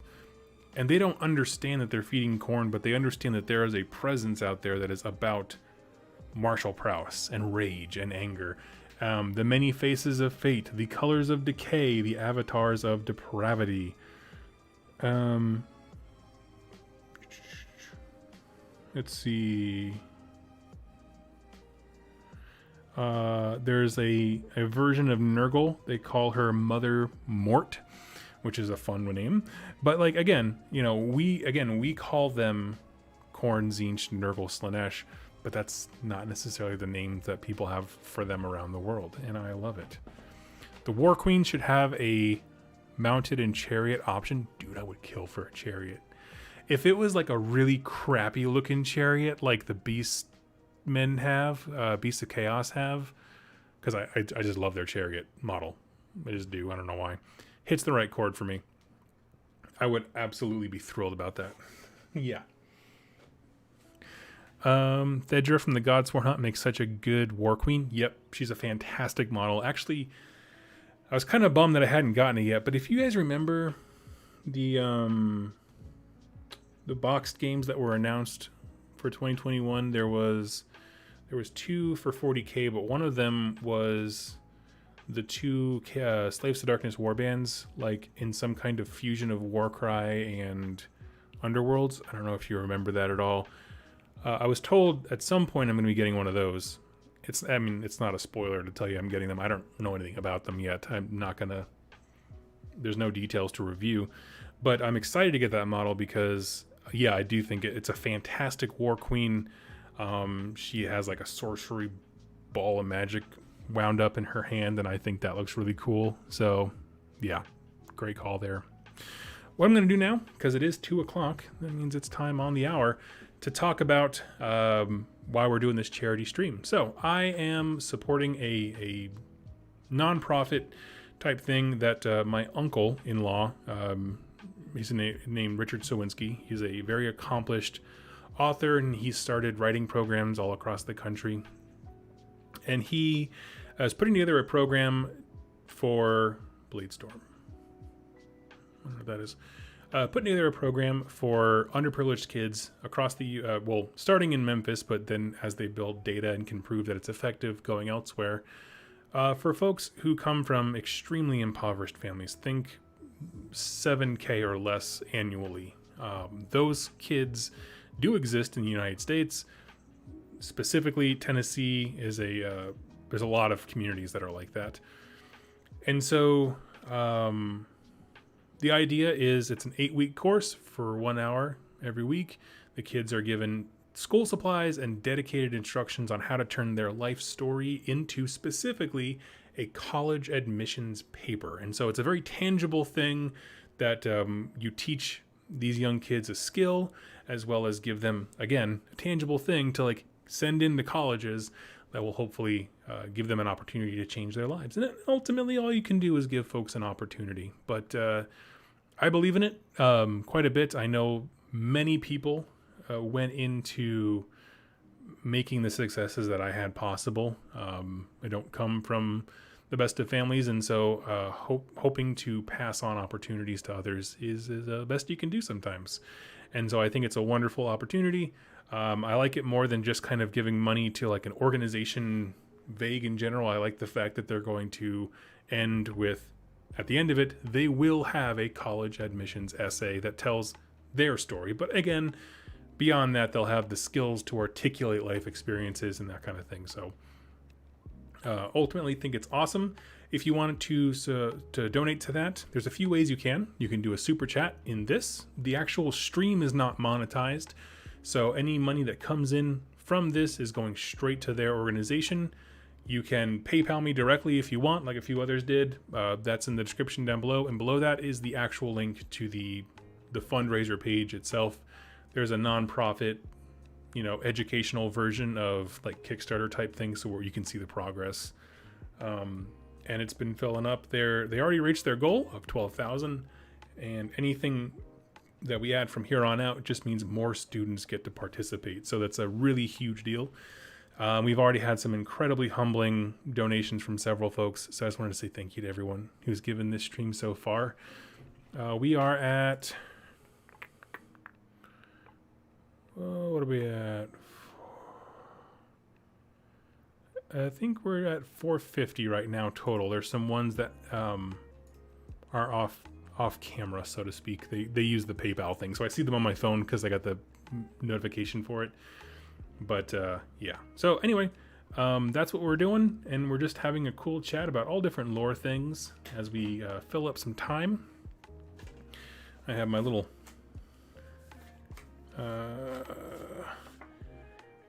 cards here. I got one left as far as prepared material, and that is I was going to ask people's help on developing lore and names for my Path to Glory army.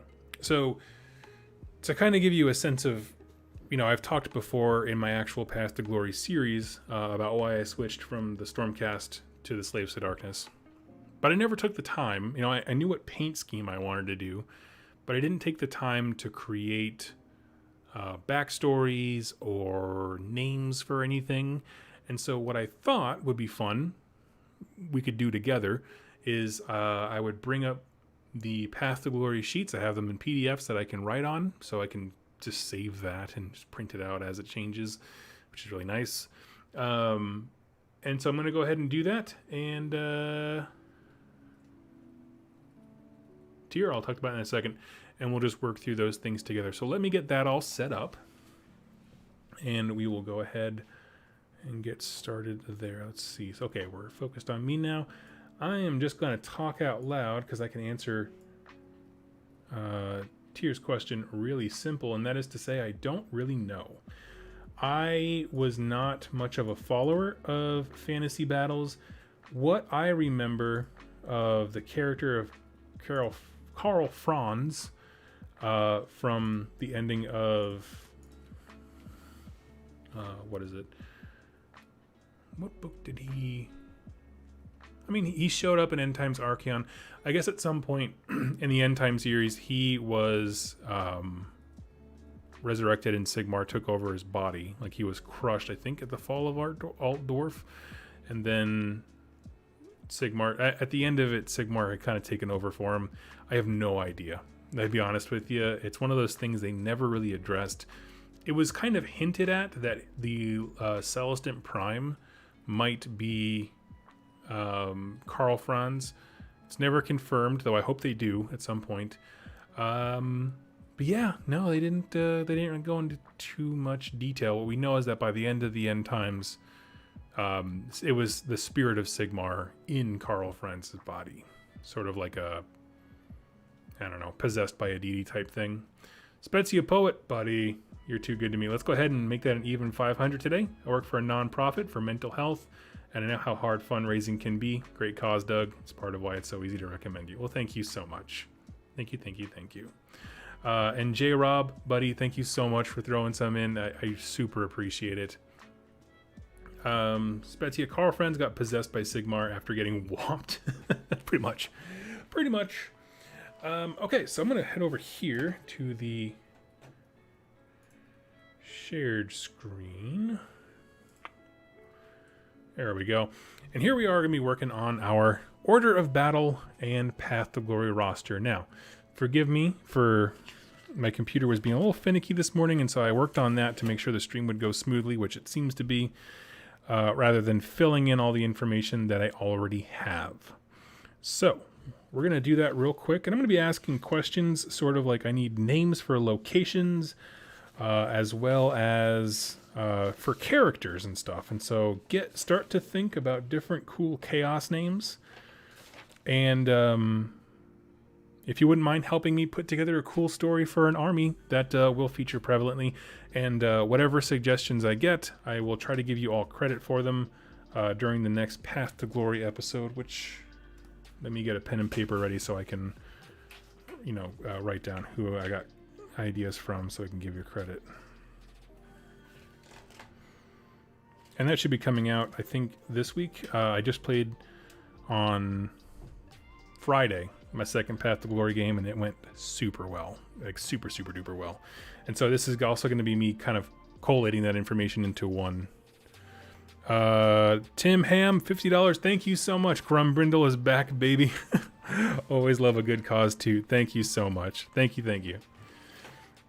Player name. I don't know if you guys know this. I go by Doug. Let's go ahead and bump this into that. Faction. Slaves to Darkness. Realm of Origin. Okay. So here's how I want to start this. The vague idea that I have for my faction is I want it to be a Carnival of Chaos theme. Lots of John Blanche inspired stuff, so lots of warm colors, reds and yellows and that kind of thing. I don't know where I want them to be from. I just want them to basically, they'll roll into town and people will receive them because they don't understand what's going on. Basically, it is going to be a Kabbalists, Slaves to Darkness faction, that they are a collection of wizards who basically put a spell that makes everyone look super good and happy. The circus rolls into town, it draws in everyone nearby, and then at a certain point, probably like midnight, the spell drops and people see the actual horrors that are dancing in front of them. So I have some cool cultist conversions to show off. Not this time, not today, but for the Path to Glory thing. And I think they're going to be really awesome. I think you're going to like them. So lots of creepy stuff. It's meant to be this very macabre type of circus joy thing. And so if you wouldn't mind working through that with me, I would love it. We can build this together. And I think eventually I want to have like a chaos symbol of my own, like for the circus. And so I was going to make my own decals for that. So I have lots of cool things in the future I have planned for this. But let's start with we'll follow the sheet here. So let's go with a realm of origin. Okay. Oops, Betsy is getting ahead of us here.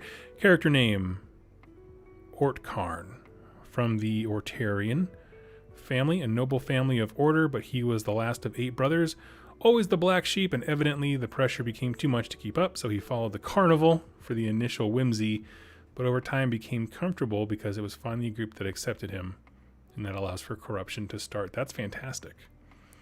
As far as realms, I think Olgu would be the best realm. Colors of the carnival, contrast, shadows of the magic. Ooh, I like that.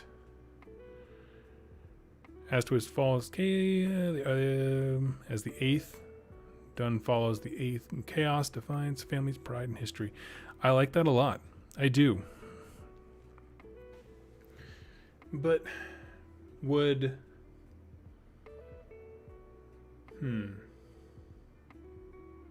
So my understanding is Olgu is largely filled with elves. Olgu and Hish. I mean, there's other things there, of course. I'm trying to think if I guess the elves would receive him pretty well, right? If they're like dark shadow elves, that definitely led to some Slaaneshi influence in the old world. I think that would absolutely be cool. So let's do that. Olgu. That guy you know gets credit.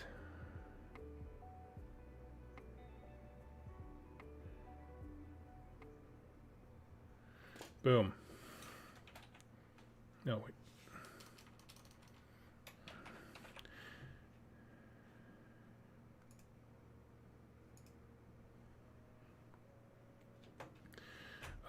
Current quest. So I just finished. Let me get my book out here.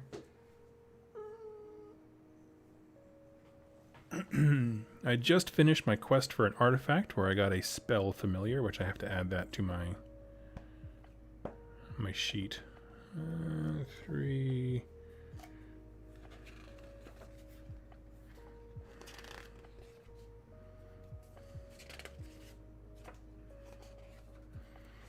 Sorry about this. 1 second here. Please just show me the quests. Okay, good lord, that was hard. This is one where I can kind of let practicality override anything else. I think I would like to hunt an endless spell. Okay. At the end of a Path to Glory battle, a friendly wizard is within 1 inch of a terrain feature with the arcane scenery rule. Nice. Okay. And you can spend a point to turn a piece of terrain into arcane scenery. That's cool. Let's do that. So that's what I'm going to be working on. Hunt the endless spell.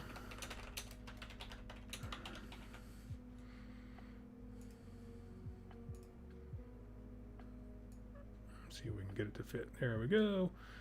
Quest reward. Now I do have to pick my spell beforehand, but I want the Demon Fire Rift because I just started painting it.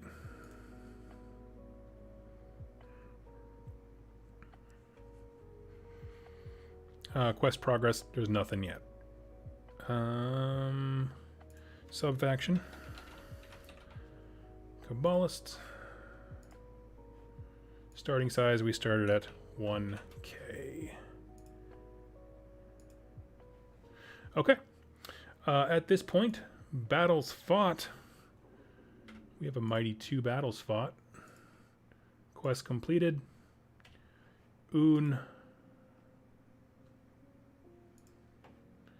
Victories won. 1. Enemy hero slain. This is a tough one. I don't actually remember in the first game. I didn't think to track it. Does it mean per game, or does it mean like I actually killed, like in the aftermath sequence when we're all kind of counting how injuries and stuff went? I gotta be honest, I don't really know. I'm gonna leave that one blank for right now. Now, as far as territories go, I have one, I believe. I have the... Here's my written copy.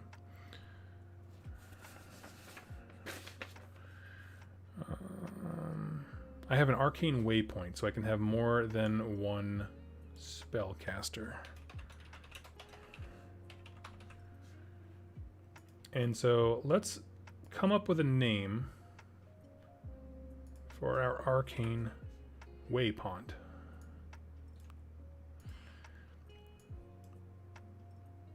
What do you guys got? Anyone got a name, a cool name, for an arcane waypoint that belongs to our faction?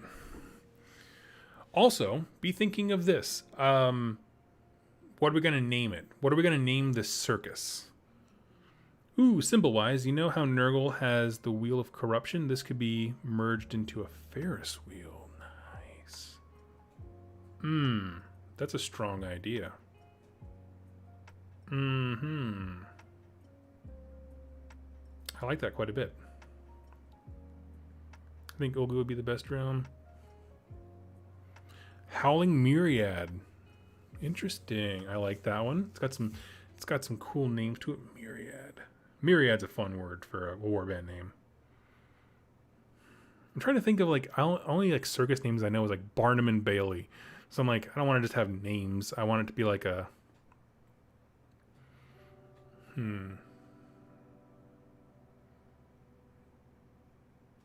don't know. The Barnum Breakage. Oh man. So yeah, right now we're stuck because we need two names. We need a name for the warband. Again, Carnival of Chaos themes. And then, oh, the Fairgrounds. I actually like that. Never mind. We only need the warband named the Fairgrounds. I like it. That's a winner.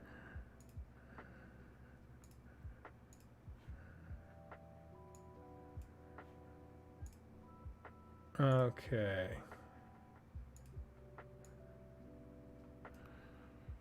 I love it. Yeah, so all we need now is a name for the warband. Circus de Nurgle. I don't want to have Nurgle in the name. I want that because, like, again, they're kind of moving into a town, you know, and people have open arms because they think it's a fun thing.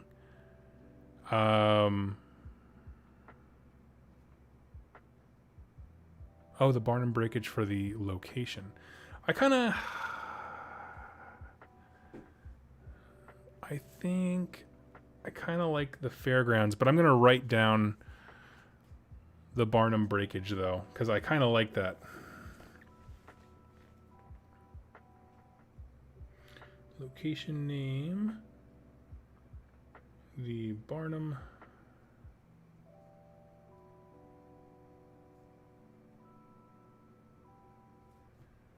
By Spezia. Okay. All right, I got it listed down. Krikos, Latin for circus. Might find a way to add this to the name of your warband or hero.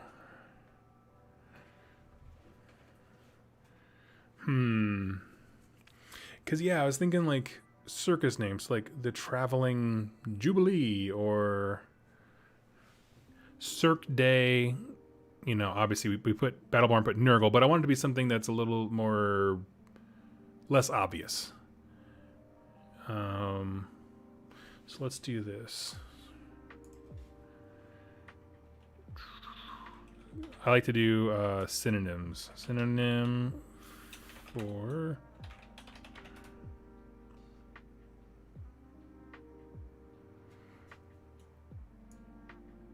actually, let's do...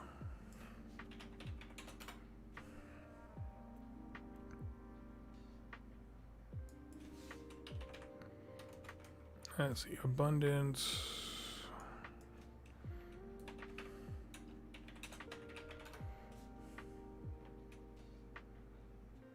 I want it to be something fairly small. Like, I don't want to be writing an essay every time I write down the warband's name. You know, that's a hard one.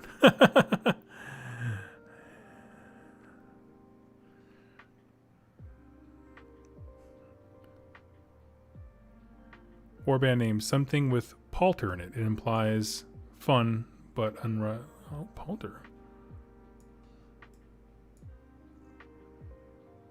The Winnowers of Whimsy. Winnowers of Whimsy. Palter.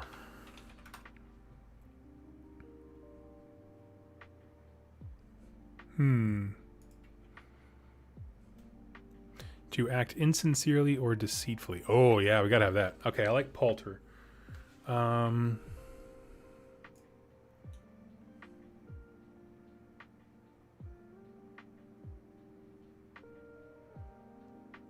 Okay.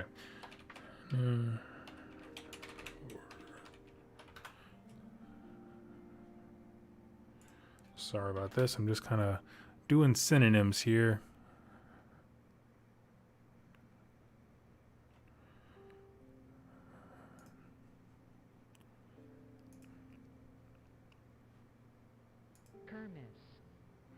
There's the...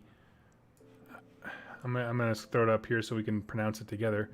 The palter kermis. Kermis. Which is another word for a circus. Let's do...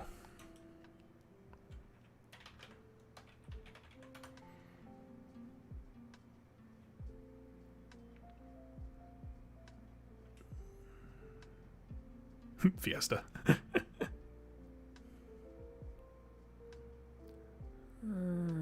Let's see. What do you guys got? The Jubilant Palters.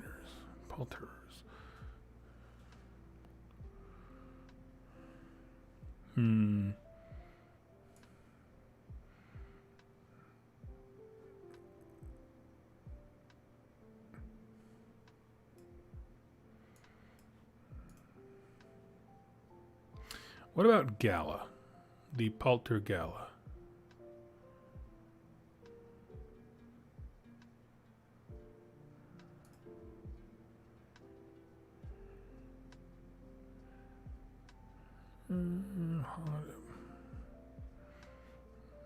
Yeah. The Palter Gala. That one's kind of the aristocrats.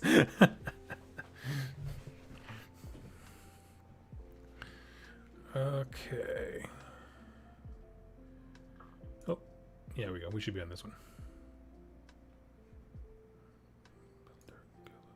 Let's do it.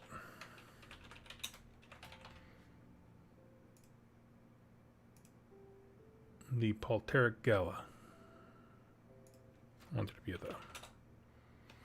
Yeah, and I can kind of try and come up with some old-timey, like, Barnum and Bailey circus style art for that. Palteric Gala. Their headline can be, "We're fun and keep it PG." Get it? Palteric Gala. Okay, as for glory points, I'm going to give you a spoiler and say that I have, I believe, 14. Morty and I was gone for a hot minute. What are we pondering here? We're coming up with names and stuff like that for my Path to Glory army. At the current moment, I have a 14. Actually, let's make this big. We should have that big number. Nice. 14 glory points. Okay, here we go. I need a name for the stronghold. What are we going to call our circus arriving? Right, like our main tent or something like that. The Palteric Gala being featured in, what would you name the main tent of your carnival? Honestly, I might just call it the carnival. Like, for real. Like...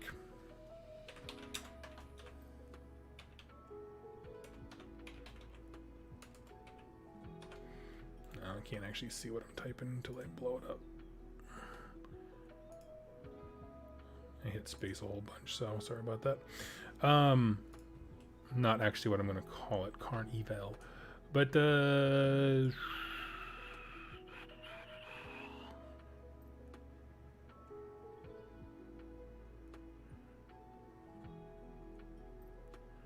menagerie. I actually, the big top.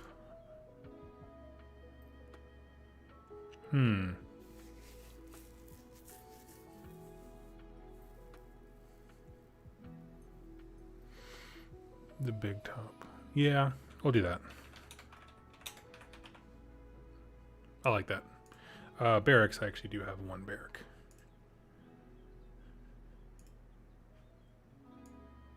Okie dokie.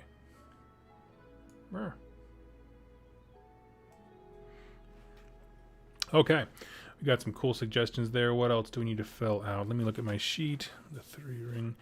I think for the territories, I'm going to have more circus references, like the 3-ring Lindsay. That's a fantastic idea. The menagerie is actually going to be a cultist unit. I already picked out that name. So we got this. Let me see if there's anything else that I need to cover. I think I'm good with my Path to Glory roster. So we'll...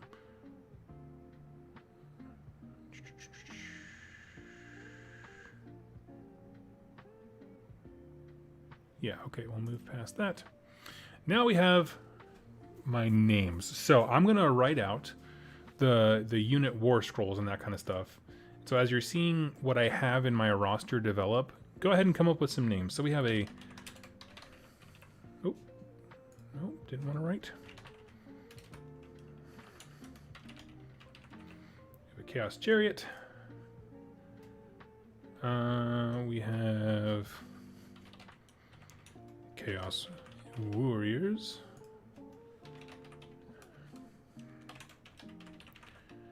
Chaos Warriors, I have 2 units of those. I just finished my second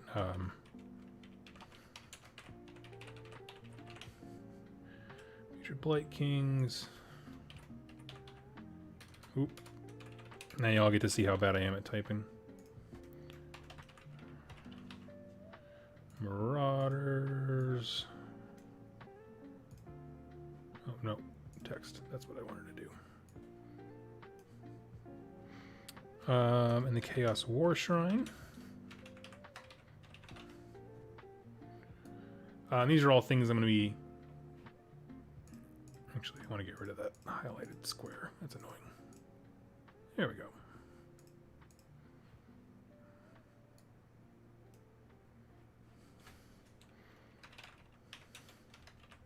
And hopefully I'll be adding knights here pretty soon. Now, fun fact, my... let's see.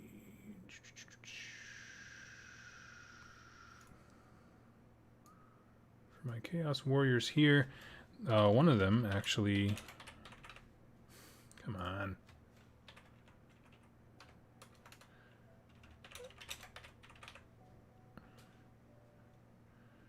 The big top of turpitude. There was no casualty score, renown points. Yeah, it's 7.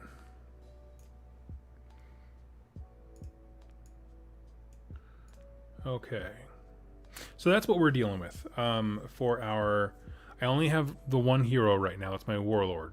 Chaos Sorcerer Lord on Manicore. Let me go ahead and enter some of the rest of this in his command trait. Favored of the Pantheon for narrative reasons, because I want him to be able to choose what his blessing from the Chaos Gods is, and I want him to ascend to demonhood.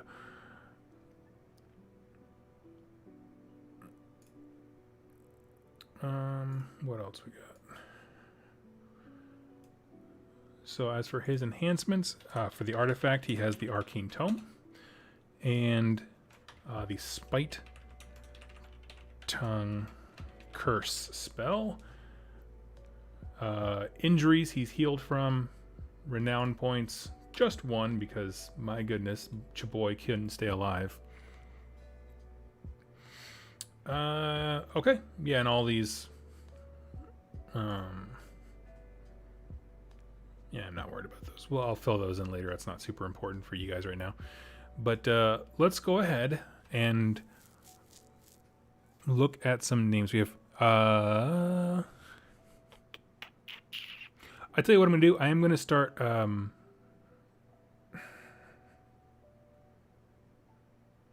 going to write down names for heroes that I know that I physically own the models for and I just haven't bought yet in Path to Glory. So I'm still going to be using names even if there's not a specific place to put them on here. So let's see. We've got Baron von Sidenfale. Ooh, I like that. Ringmaster von Cleaver. I like Ringmaster. Let's roll with that. So we're going to name our... Let's go hash out these names one at a time, if you don't mind. Chaos Sorcerer Lord on Manticore. I like the idea of the Ringmaster because, you know, he's on a beast that you would normally see like on maybe like a fancy piece of art or side art. You know, and they sometimes have like the Ringmaster and he's like fighting lions or some dumb junk, whatever the old-timey circus signs were. So I like that quite a bit. So let's at least put Ringmaster. As far as names, let's see what some of the stuff you guys got here. Von Cleaver, of course, is a fantastic one.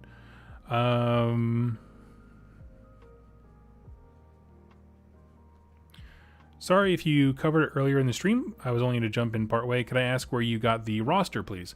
Oh yeah, I actually I scanned this on my own printer, but I'll tell you what, in my next Path to Glory video, which should be out this coming week, I will I'll put a link. I'll put them up on my drive, and I'll put a link for you. Let's see. Leviticus the Jester. I like that one. Yeah,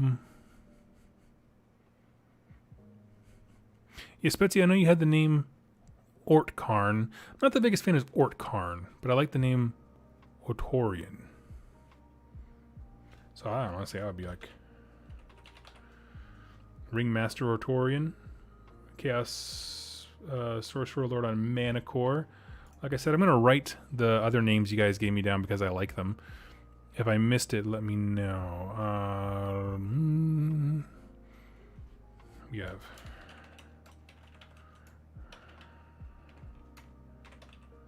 Baron von Sinvale, Von Cleaver. Von Cleaver could be a particularly brutal Chaos Lord below him or something like that.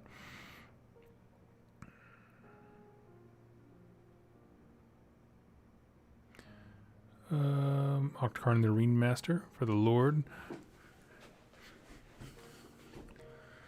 I'm going to give everyone a vote. So I have Ringmaster or Torian or Ortkarn the Ringmaster for the Lord. I think that's also a good one.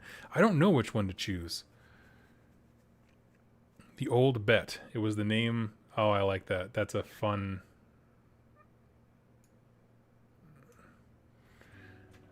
What is it? The Old Bet?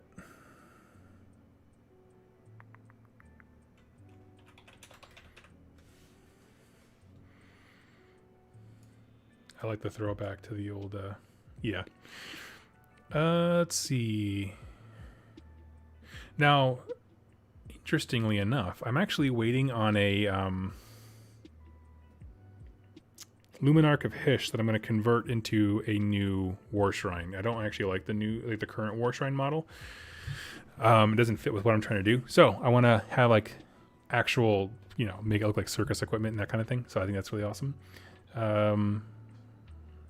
Yeah, let's see.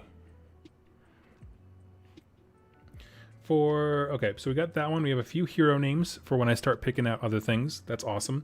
I was also, well, I want to throw this out there, the idea of having the various heroes, modeling them to be like specific old-timey attractions. So like, for example, the Bearded Lady, the Crab Claw Man, that kind of stuff. Have them be spotlight performances, is what I'm saying.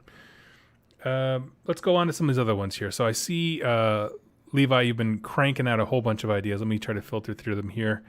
That guy, you know, Thrice Blessed Troop for the Blight Kings, I think is wonderful.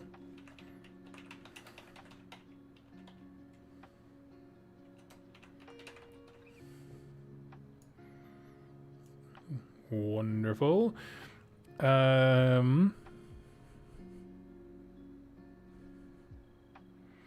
Chariot equals Circus Maximus.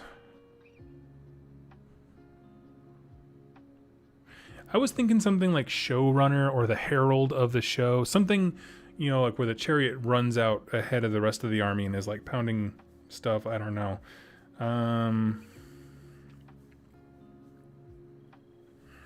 Or like the carnival crier, because he's out there as a crier getting people excited for it.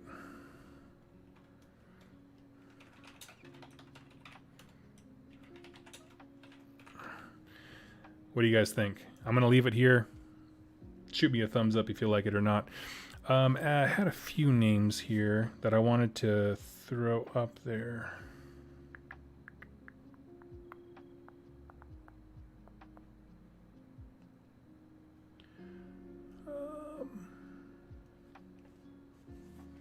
What I'm going to do... See, the cool thing about Chaos Warbands that I love when it comes to naming them is you can either name them as a group. So, for example, the Menagerie or something like that, which actually is a name that I put down for the Marauder, so I'm going to do that in a second. But you could also do, you take the name of the person leading it and then turn that into a thing. So if it's like, you know, Thostus Bladestorm, then it's like Bladestorm's shield or something like that, you know. So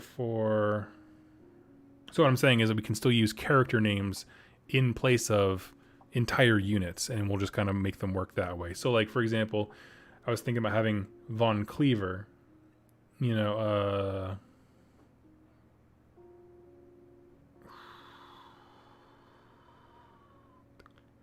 like, yeah, have him be like, Von Cleaver's, I don't know, fist, gaze, force, I don't know. That's the thing where I get hooked up, is those other ancillary words. The Usher of Joy. Usher of Joy. I love that name. Do I like it for the chariot?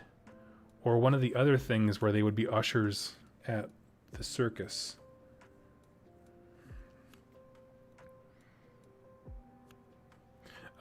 What did I have? Marauders. The Menagerie. The Iron Golems I only took because that's all I had painted. So we're going to call them the Carnies because I don't really care for them as a unit. Oh, come on. What are you doing?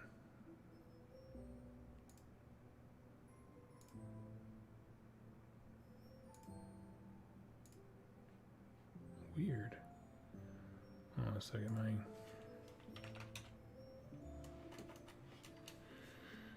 thing is being a bit strange. There we go.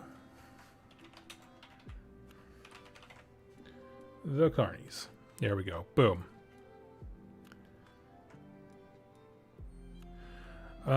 Unit name, the Astley Avarice. Astley is the last name of the person who was widely created. Oh, largely credited for creating the first circus. Ooh, yeah, we'll give those to my veteran guys.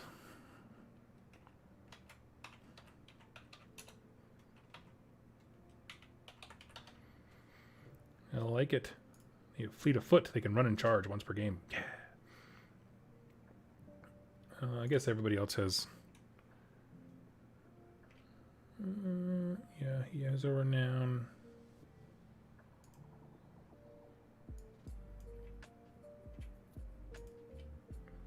He has a renown.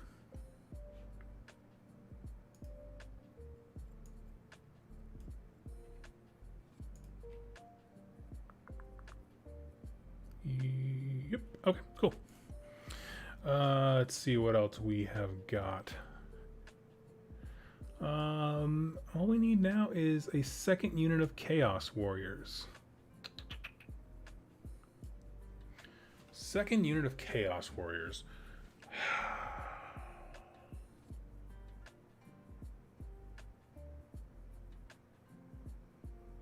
I like the word choice of Usher. Yeah.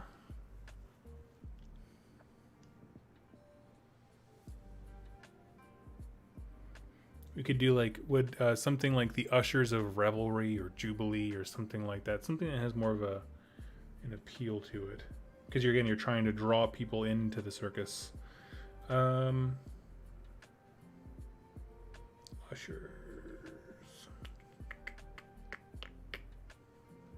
Just a roving band of ushers, the musician. That would also be terrifying.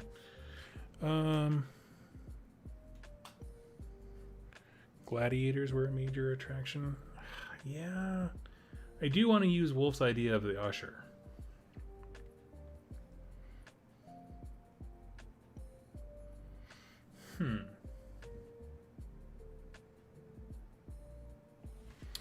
Let's do... Oh, wait. Here's a... I had a whole bunch of synonyms.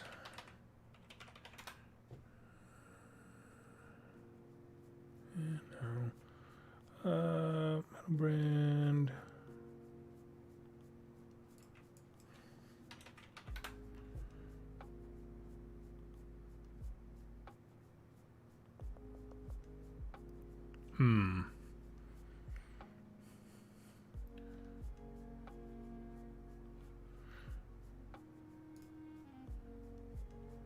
Aha, I got a better one.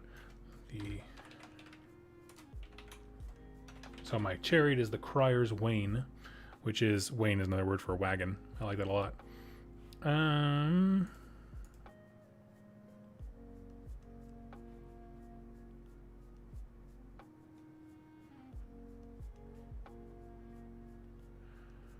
Usher of Alakazam. Alakazam, the Carney term for greeting a crowd. I think you're... No, you're making that up. What? Google.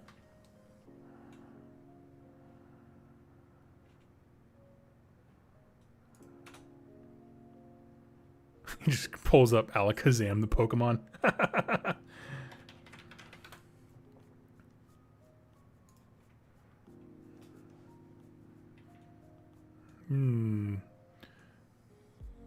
Well... I don't know. It's a tough one. I think you're making that up, Spezia. There's not many times that I'm like... Bull. Let's see. That one we can put a pin in, because I technically haven't bought it yet. So that's fine. The Fleet of Foot one is the only one that really, really mattered. And these guys haven't been on the board to earn anything, so forget that.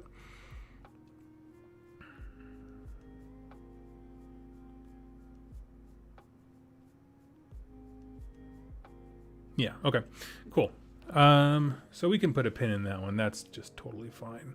Sweet. Well, with this, we have worked together. Bonus artifact. Yes, so my bonus artifact. That was the thing that... the spell familiar.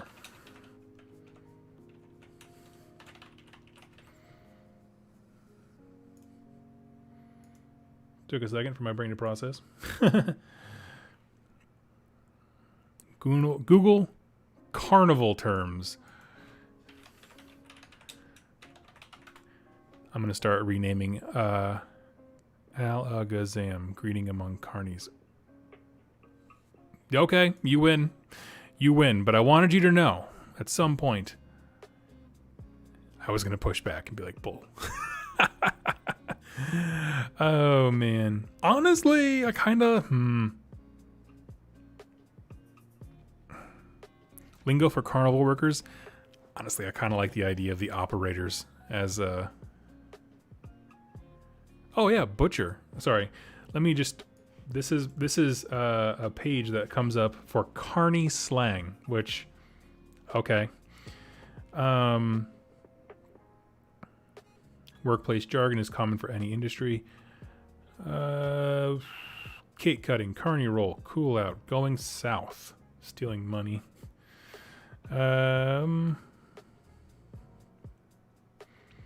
Grifters.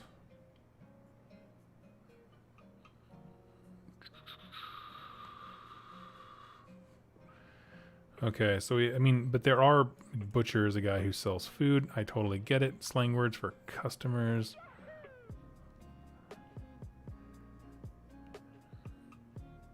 '86 to be banned from the law. I knew that one. Al Gazam, greeting amongst carnies.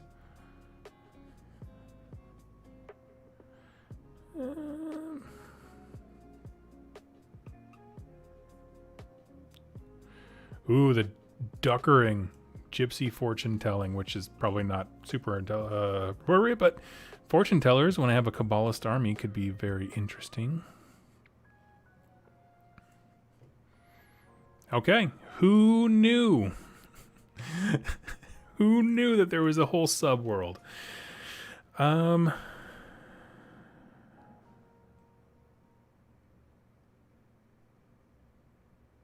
Oh, I like that. Usher of Midnight. See, Wolf, I'm going to save that one, but I'm going to save it for a hero because I like the title, The Usher of Midnight, but not for a unit.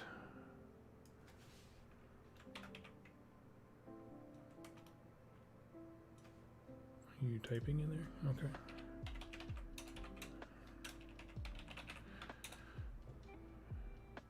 Neural sword clowns would be super sick.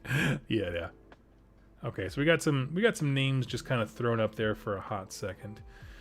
Let's see. I think, is there anything else I need to write in? Doug thought I was playing. I mean, I would have. If you were doing a live stream, I would have been like, the Clucker Knuckles. It's a term for endearing carny people. Oh man. All right. Let me go ahead and save these. And I think at a certain point we can come back and get back to painting some knights for a wee bit. Let me just get these.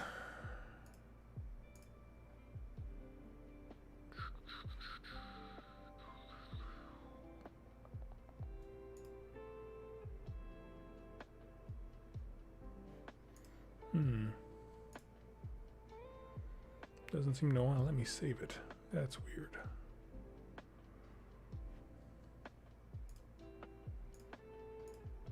I'll go ahead and I'll get this figured out.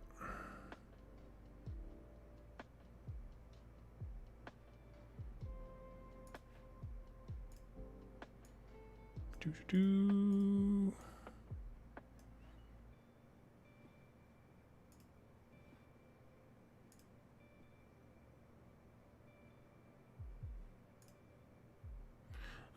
Sending it to drive. Nice. Sorry, I'm way too easily entertained by the way technology works anymore.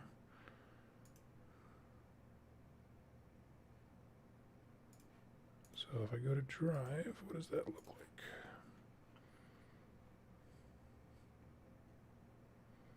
Nice. Okay, sweet. Yeah, it updated it.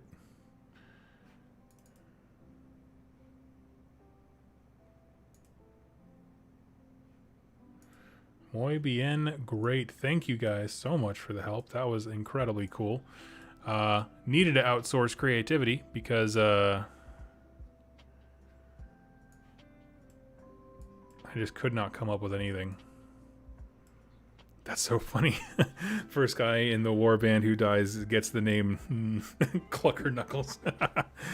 Got my last ballista crew painted. Thanks for hanging out and letting me contribute so much. Oh, dude. My dude, you have enriched my hobby more times than I can count, so I would thank you. That's all I'm saying is thank you. Now I'm going to do a small dry brush here with some Runefang steel because I want some of the metal bits to look a little bit worn on this. So, let's see. Need to adjust here real quick. It's almost like sitting on your butt in an office chair all day is bad for you. Weird, I know. I'm going to go for a little bit of a stroll after this, though. Stretch my legs. Oh, this thing needs to be shaken for a while. Sorry about that. So yeah, what I'm going to do is just do a quick dry brush of the metal bits here. Just very, very lightly on some of the bits with the chaos symbols and junk.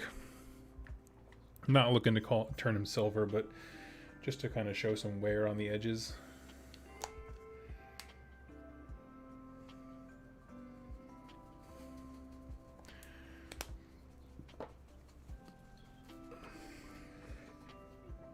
Speaking of ballistas, Steve, who I was gaming with, he was like, I painted these guys up because I was told that they were amazing and they're doing nothing for me, and he had a ballista. And I was like, you know, people remember the games where the ballista just absolutely, you know, stomps nuts. They don't often remember the Stormclass players will remember the games where ballistas were inaccurate, unreliable, did nothing, you know, and so it's just so funny to see people like, oh yeah, this is an auto include. It's like, you're only saying that because you know what it's capable of, not necessarily what it does. So I was able to kind of be like, yeah, that's the thing that internet people complain about. I probably wouldn't spend too much investments.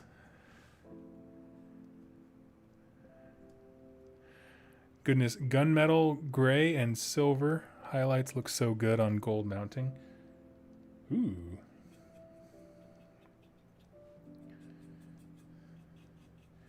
Yeah, this is actually, so I primed them.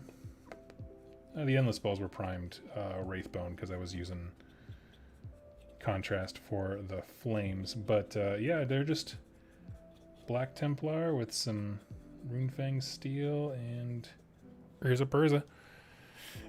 Gotta get that Lord Ordinator for good ballistas. They're swingy without him.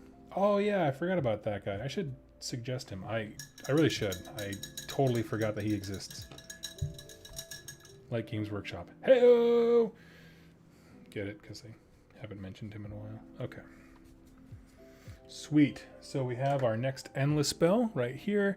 This is the one I am going to be earning through the next few games. So Demon Fire Rift. Because I'm playing Kabbalists, I can actually move this in my hero phase in addition to any time I move it normally. So so my Chaos Warband is very Blanche-esque, where it has lots of warm colors and all that kind of stuff. And so I wanted the demon side to be something that is completely different, right? Like, what would invert that? And so I went with a purple with a dry brush of different metallics on there. And one of them is the Turbo Dork color of blue, basically. So it just kind of has this warping effect into different colors. So I thought, you know, different colors that don't show up on anywhere else in the models. So I thought that was a cool idea. And of course we have Edgelord Railway. Of course, gots to have just random spikes coming out of the ground. It's chaos. What are you doing if you don't? And we'll bring back Horse Boys. We have about an hour left in the stream, at which point I will probably collapse. I'm feeling pretty good. I'll be honest with you. I'm feeling all right, but I'm tired. My throat's getting a little tired. Kit Bash idea. Your Beastman from the Spire Tyrants could be your strongest man. Oh, yeah, he has a big-ass hammer. That's right. Oh, man, I like that. That's a super fun idea. I'm going to do that. Wolf wins. I feel like Spezio won a lot of the name contests, but that idea wins the modeling. Okay. So right now, everything is super dark. That's where we want it. We want to build up a little bit of light with the red and the yellow, and then we're going to get into the shades with like a lot of sepia and stuff, and kind of add more specific tones to those things. So let's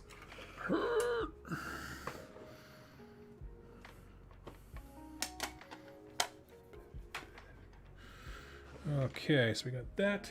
We need some highlight shades. So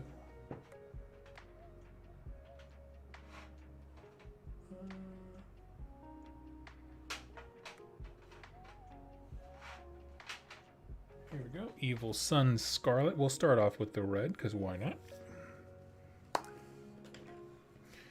And I'm actually going to put it right here next to this. Just a drop of water. And kind of mix them as we go. Now, the way that I get my stuff to look so grimy and so nasty is actually by ruining a brush. So, essentially what I do is I take one unfortunate soul, in this case, probably this guy, unless he's beyond redemption. Is he?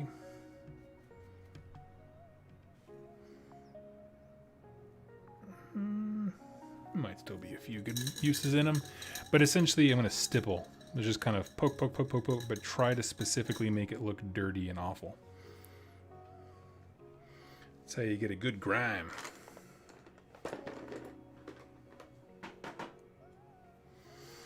Okay, so we got our mixture here. Actually, I don't want to use that one. This one is busted pretty hard. Never mind. I didn't realize how much it was fraying apart, and we need a little, just an ounce of precision.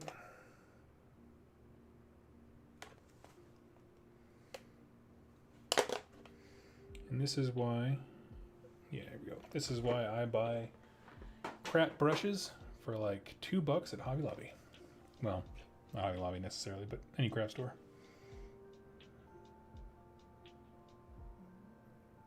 And so all I'm doing, like I said, is just stippling it on. And I will go back and do like a fine edge, like a very, very fine edge highlight along, like, because there are some very specific sharp edges on this armor. So like I can do kind of a combination of highlights, but this gives it that nice rusted, dirty look that I like.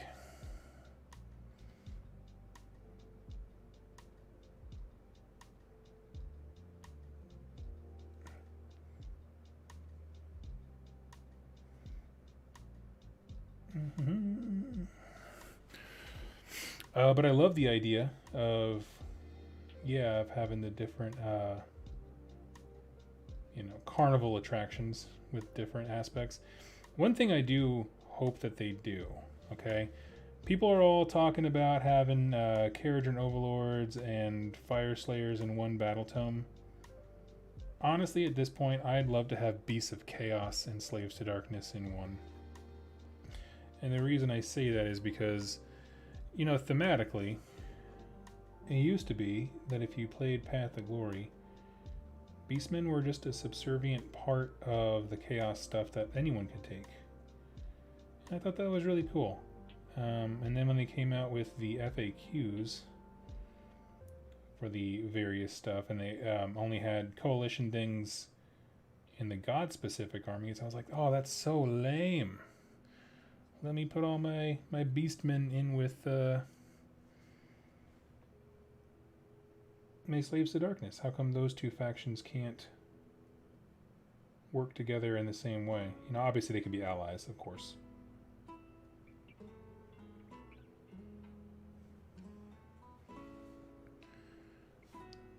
But yeah. It's alright. Life has a tendency to go on.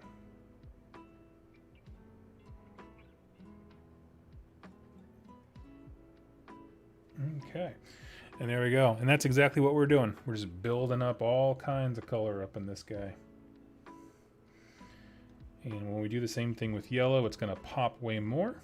So it'll look real grimy and gross. And we're not even painting really, we're just kind of tapping.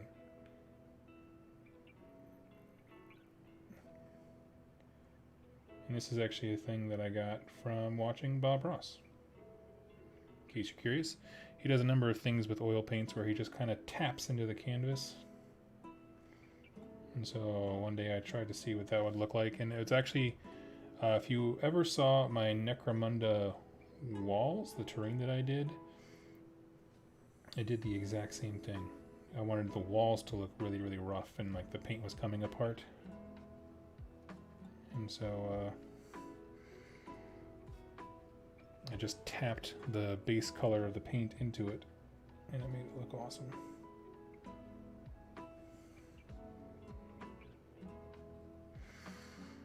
Alright, red's dead on one.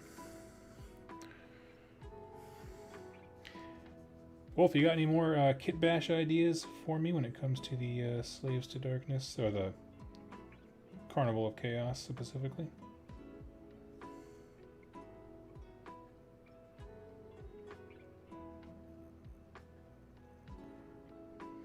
I was thinking at least one Slanesh hero and giving him crab arms, because like the crab man was like a pretty renowned routine, I should say, or attraction.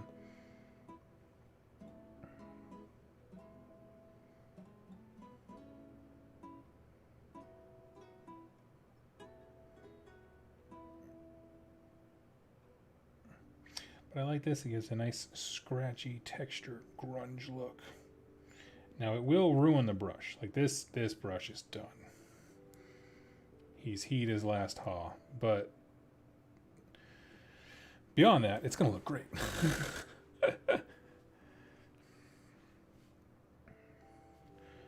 And then from here, we'll pretty much just go straight into, you know, once we get the yellow also built up a bit, then we'll go in and then take each one of these guys one by one and do cleanup, because I'm going to get red on some things that shouldn't be red, like the metals and stuff. But it really does help me to kind of like put the color down first and then go back and highlight afterwards. It just, once I know where it's supposed to be going, it just gets so much easier.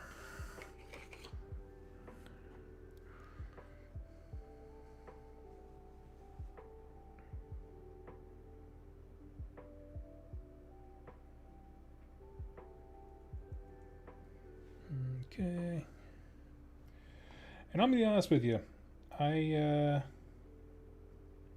the building the Path to Glory thing was the last pre-planned topic I had. I got us through 5 hours of content. Today we talked about the best starting stories for AOS, the lore of some of the biggest locations in Gur,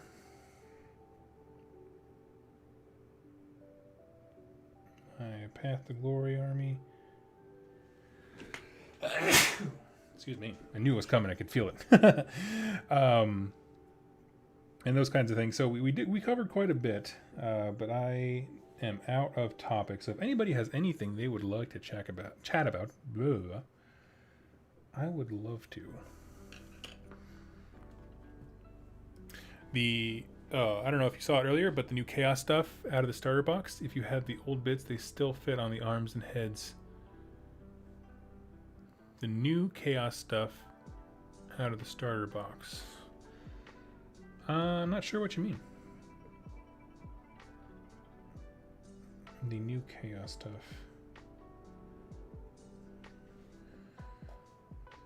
I'm trying to think of the newest Chaos stuff.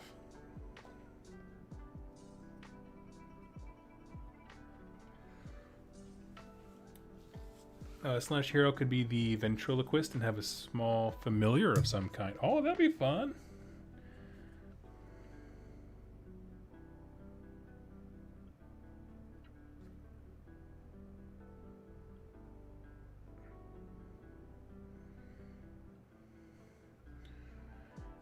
I think it has some dark implications with Slanesh.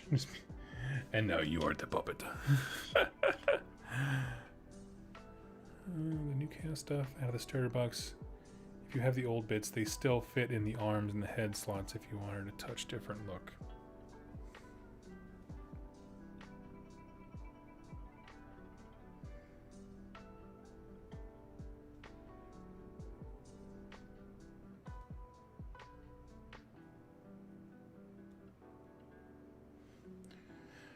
Let's see. I would be all about talking about lore hopes for 3.0. Really hoping to see Chaos do Warden. I agree with you. Let's talk about that. So, lore hopes. I want more cities established. I want more stories of survivors in kind of pioneer-esque towns, if you know what I mean. Smaller settlements, that kind of thing. What are some of the day-to-day dangers that I guess colonists, for lack of a better word, crusaders, dawnbringers, or dawners, whatever. You know, what are some of their day-to-day threats? What does that look like? I would love to see that.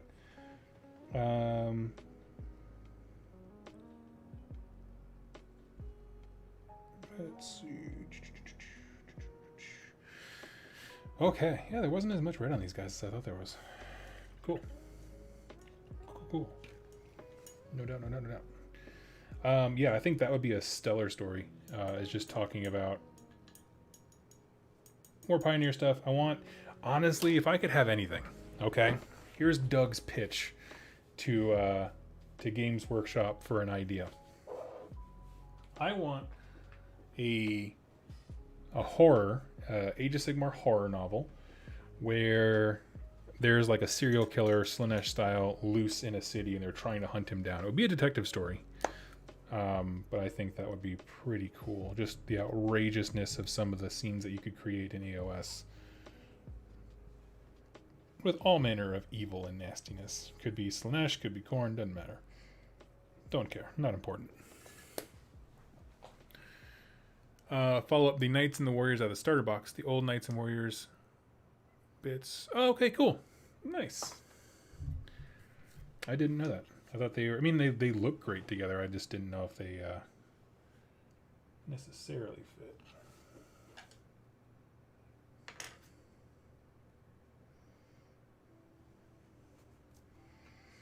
Okay, here we go. Same thing with the yellow.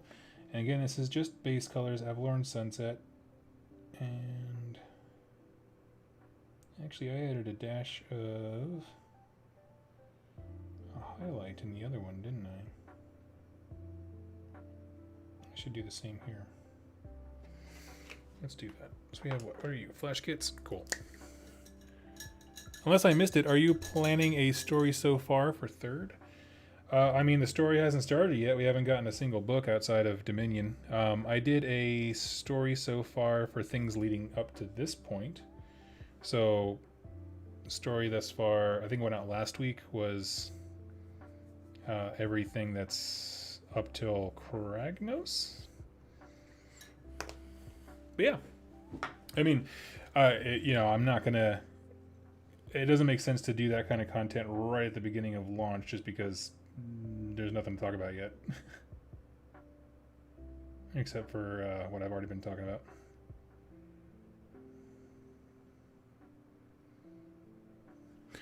Let's see. Hey, just stopping in to say hello. You've done an excellent job getting me into AOS from 40k. Currently on some path to glory.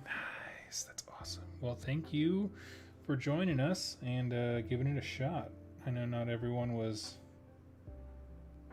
in the 40k community is eager to jump into more Games Workshop games, and I appreciate that you did. So thank you.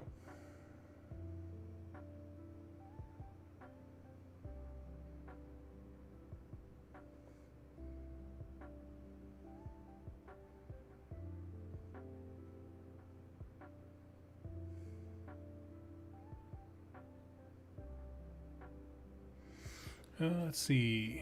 Yeah, I put a helmet on. Oh, yeah. Yeah, the Kagra, whatever her name is. Be honest. The most unchaosy thing about me is that I also do not really care for top knots.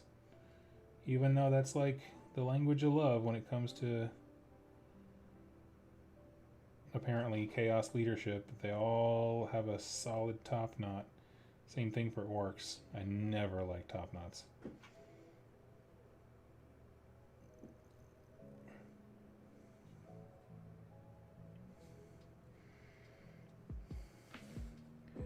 Never. It just, I don't know. I mean, there is a functional aspect to it. It's like, oh yeah, this is the perfect way to keep your hair out of your face. But also, it's just like, what if I went into battle with a unicorn spike? And it's just like, well, you'd be fabulous. You know, you're working it. But I don't know if I would really call that a warrior, an imposing warrior look.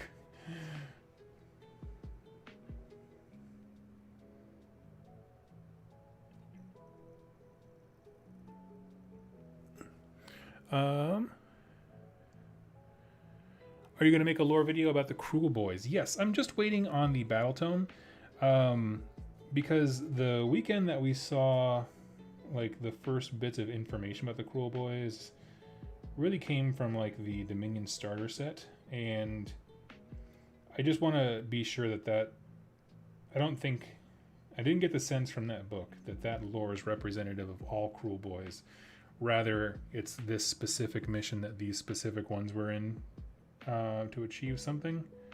And so I kind of held off on doing it, but yes, I am going to do I'm strongly considering, because it's been so long that those books have been out, of completely redoing a brand new lore week for Stormcast and a full lore week for Orc War Clans. Because when I did those lore weeks back in the day, like, first of all, I have come a long way in terms of quality, at least I'd like to think. But also, I wouldn't take those videos down. They would still be there. I would just have newer ones. You know, the books have expanded so much, right? I mean, holy smokes. Talk about Stormcast. There's just so much in there to cover. And, you know, I could keep just bolting on stuff to the old videos, and that's totally fine. I don't think anyone would begrudge me for it, but I think just kind of starting with a solid, you know, a new fresh base of content to put it into, and like obviously with the quality that I can do now, that might be a cool thing for 3rd edition, of just like going back and doing all the older battle tomes, or not going back and doing them, but as 3rd ed battle tomes are released, redoing them completely, no matter what faction it is, save well, I was going to say save Soulblight Gravelords, but even then, that was still just Nagash's lore I reused.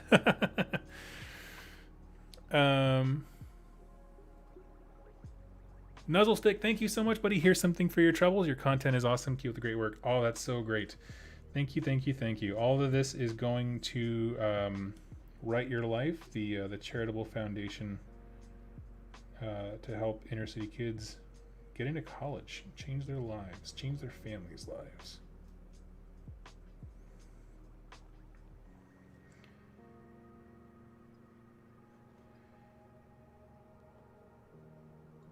Multiple social studies have confirmed that education is the most effective way to change our lives and increase happiness of people and give them opportunities and jobs and all that kind of stuff. And I love it. I think in an alternate universe, I could have been a teacher. I think I have that personality, you know?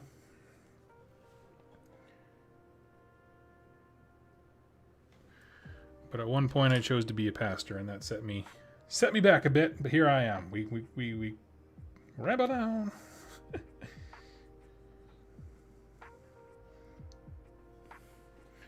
Gotta say, I'm super impressed with the Path to Glory rules. I would certainly buy Path to Glory expansions if they release them. Well, we know that they're going to, just no idea on when. Because like the Path to Glory like section in the book references external material, if nothing else, in the battle tomes. So we know it exists. And knowing's half the battle.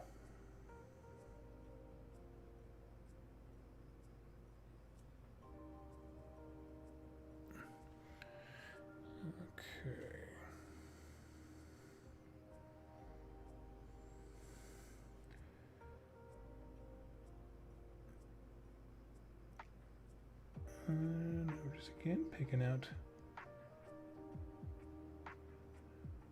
the yellow bits.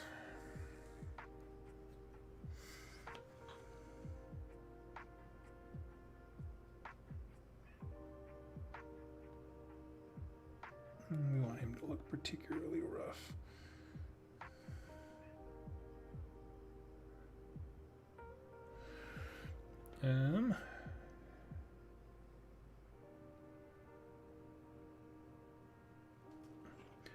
Yeah, so as far as other stuff in AOS 3 that I would like to see, let's keep going on that train. So yeah, city stuff, pioneering. I would love to see Chaos Dwarves. I don't know anything about them from the old world. People seem very excited over something that I don't know anything about. I'm just bringing these two sides together on this. I didn't realize how lopsided they were. I'll be honest, like I don't have the same enthusiasm, which, you know, honestly, generally ends up being a good thing for me because I don't go into a book with baggage of like expectations. But people seem very excited about the proposition of it, so. There we go. Now we're just cleaning these edges up a smidge. There we go.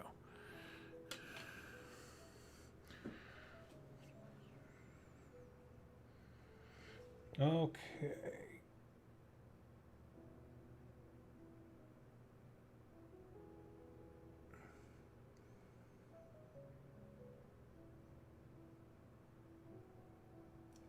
Now the trick is that after this dries,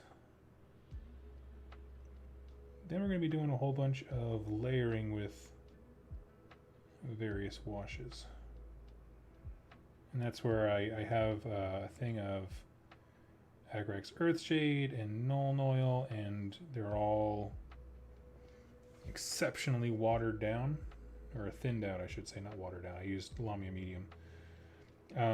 For the purpose of, that way you can really control the tones that you're painting in, and it's huge. You make a great history teacher. I can see how a lesson was done, why this is cool. Yeah, trying to get a bunch of snot-nosed kids like me when I was in school. This is why this is cool, people.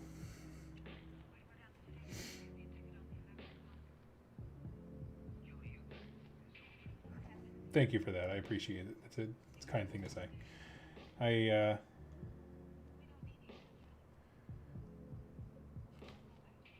We don't live in a country that favors smart people, I feel like sometimes. So, I don't know how well I would do as a teacher. My honestly, I think the reason I wouldn't be a teacher is just because of all the ancillary stuff as far as grading papers and having to deal with parents. None of that sounds fun. My main 3rd edition hope, only half kidding, Stormcast Eternal Paladins as battle line or battle line if.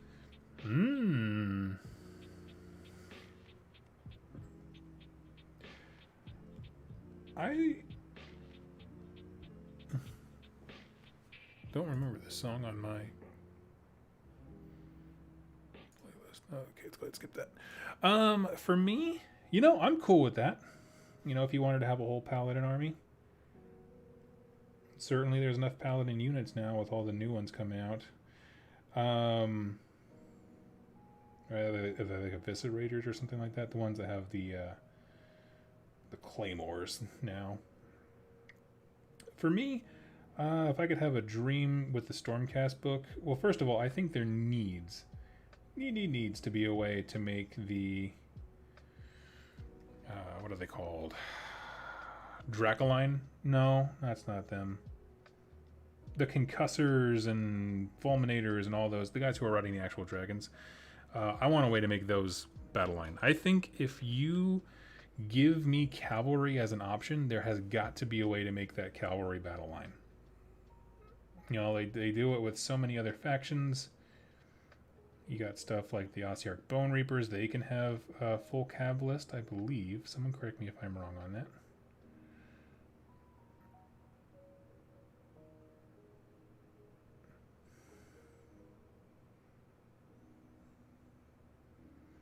But yeah, either a sub-faction that favors them, or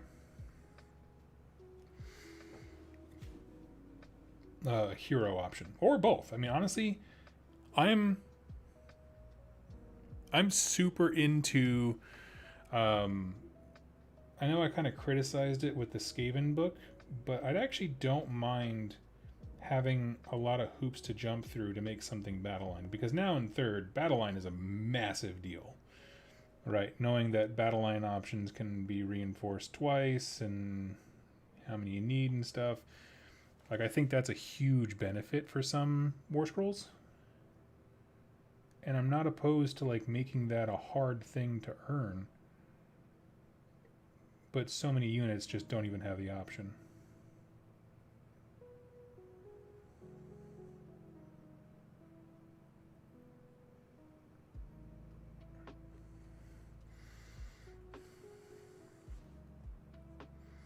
Which I think is a bummer.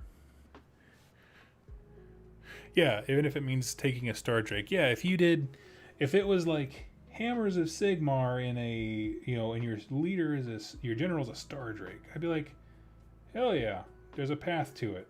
But I feel like there should never be a point where it's like, well, you sold me on a cavalry army, in the lore, and I can't actually do that thing. I always got to have my 3 token liberators just standing around checking things out.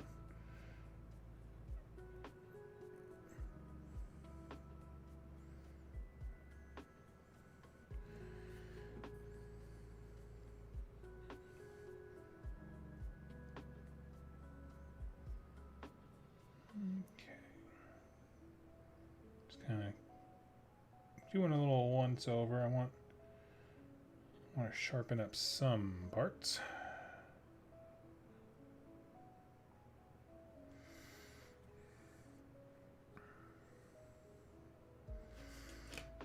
Okay, how are you looking?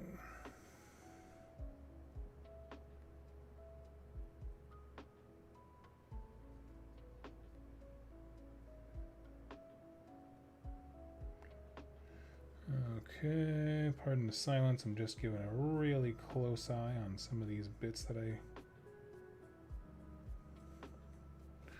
dabbled over. Hey, Doug, how's your day going? Hey, Jacob, I'm doing good. We are just wrapping up. We have a half an hour left on my live stream.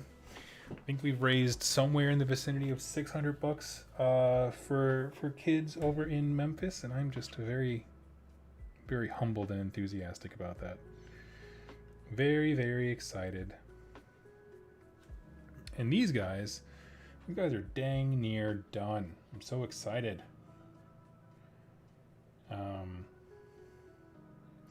Let me show you something cool that I like to do. So I have here a collection of washes that are all half a shade and then half Lamia medium. And one of my favorites to get that warmth for Blanjitsu is Fugan Orange. Love it. And this is actually one that I think I don't want to put on the wet palette because I don't want it to change consistency at all. In terms of how much, pigment to whatever. Let's see.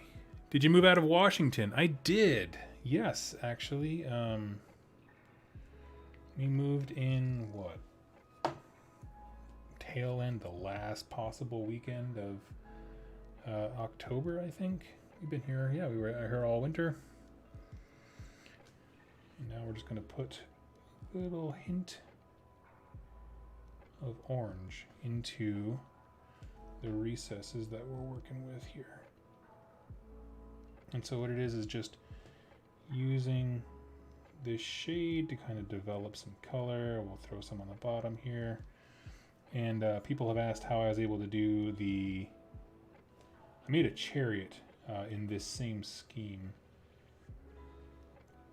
And with that, I put a lot more emphasis on the orange. On the dude's cape, because if you have an exalted charioteer, man, that guy has the most baller cape in all of Warhammer. And I liked it so much that I decided to keep going with it. So you just put just a tiny bit of the Fugan Orange. You have to very much thin it down, like the hell out of it, because it's a strong color. But if you do that first, and then you do washes on top of the cape, like with Sepia and Agrax Earthshade afterwards, and that kind of stuff, It looks so good.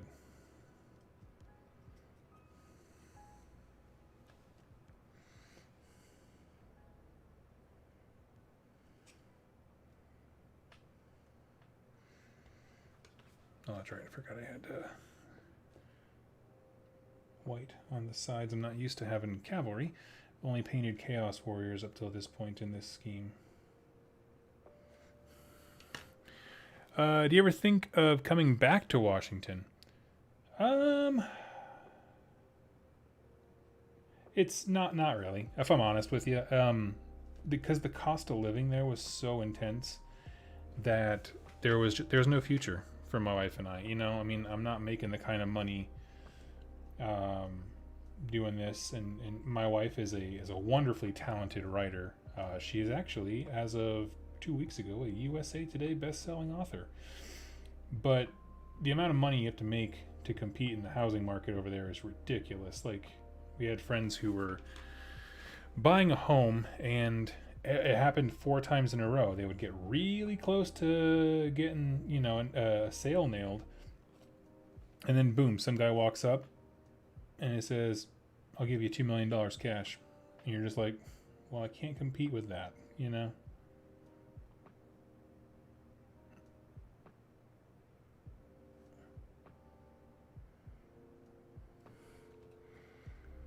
I think I saw you at the Linwood store a few years back. Probably. I was in there all the time.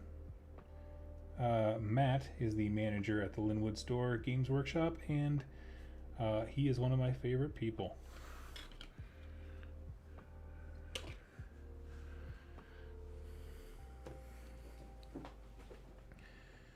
Always has been. He was one of the nicest people about getting folks into the hobby. It's always been a rich source of basically camaraderie when everyone's whining and melting down on the internet. He's got a people first mentality, which is what I appreciate.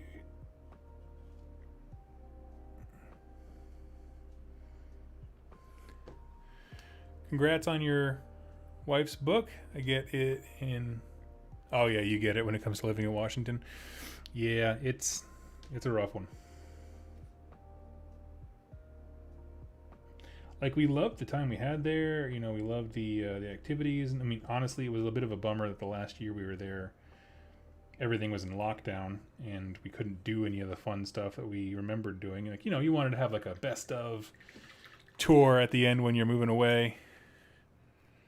But unfortunately, no, not the way it panned out. The Kent store had a horrible reputation. I have heard that. I don't know anything about it. There's some hot goss there, I'd imagine, but I do not know any of it.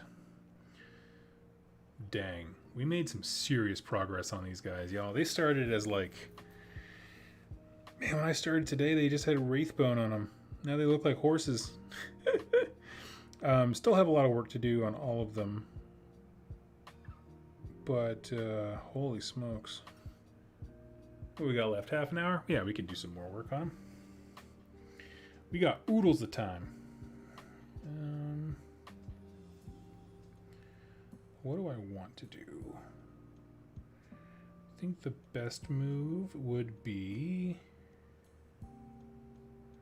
at this point, going model by model and just finishing one. Right? I think that's definitely a smart move. So this guy's got some howling heads on him.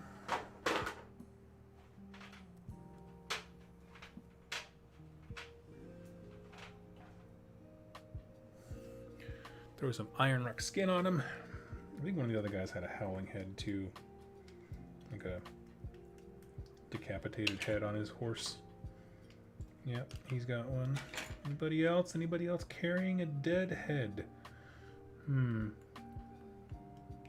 This is a fun game of bingo. Yeah, he's got a dead head. He's got hands. Any body parts on you at all, really? Are you the one guy who doesn't like carrying dead stuff? Good on you. Way to break the mold.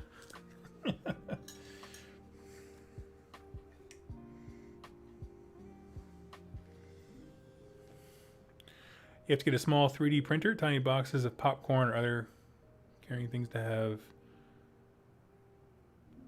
on the base all spilled out. I don't think I understand.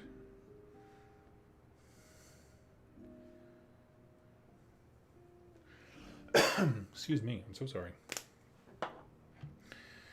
Alright, so we have our one fuddy-duddy who doesn't like having dead people or animals or whatever all over him. Got this guy and his dead head. Oh, that's right, he has hands. That's right, let's paint these hands.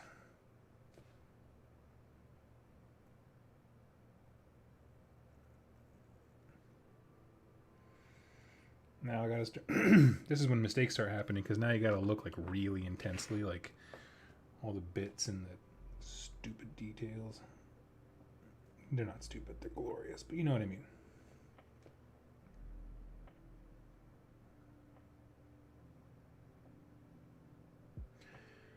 Because when you get done with the model and then you see that one thing that you forgot, right? The tassel number 13 that's hanging off the left guy. Nothing's more annoying than that.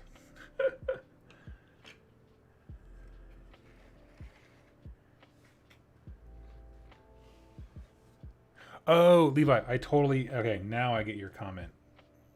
Took me a hot second to know that you were going back to like modeling things for the carnival. Okay, I'm on board. Took me far too long.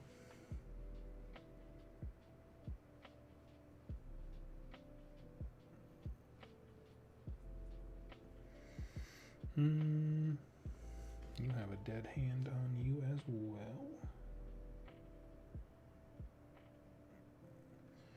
And I'll just use different washes and stuff to make the skin look different colors. I'll be honest, when it comes to like those little trinkets and doodads and in this case severed heads on models, I tend to not really care. Typically by the time I get to this point in a model, I'm like, I'm kind of done. I don't care about the rest of these little minute details. I just want to be done. Thank you. But yeah. Did you give up on the wet palette? I don't use this color much, and the ones that I have in my wet palette are the ones that I'm going to keep using for the rest of the Warband. So I just threw a quick dollop here because I'm literally done with it. Like, that's what I mean. I didn't even want to waste real estate space in there for it. Oh, I do have a little thing of gold. I need to get some Retributor armor on there. The knight had a rumbling that only his hands would satisfy. Exactly.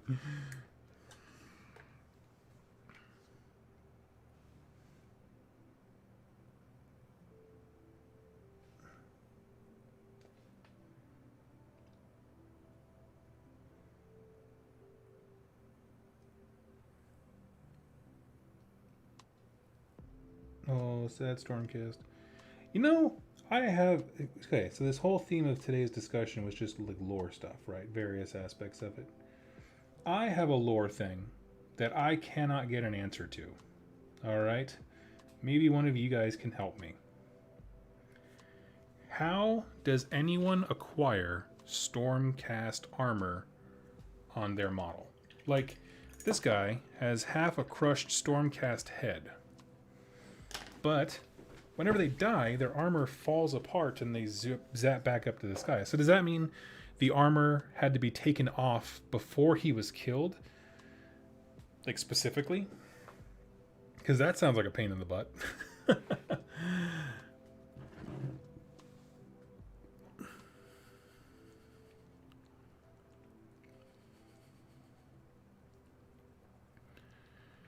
Let's see. Just saying, DC's Batman miniature game has a pack of Joker and his court. I bet you could nick some of that stuff. Ooh, yeah.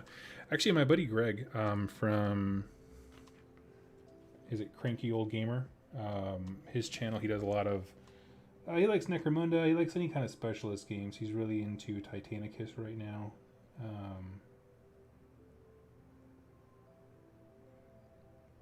But he is super into the DC game, and it looks super cool. I'm not gonna lie. There's some great models. I actually, if I'm honest, I kind of prefer that to Marvel Crisis Protocol, just from a modeling perspective, because DC has, as a game, has one thing that Marvel Crisis Protocol doesn't, and that is goons. I like seeing the heroes also have to fight normal guys, but everything in Crisis Protocol, they're all named characters, and I think that gets boring. Now, admittedly, I still have my Crisis Protocol stuff. I'm still enjoying it, but that's mainly because there's just a very few handful of characters that I actually like. Like, I like having the... I only ever do Spider-Man and... what are they called? X-Men. Only those things. Right now, I realized that when I was polishing up or building up the colors, I accidentally scraped onto some of the trim just in very specific places. I'm just cleaning that up.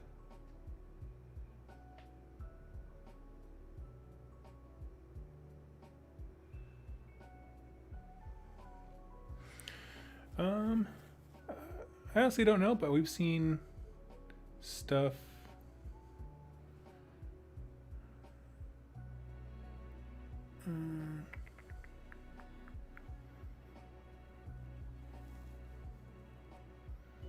Oh, like weapons that permadeath? Yeah. Yeah, we've seen some stuff. I don't know. It seems very... It seems very inconsistent onto how that all works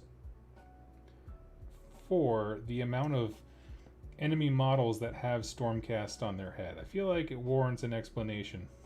Like the Ogre Tyrant has them, some of the Iron Jaws units have dead Stormcast helmets, and you're like, what's going on?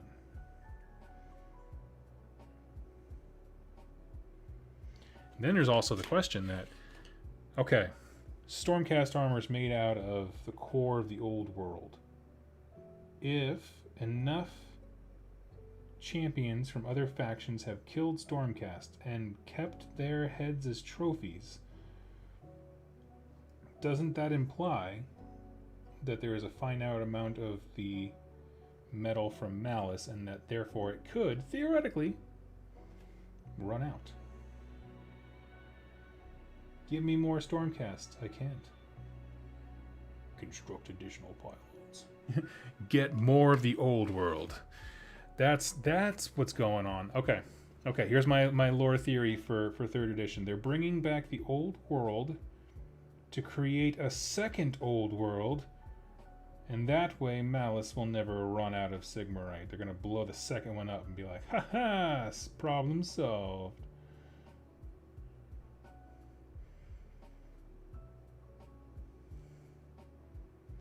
Can you imagine? Can you imagine if Games Workshop blew up the old world again?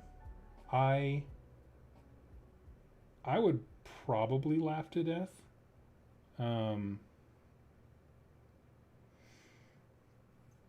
It won't happen, but I might just lie. You know what I mean? I don't know. I might.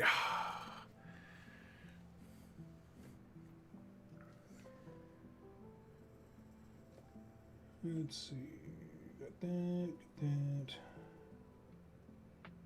Okay, this one didn't miss too much on this one.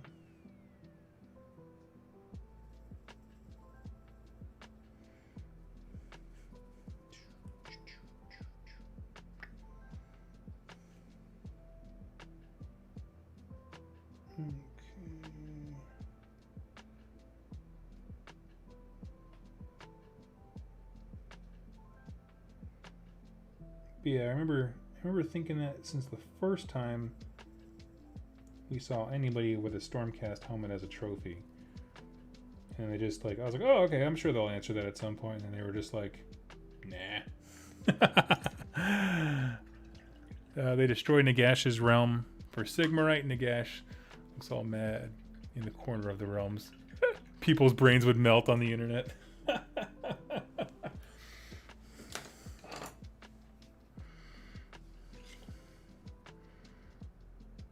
Oh, man. I'm here for it. I know it sounds evil, but I'm here for it. It's that kind of chaotic feeling where you're just like, yes, watch the world burn. I mean,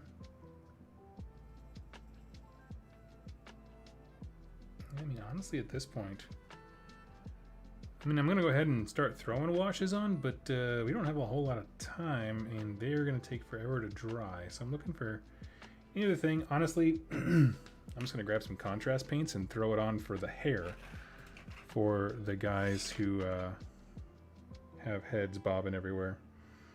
Because, I mean, honestly, once I get some hair on there, and then with all of the shades and stuff that I'm going to put on after all this, it's not going to matter. And the hands don't matter. I don't care. Yeah, you were my boy who has nothing on there. Okay. So let's do one with black hair, yellow, or blonde, and...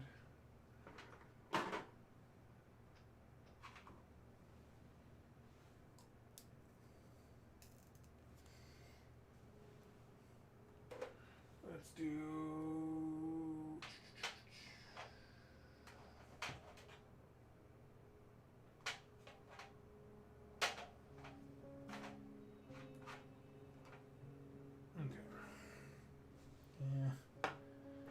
find my wildwood. I can't seem to find it. Let's see.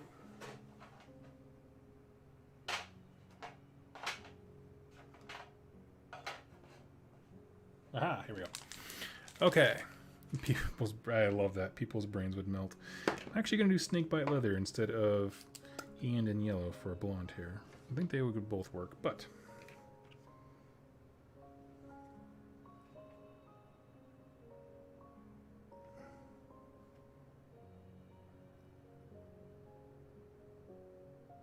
honestly think that snakebite leather is a more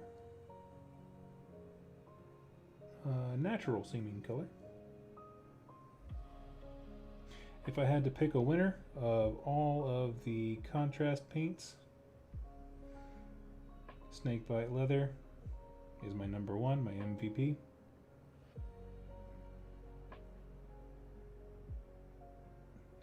Mainly for stuff like this, where it's like I hate taking the time for all the little painful bits and bobs.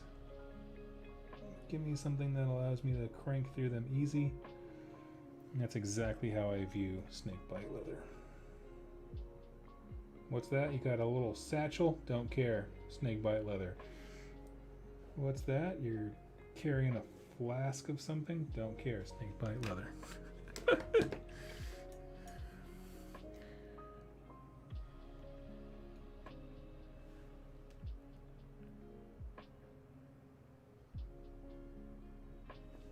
Lance and Care. Surprising thing is that no one has won that win your army thing for the past few months. What do you mean, win your army thing? Win your army thing. Oh, you mean the thing that GW does? I thought you were talking about me. I was like, I don't remember putting the win your army thing up there. They'll be signing me up for that. Is that what you mean?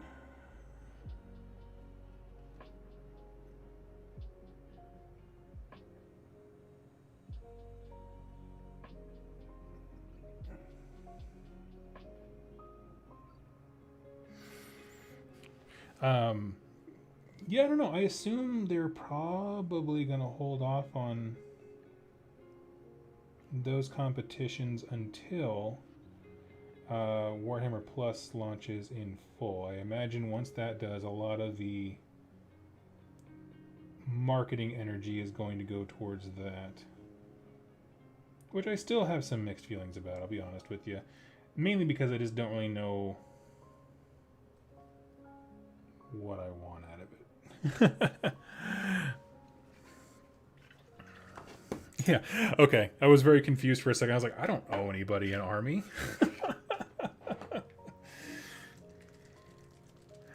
Oh, man.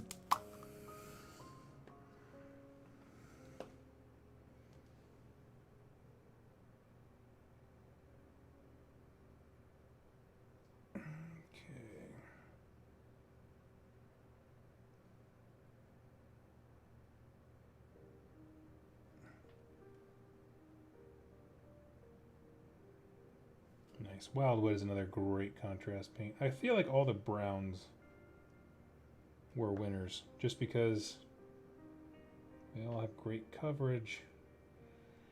They look stellar.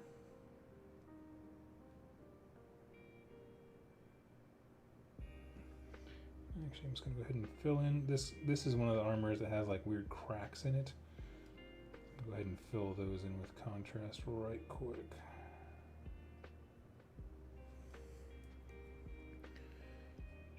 Washes will take care of the other parts later on, but I want to have a little bit of depth and darkness. What are you painting? Slaves to Darkness? Yes, I am. These are a unit of Chaos Knights. The newer ones. I didn't realize the newer ones, they cut down your options on models quite significantly. Then again, I guess the old ones and the new ones both exist. I don't know. I was just very surprised by that. And that's all. I mean, you know, it's fine. I'm one of those people that, like, when options decrease, I'm like, whatever. I never really cared for the arguments about, like, which way of equipping, you know, this unit is the best. It's like, whatever you want. Rule of cool. Okay, now we get to a very delicate part of the process, which is refilling my concoction. So I'm going to do that. We're going to chuck some sepia in there. Herg.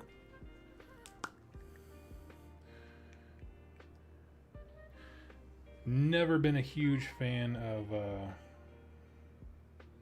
painting horses. Never, never, never.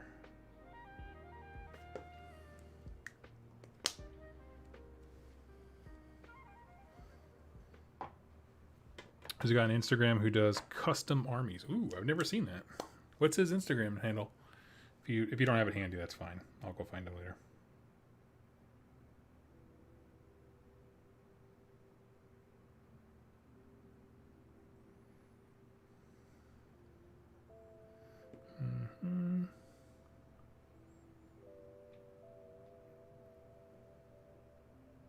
Okay, there we go. Nice. It's not quite full. I got one more thing here. I go through a lot of Lamia medium when I'm doing these kinds of projects, specifically the John Blanchy style, just because it requires so many layers of things. At a certain point, it's like, well, with the washes specifically, I want them to look right, so gotta thin them. See here, I'll be throwing on a few little things to wash, and then we'll be wrapping it up for the day. As I come in here towards the end of the stream, I just wanted to once again thank everybody for their incredible generosity. Stuff like this just makes me so glad that I do what I do, and I love hanging out with folks. I think I don't have a firm total yet, but I would say we probably raised roughly, I think, $680 in total with the stuff that I saw on my end. Like I said before, some folks directly donated to the charity, which is awesome. Other folks went through my PayPal, so it's kind of all over the place. But we did good, y'all, and I'm really proud of us, and I like that a lot. Makes me happy, you know. I was actually having a discussion with Jess the other day, and you know, we were talking about like therapy stuff, as far as like what we were discussing as a couple, what we individually discuss in therapy. And one of the things is just like, you know, do you like what you do? I was like, man, I love what I do, and stuff like this just reminds me why people are so awesome. You know, it was a rough week of grouchy people. We'll just use the word grouchy online regarding Games Workshop's IP policy, and I don't want to start a discussion about that now, but I like the fact that no matter what, despite that, you know, come together, try to help some people. I know I don't know if he's still going, to be honest with you, but because I know it's a 30-hour stream, but Mephisto is another content creator over on Twitch mostly, and he is also doing a stream this weekend. Schedule is unfortunate, but he's also doing one, and it was for Mental Health America, I believe, which is phenomenal. I love hearing that. And there's just a lot of goodwill in the community, and it makes me so happy. You know, it's one of those things, like, because Warhammer can be hard to explain to someone who's not into it, you know, like family and that kind of stuff. What do? You know, I talk about toy soldiers all day.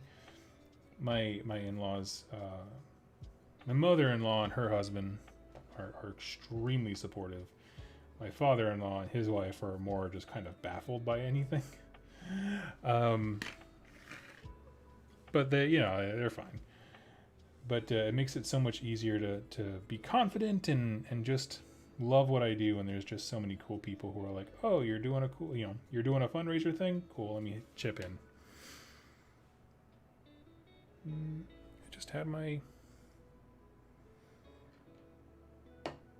What did I do with it?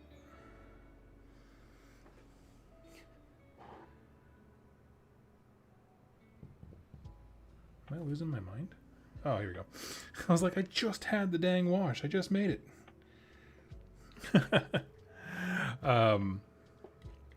So yeah, I just super appreciate it. I wanted to make sure I took a moment to say that before everything ended with the stream.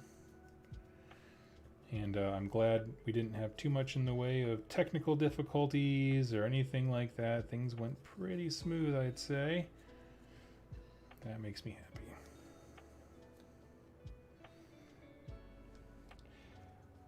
As far as kind of just reviewing stuff, if you are tuned in later and you're wanting more chats and discussion, I can tell you our topics earlier in the day ranged from the best books to start with in AOS, my favorite moments. I did like a top 10 type thing. What else did we talk about? We talked about Gur. We kind of went over some of the high points of notable locations with the map that we have. From Games Workshop. And then we had a conversation about my favorite art pieces in Warhammer, some stuff that just sounds fun, like Sky Grot Pirates. And then, yeah, we just kind of putzed around and chatted for a bit, did a little Ask Me Anything.